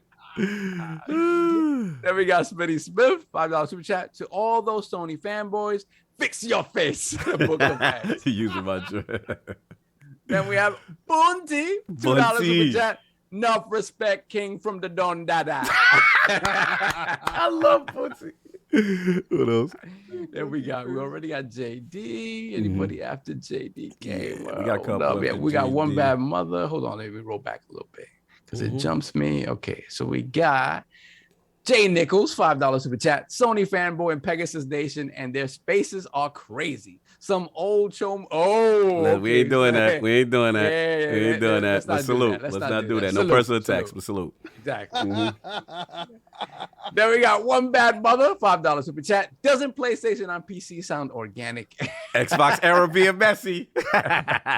Shout out to One Bad Mother, man. Salute. Let's move on. I'll do a summary because I know poor addict is dying, and I don't know if any of did it. First of all, before I start, did anybody watch it was a paywall Wall Street Journal Phil interview? Did anybody catch that? Yeah, the moment I said subscribe, I clicked. Yeah, I know. So because I watched it, but I just want to make sure because I can comment. Look, 2 interviews recently. Again, we want to salute Phil and MattBooty. Phil was on the Wall Street Journal. And again, it was a little paywall joint, but I had to put the bread down for Phil, man. I wanted to know what he was doing. So look, pretty much I just give a recap. He kind of doubled down, obviously, on the VR thing. He talked about the supply chains. He mentioned about they're still trying to improve that. They said obviously with the S, because the die size is smaller, that they'll be able to make more. He's still sticking on his 18 million public. He ain't moved, bro. You know what I'm saying? But she tried to get him. She's like, well, we heard 30. And he stuck to the company line. You know what I'm saying? So that he had some interesting things about xCloud. He pretty much talked about it being a convenience feature. They're seeing a lot of growth in Brazil and demand for other markets as far as Azure and the server blades, newer tech improvements on latency. They're excited. The key thing he said, though, to me, he said diversity of the business model. He said, not everyone is going to be on Game Pass. And he says he wants it to be where they have it on retail. Somebody's going to have it on retail. Some people are not going to want it on Game Pass. Some people not going to go to retail. And some people are not going to go to xCloud. So he wants to have these multiple revenue models, right? So pretty much leaving it to the player, you know what I'm saying, as far as where they want to go. Because I think she kind of talked about the future. Like, do you see, she literally asked him straight up about the death of the console king. And she said, as far as the future. I expect to be able to play Game Pass on my smart well, refrigerator. he actually said different. He said, because she said, we're getting to that point. What about not needing a physical box? And she said, he said pretty much that streaming's still growing and his plan. He said, he said their plan for right now is to still have a dedicated high fidelity local box. He said his future for Xbox is a mixture of both the streaming and the local hardware. And then he said his strategy, this is the key one. He said his strategy doesn't involve Xbox selling only consoles to be successful, or selling only PC to be successful, or selling only xCloud to be successful. He said the way it's set up with infrastructure and such, those guys, is for a diversity model. Let the player decide what's best for them, and all the combination of the models, right? So is 3-prong attack. Yeah, exactly. The bayonet and all that. Like he's talking the bayonet, the gun, and the shield. Yeah, he's talking about we could eat. We don't have to have everybody on. Like we could eat with all these models, kind of thing. So That's how he got that yacht. Right, and you know what else I thought was interesting is he mentioned about acquisitions. They're not done, but he also said that, because I want to shout out Grub, and we've been talking about behind the scenes, like that there's been a talk about like, money has to be spent because the price is going to go up, right? However, Phil kind of flexed. He was kind of like, oh, no, we don't got no quota on when we have to do it by this time, or we have to. He said, we're going to do it, but there's no rush like we have. So they're taking their time. So it's a lot to take from it.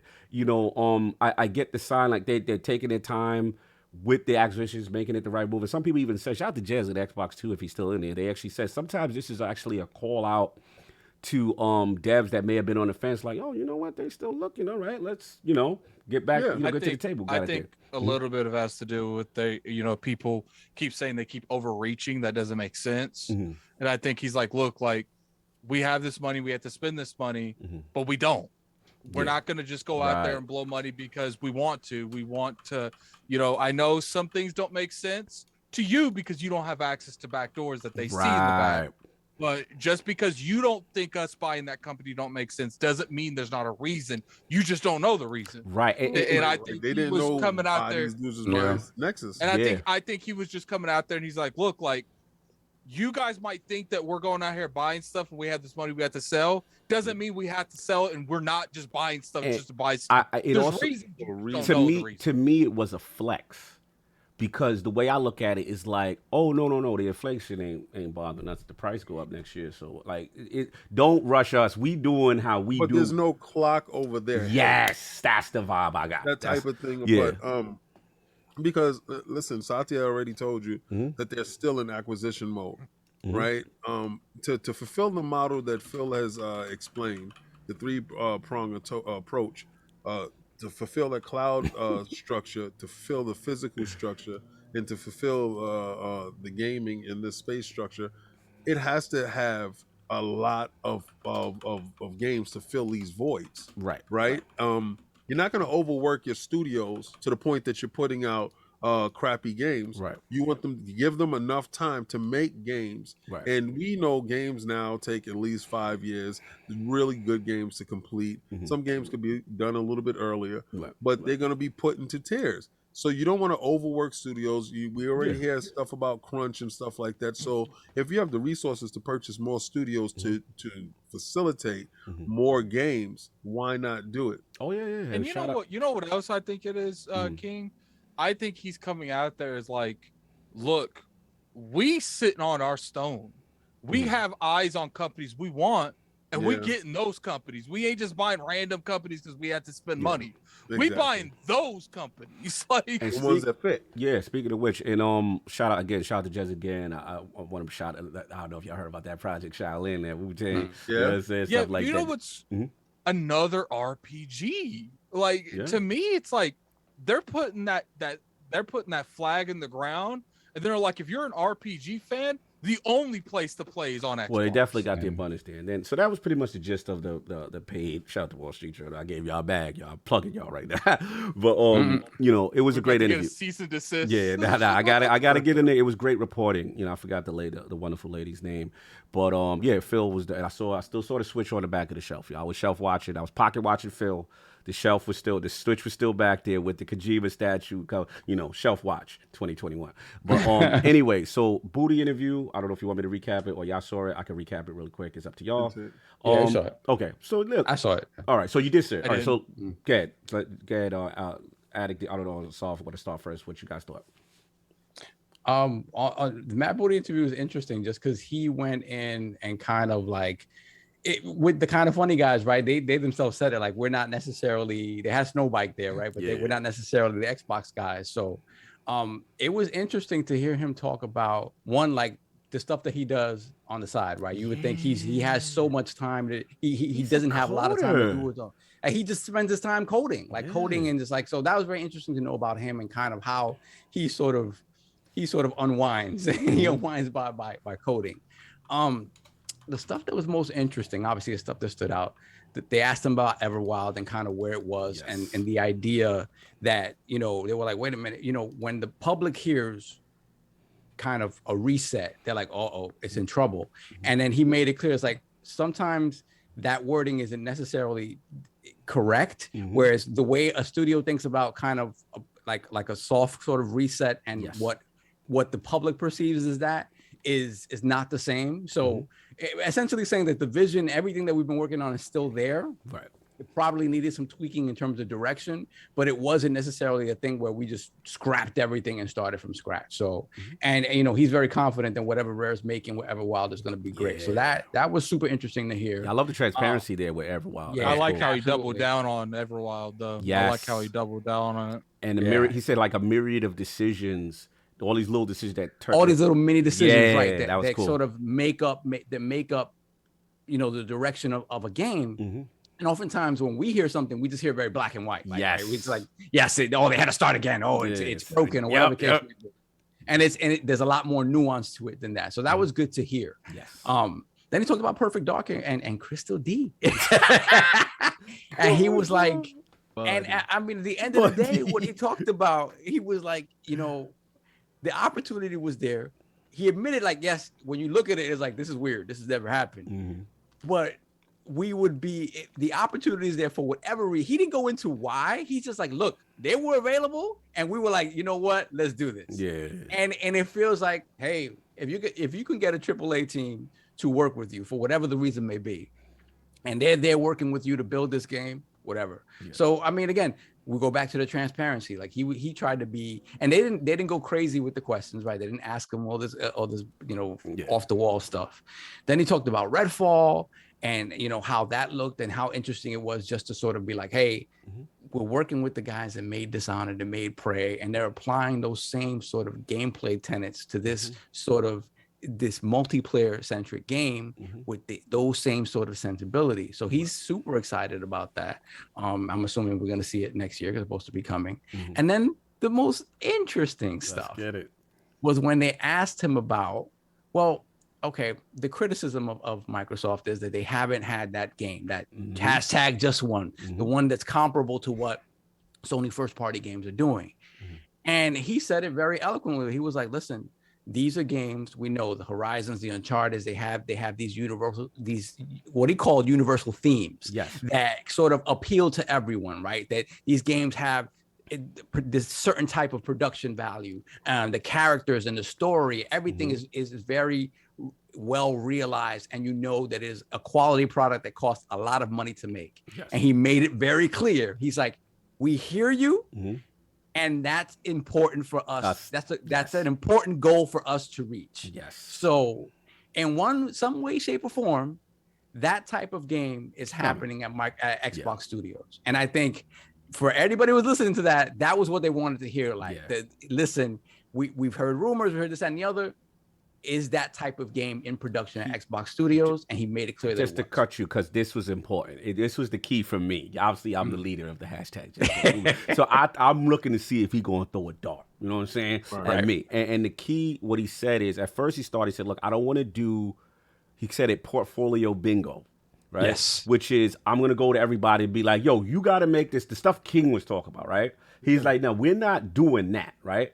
But at the same time, he said it with how beautifully how you said it, which was, we still understand the value of these epic stories, these epic characters, these worlds that you want to live in and care about with the big budget, right? And he said, well, we still got those still coming, and we do respect Sony for some of the joints that they're doing too. But again, it's not from a standpoint of like, yo, I'm gonna go to each studio and be like, yo, you know what I'm saying? That kind of thing. Again, he's letting them do them, but trust and believe. It was kind of one of those things, kind of like trust and believe.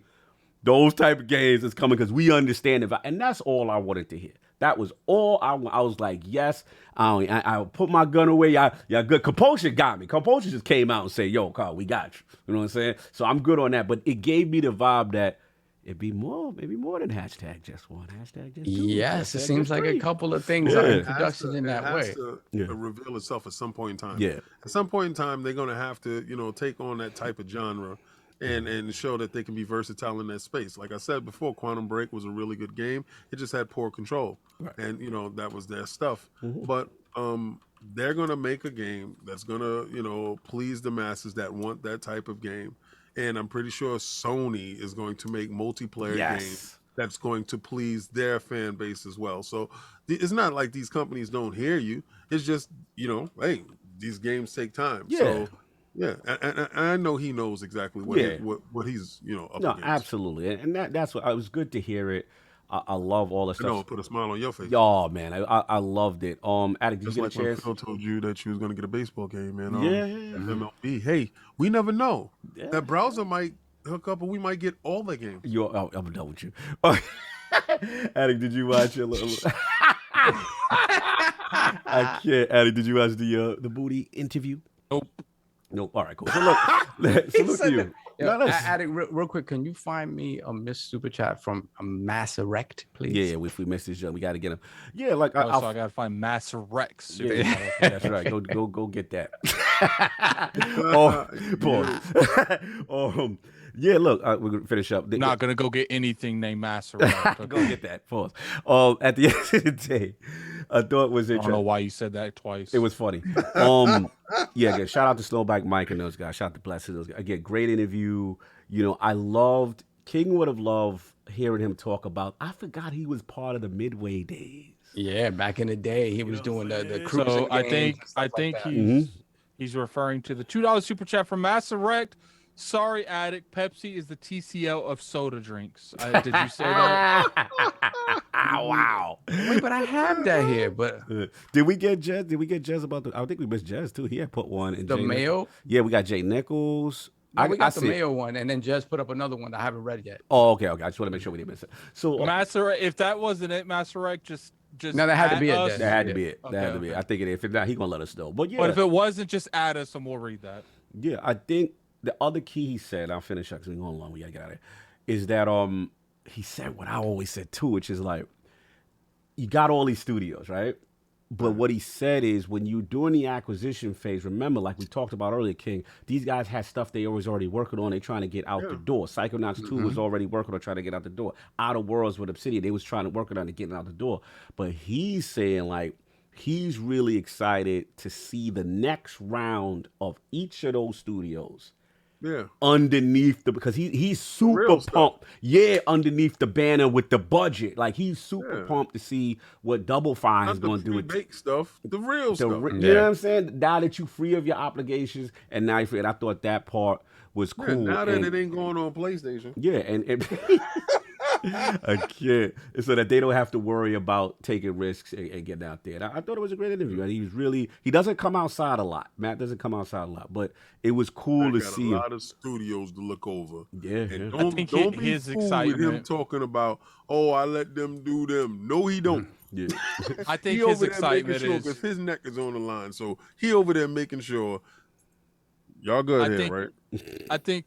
I think his excitement is, you've seen what they do on a budget, like not necessarily like they're writing them blank checks, but this is what now you can see what they can do on Without a money. proper budget. Yeah. Yeah. Yeah. No, it is what it is. But let's get these super chats that we gotta get up out of here, man. This is a long one. Wait till they get a load of Cool. They've got plenty. And of we you today. have. Let me see. Okay, yeah. That was Stitch though. Stitch said that.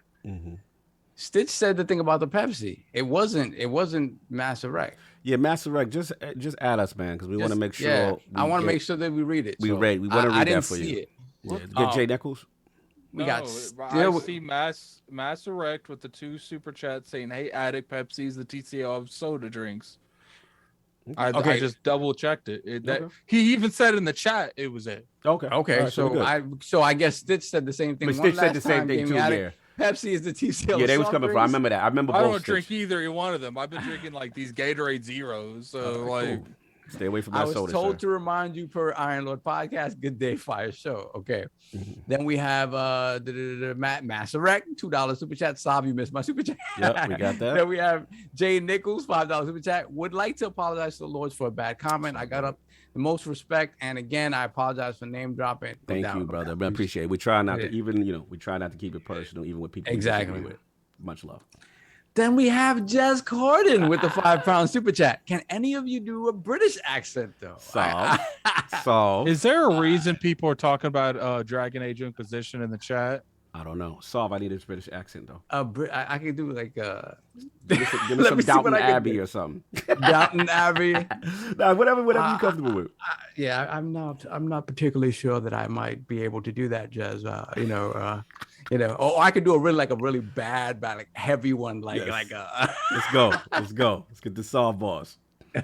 No, I'm not gonna do that. You gotta do it? It comes from something What I kind of thought dirty. was So. funny, the reason I asked about the Dragon Age is I'm literally like on low listening to the menu. That's why that's why I like went like this. I'm like, can they hear my? Oh, my, you thought? my No. accent? You good. Shout out to Jez, man. Hargit is saying that I missed one from him too. Sorry, guys. Yeah, we missed. Yeah, guys. Yeah, I'm scrolling and sometimes Just it jumps me and I try to run back. At Iron Lord's podcast, if you missed something, we'll say it now.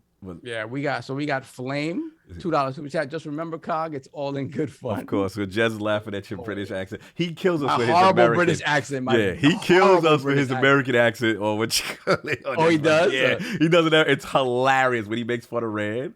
You know what I'm saying? It's hilarious. So check that out. Yeah, Man. the other one I was gonna do was one from like Faulty Towers. Let's like go. Give me one. No, it's Time. talking about bum looking. I don't want to. Oh, okay. No. Dirty little bum looker, you. There we go. There we go. Let's get that. That's what I'm talking about. Let's get that British accent. Looking, not licking. Looking. Oh, no. No. Oh, we all caught up. Please, kind sir, give me more porridge. Please have some more. Oh, we finished.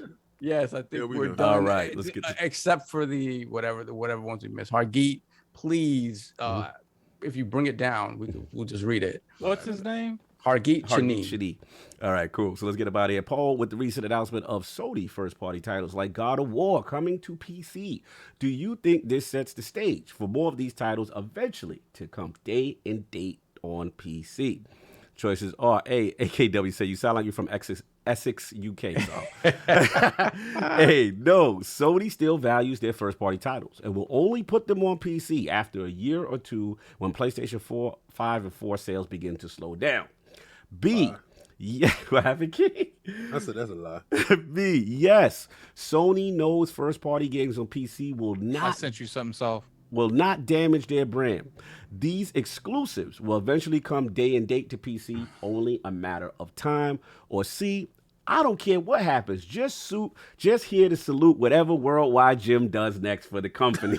On Zoom. I sent it to you on Zoom. Okay, No gotcha. doubt. So now shout out to everybody again. Shout out to the legendary Chris Grannel, Sony, Liverpool, Guerrilla Games, I read that. Psygnosis. You know, tremendous history, man. Love what he's doing with the Urban Zoo Sports platform. Send some love out to him. Again, great stories, great history. And of course, Here's another one. Another one? Okay, yeah, you're doing the You joint. sent multiple of them. All right, cool. And Attic, where can the fine people find you? What you got going on, sir? You can find me on King. Come on, man. You can find me on Twitter at Lord Addict ILP. You can find me on YouTube at Gaming Addicts. I will most likely be streaming on the ILP Twitch channel tomorrow, so be on the lookout for that. It's probably going to be Demon Souls. So if you guys want to see me not struggle on Demon Souls, you can definitely go. Oh, there nice like that. Okay, and enjoy that. I'm gonna go ahead and put it in the chat He was running too. around with his shirt off. Yeah, I got a lot of hate for that because he was too slow. So I literally like. Yeah, he took his shirt off and just ran around. I said, "This guy's crazy." Why are we getting spammed with the Twitch? All right, we got 5 Twitches. Okay, cool. Twitch. All right, and that's been pretty much it, Attic. Yeah, that's it. All right, no doubt. And Soft, where can find you? Let me read these super chats Yes, first. please. So the first one I did read from Hargeet. Jamaican Jim, Pegasus Nation supports you every day in social media. So I read that one. I Oh my definitely read God. that one. Then he have another one from Hargeet. Can't think just the U.S. and the European markets for Game Pass to grow. Need to sell hardware and other reasons. Push Game Pass over there. There's growth potential in U.S., Europe, Japan, but those people can afford $70 per game. This is just starting. No doubt.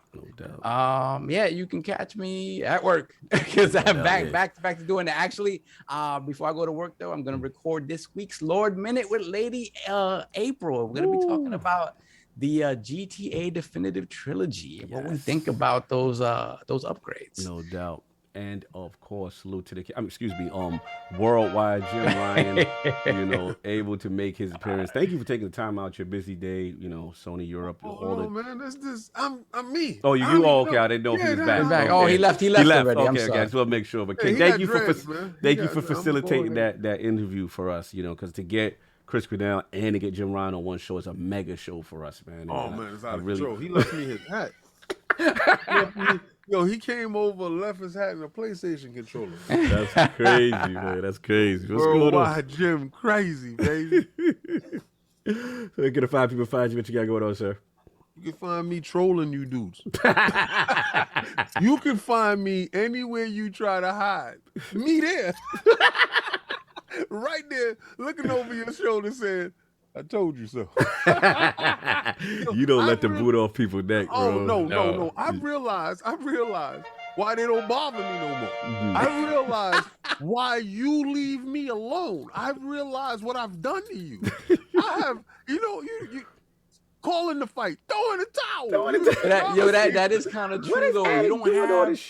You don't have the back and forths with King anymore. You really don't see it anymore. No, leave my man alone. That's what I always say. Beat their generals into submission. Leave my man alone. All their generals are beaten to submission.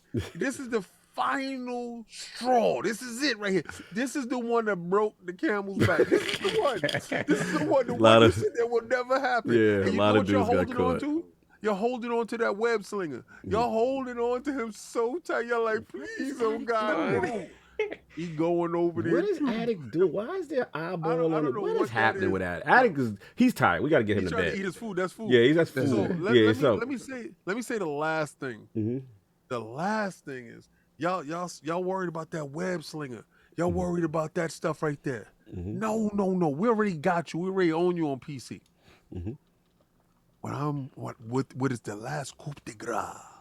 The last bastion for you guys, because y'all all huddled up in one little fort, and it's raining on your head because you ain't got no roof. But y'all was like, they can't get in through the front door.